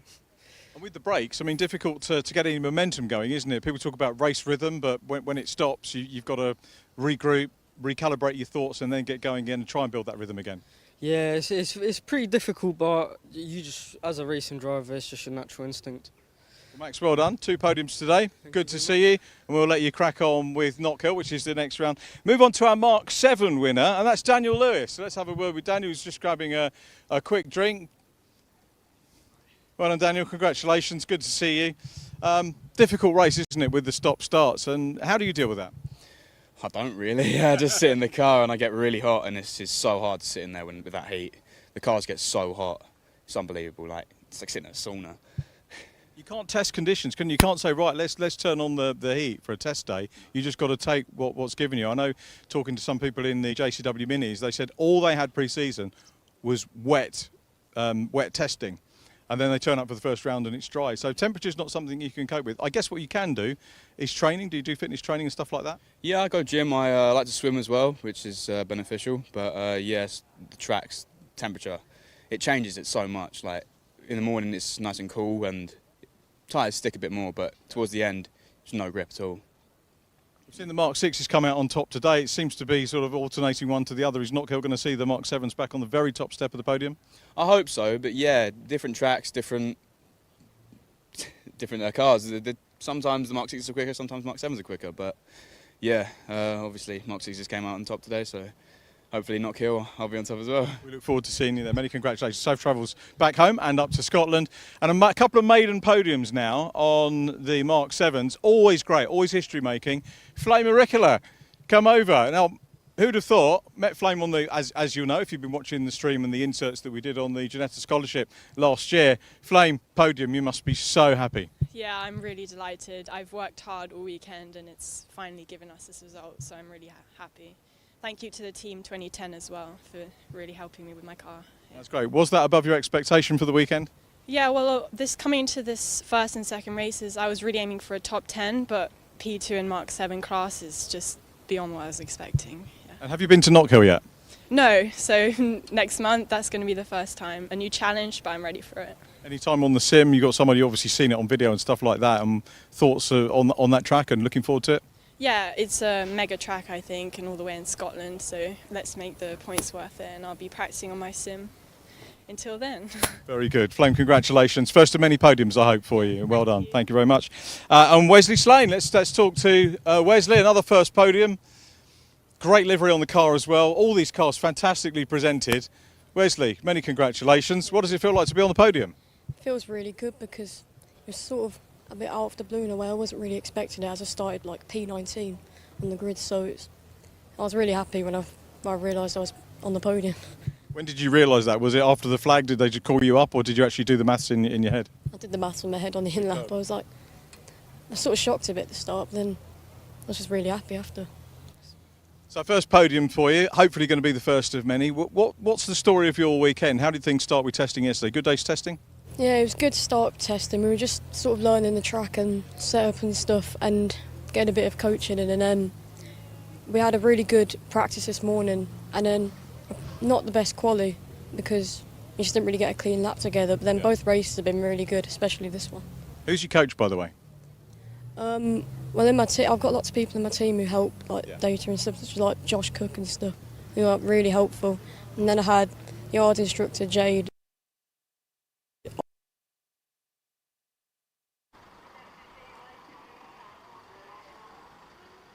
Thank you very much, Richard. Looking forward to our penultimate race of the day then. The ST150 is about to get underway here at Oulton Park for their second race here this afternoon, and we're going to be in for, I'm sure, another treat. Their first race won by Sam Watkins earlier on pretty healthily over Sam Beckett, but Sam was charging his way nicely through the field, and Sam Beckett looking perhaps for the win this time around. We shall see. And he was joined on the podium by Michael Blackburn. Michael Blackburn following him up through the order in the closing stages. Dan Robinson and Matt Pimlott were next. And remember, the big story really coming into the weekend was Matt Pimlott and Thomas Aiken being tied for the championship lead, but neither of them had a good run in race one. Pimlott fifth was okay, I guess, but Aiken, having started at the back end of the top 10, made it only up into 7th place by the flag. So that's kind of the story to watch for. And they will be starting pretty close to each other again on the grid for this one. We'll take a look now at how they line up on the grid for our penultimate race of the day here at Oulton Park. It's Sam Beckett on the pole because... well, actually, I'm stumped as to why it's Sam Beckett on the pole. But anyway, it is Sam Beckett on pole. Michael Blackburn alongside. There's been an amended result, I think, to race one, which I hadn't been made aware of. So Beckett on pole, Blackburn second, Dan Robinson and Matt Pimlott are on row 2. Then Mark Blunt and Thomas Aiken row 3. Paul Dobson and Sam Watkins together on row 4. Then it is Ethan Rogers and Chris Chisnell, whose name I will get right before the day is over, with Anthony Sullivan and Jamie Luthwaite together on row 6. 7th row for Richard Steele and Dan Wyke, with Chris Flynn and Jason Hennifer next in line on row 8. Row 9, Aidan Vickers and Jade Goodwin, and then 10th row on the grid for Alex Strange and Matthew Morton. Adam Woods and Ron Lufstadt will complete the runners. So, Sam Watkins dropped down to 8th on the grid. There's no obvious reason as to why that's happened. I'm sort of padding here in the hope that Scott Woodward is going to jump in with that vital bit of information that I've missed as to why Sam Watkins has a grid penalty, because he's kept the race win. As far as I can tell, the race result on TSL timing still says Sam Watkins race winner, Sam Beckett second. And it's the result of that race that gives you the grid for race number 2. But somewhere along the line, Watkins has been handed a grid penalty. So more news on that as and when I get it. But for now, it means that Sam Beckett and Michael Blackburn will be sharing that front row of the grid.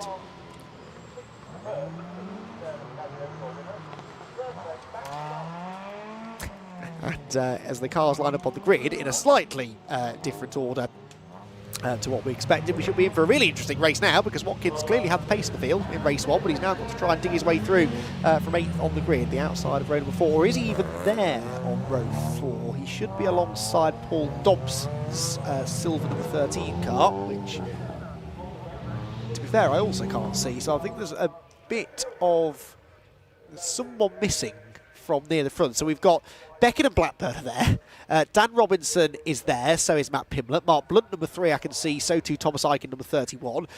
Paul Dobson, I don't think, is there where he should be. Right, so yeah, we're missing Sam Watkins. 13 is there, though, I think someone just told me. Yes, so Paul Dobson is on the line, but we are missing somewhere Sam Watkins. So not sure why. Lots of confusion regarding Sam Watkins ahead of this second race, but he's not going to be taking the start. The rest of them are, though, and that start is coming up now because the red lights go out, and it is going to be Sam Beckett versus Michael Blackburn from the front row of the grid. And it's not a great start by Beckett. Blackburn will get the early advantage, and Beckett now under pressure from his teammate Dan Robinson in the 69, and also Matt Pimblett, championship leader, around the outside into second place, maybe. Contact further back. Oh dear, again. Could have been a lot worse than it was. That's the 119 of Aidan Vickers, who was collected by someone. It might have been Ethan Rogers. It looked a bit like Ethan's car. Hope not. Let's try and piece that one together if we can. I'm not quite sure where Vickers is going, and more drama now down at Cascades. That's Jamie Luthwaite tangling with the number 31 as they go through the left-hander. So more cars in strife down at Cascades, and I fear that we might be destined for a safety car. That's Thomas Eichen then, number 31, who was second in the championship, getting tagged sideways down at Cascades corner.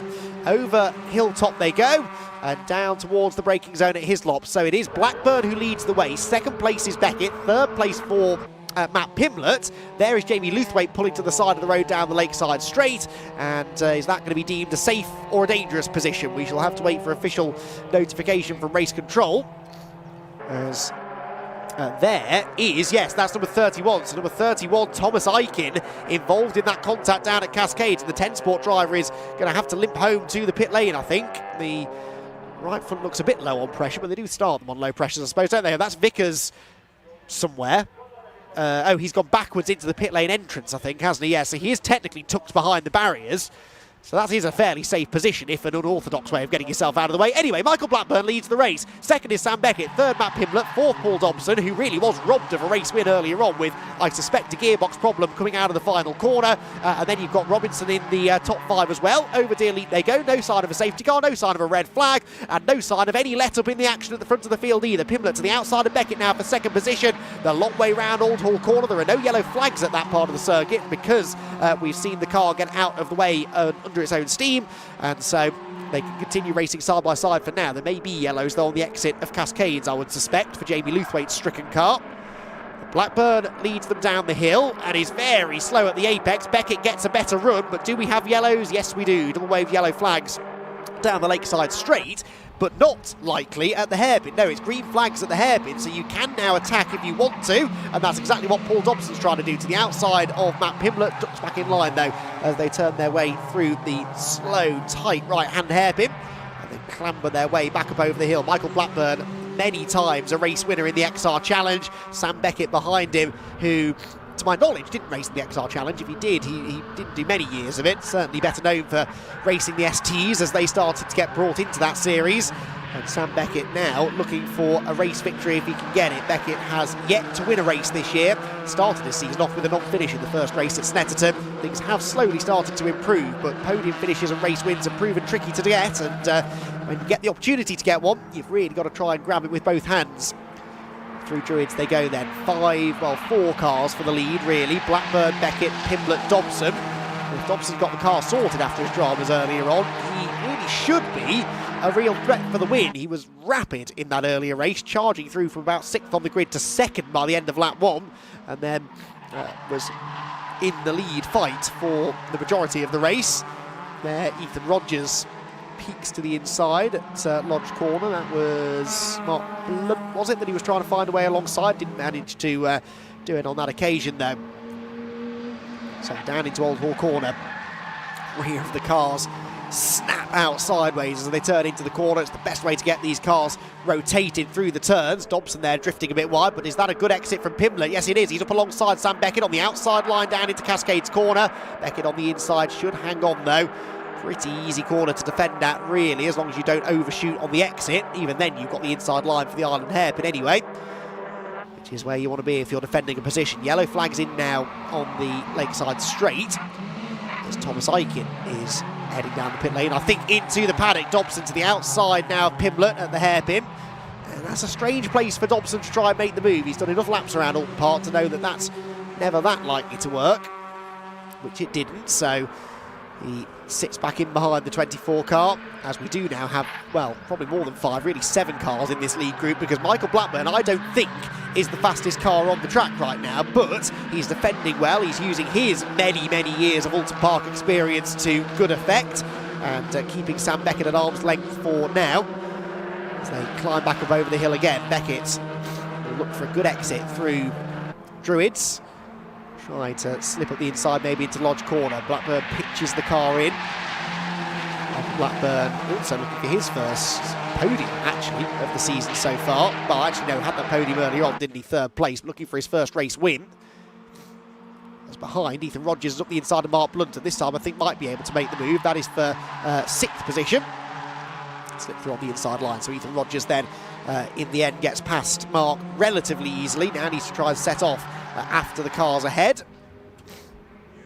As towards Old Hall corner they will barrel. 55 still ahead of 96, ahead of 24, ahead of 13. Same order they've been for a little while now, but Beckett has had a really good exit from Old Hall corner. I think, look at that, he's almost pushing Blackburn down towards Denton's. Michael pulls to the inside to defend. You've got Pimblett in there as well. Beckett to the inside, desperately late on the brakes at Cascades. This will be a brilliant move. It works. There's contact. Sideways for Blackburn in front of the pack, and they both get tangled together, and both exit stage left. That was always likely to happen, really. Side by side through Cascades is very difficult to do, and it's Matthew Pimblett, who started the weekend with, by his standards, a terrible qualifying effort, who leads the way now, the championship leader, finding his way to the front with Paul Dobson in behind him, then Ethan Rogers, and then you're going to have Daniel Robinson, I think, into 4th position, as Michael Blackburn and Sam Beckett both slip down the order. So, drama at Cascades, not for the first time today, has to be said. And actually, that hasn't really separated the pack at all, has it? We've still got 1, 2, 3, 4, 5, 6 of them in a line, because you could stretch that back to Chris Chisnell now in 6th position. So we lose a couple from the lead group, but gain a couple of others, and we've still got a real race on our hands. We're not even halfway through this one yet. Through Druids corner they'll go. There is Beckett, so Beckett continued. So I think did Blackburn, but Blackburn's behind him somewhere as Paul Dobson now starts to try and attack Matthew Pimblett. There is Blackburn, and his car is out. He's pulled off down at the Hislop chicane. Damage possibly to the side of that car after the contact. Now Dobson weaving around, dives to the inside of Pimblett. What a move that'd be. On the brakes into Lodge corner, right over the curb he goes, and Paul Dobson leaves him aside, but now Ethan Rogers has a run on the pair of them. 3 abreast they run over Deer Leap for the race lead, and someone has to back out of this before they get to Old Hall corner. Maybe even we're going to see Dan Robinson joining in the fun as well. On the inside, Rogers to the outside, Pimblett. Rogers goes through, can he stop the car? Pimblett trying to hang on the outside line. Fantastic racing from the ST150s, and it's Ethan Rogers who comes out of Old Hall corner with the advantage. Matt Pimblett, though, is not going to like that. He's going to try and fight back into Cascades. Launches up the inside. We've just seen how this can go badly wrong. They just leave each other enough space, and Ethan Rogers will go down the back straight still with the advantage. Dobson now trying to get back up the inside into the hairpin in what is turning into one of the best ST150 races in years. Inside line for Rogers, outside for Pimblett. Dobson goes up the inside. Pimblett down to 3rd. It's changing by the corner.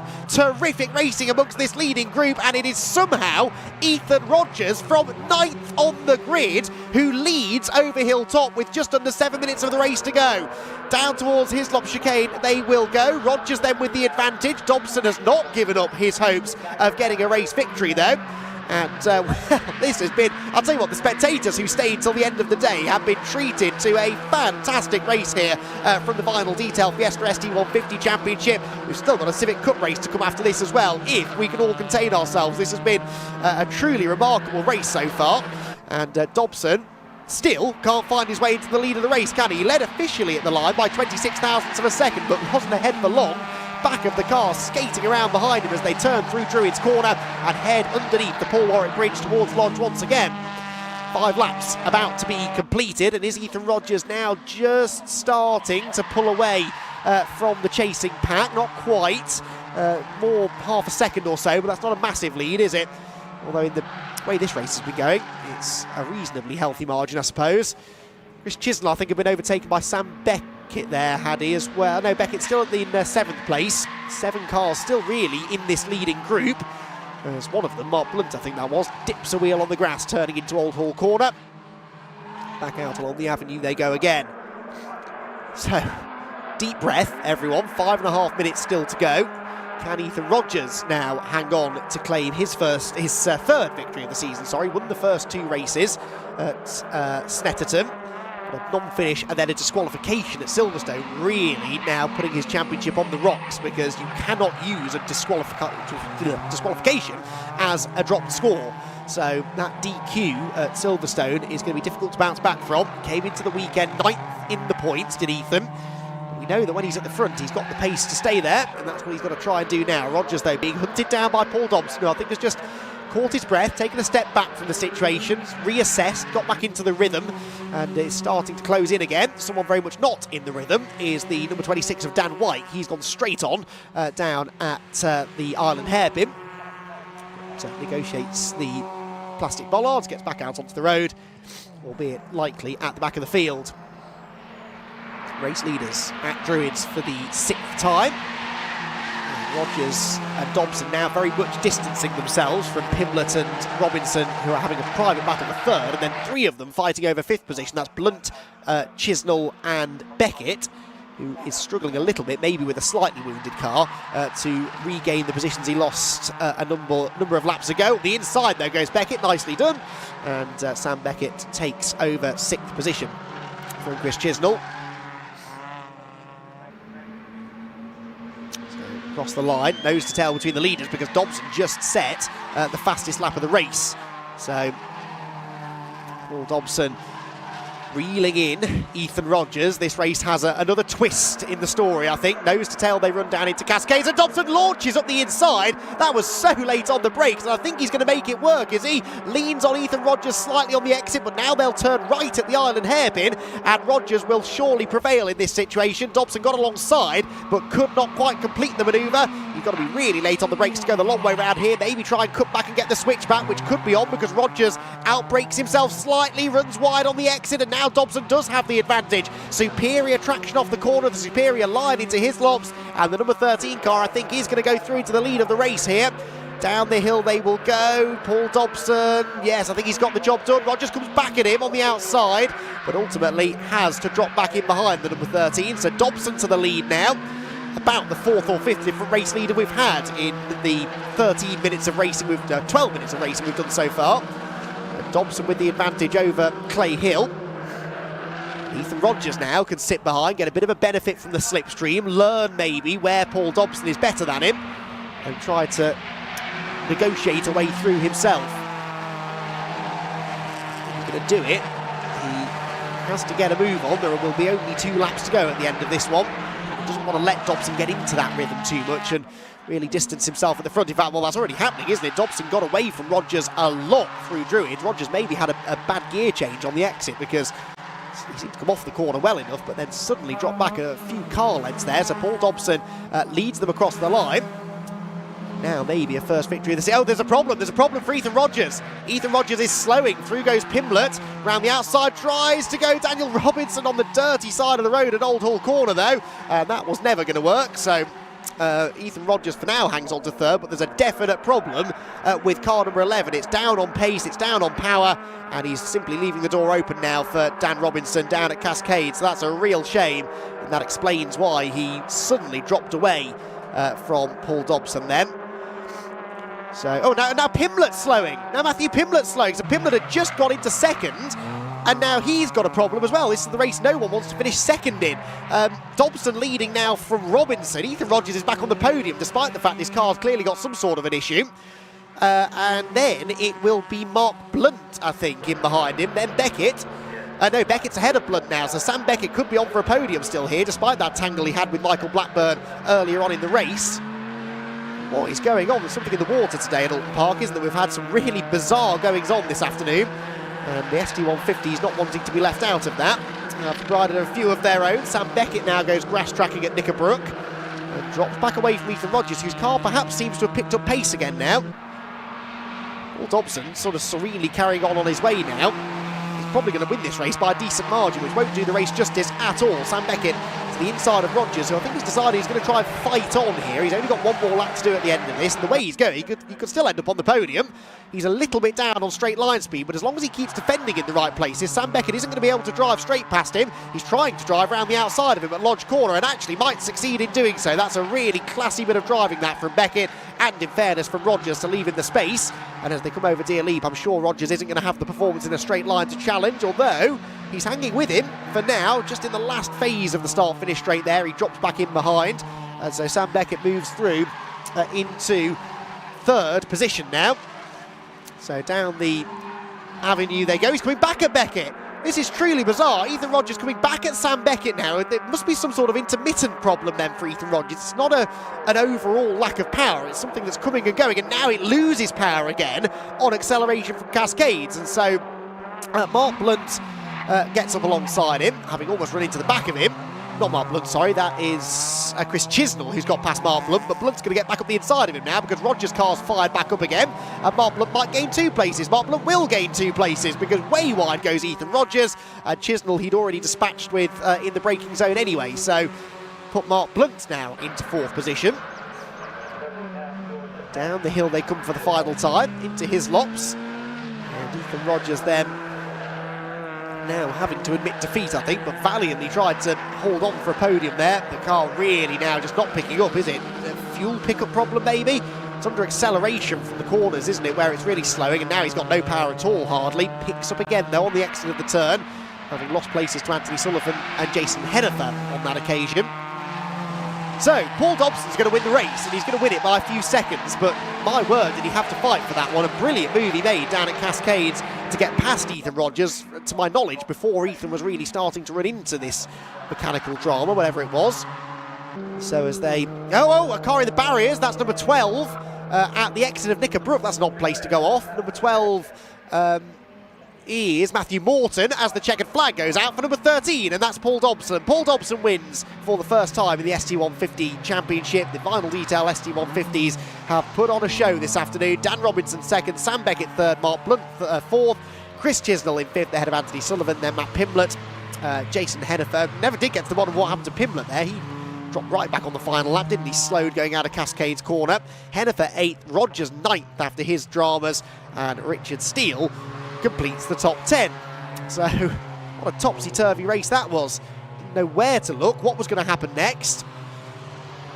And that was a race that will stay long in the memory, I think, for fans of the ST150 Championship, and the drivers, I'm sure, enjoyed that. Most of them. A couple of them might be a little miffed. Mark Blackburn, I'm sure, is going to have something to say about the contact that he had with Sam Beckett at Cascades, but it was certainly a race where people were not afraid to make bold moves. And I think part of that is down to the fact these are drivers, like I said, who spend a lot of time racing at Oulton Park. The ST150 Challenge, the XR Challenge that it replaced, primarily northwest based until very recent times. So Oulton Park, Anglesey, maybe the occasional away day to Donington Park. A lot of their races though used to be around this track, and so they know all of the tricks, all of the places that you can launch an attack, and it showed there because they were not afraid to go for a late lunge. Paul Dobson made a few of those late lunges on his way to victory in round number 7 of the Vinyl Detail Fiesta ST150 Challenge. Second for Dan Robinson, third Sam Beckett, fourth Mark Blunt, and Chris Chisnell completes the top 5 ahead of Anthony Sullivan, Matt Pimblett, Jason Hennifer, Ethan Rogers and Richard Steele. Jade Goodwin 11th, Alex Sprange in 12th, Chris Flynn 13th and Adam Woods in 14th position. Then it was Wyke in 15th, Morton 16th, Ron Lufstad was 17th, and then the rest of them all behind were non-finishers.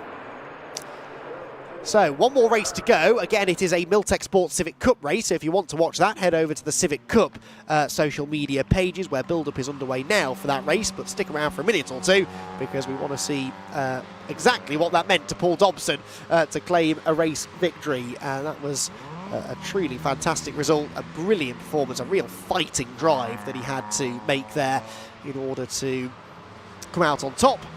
But that is exactly what he was able to do.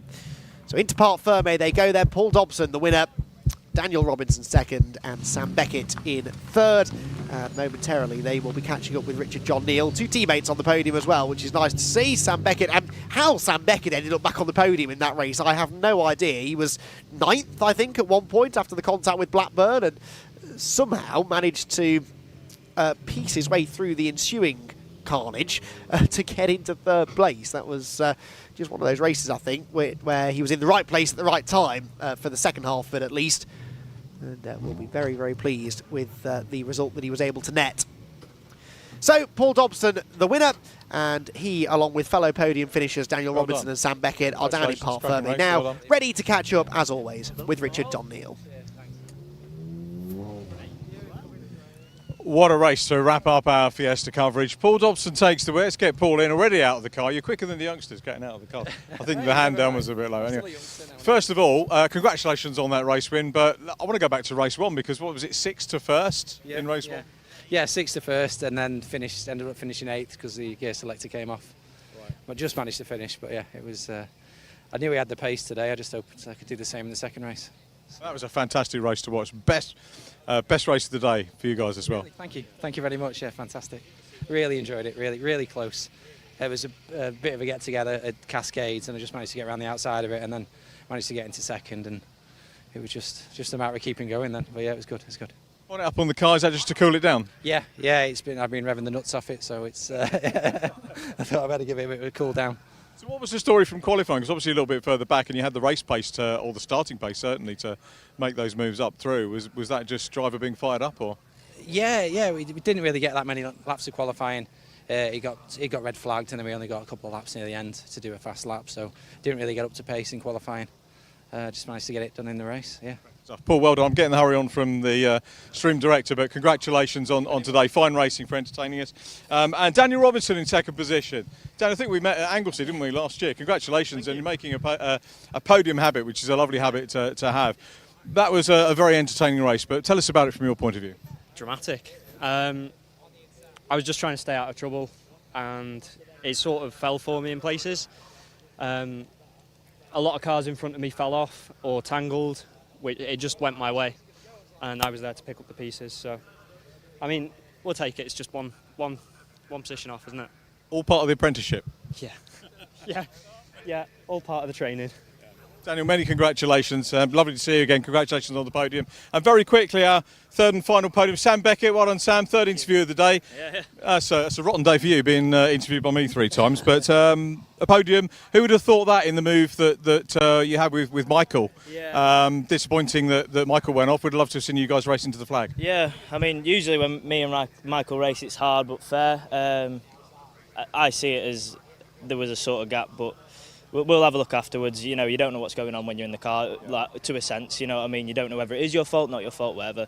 But yeah, it's a shame that he pulled off and it happened the way it happened, but I had to then pull all the stops out to try and get up back where I was, and then thankfully, I got back up to third. So incredible drive through, and just a mega race to wrap things up. Sam, lovely to see you today. Many congratulations. Thanks ever so much. Sam Beckett, our third finisher there on the podium. What a day we've had. It's been superb action from the BRSCC Fiestas. We've still got one more race to come, the Milltek Civic Cup, so flick over to the Civic Cup stream if you would like to watch that race. Andy McEwen's still on commentary for that. But from me on the BRSCC stream, and Ethan, thank you, Ethan, for looking after us on camera duties today. Everybody with the Alpha Live team who've been very welcoming. Thank you, guys. Been a pleasure working for you and with you today. And, well, hit the like button for Alpha Live and the BRSCC, and we hope to catch you again very, very soon. Take care, be good, bye for now.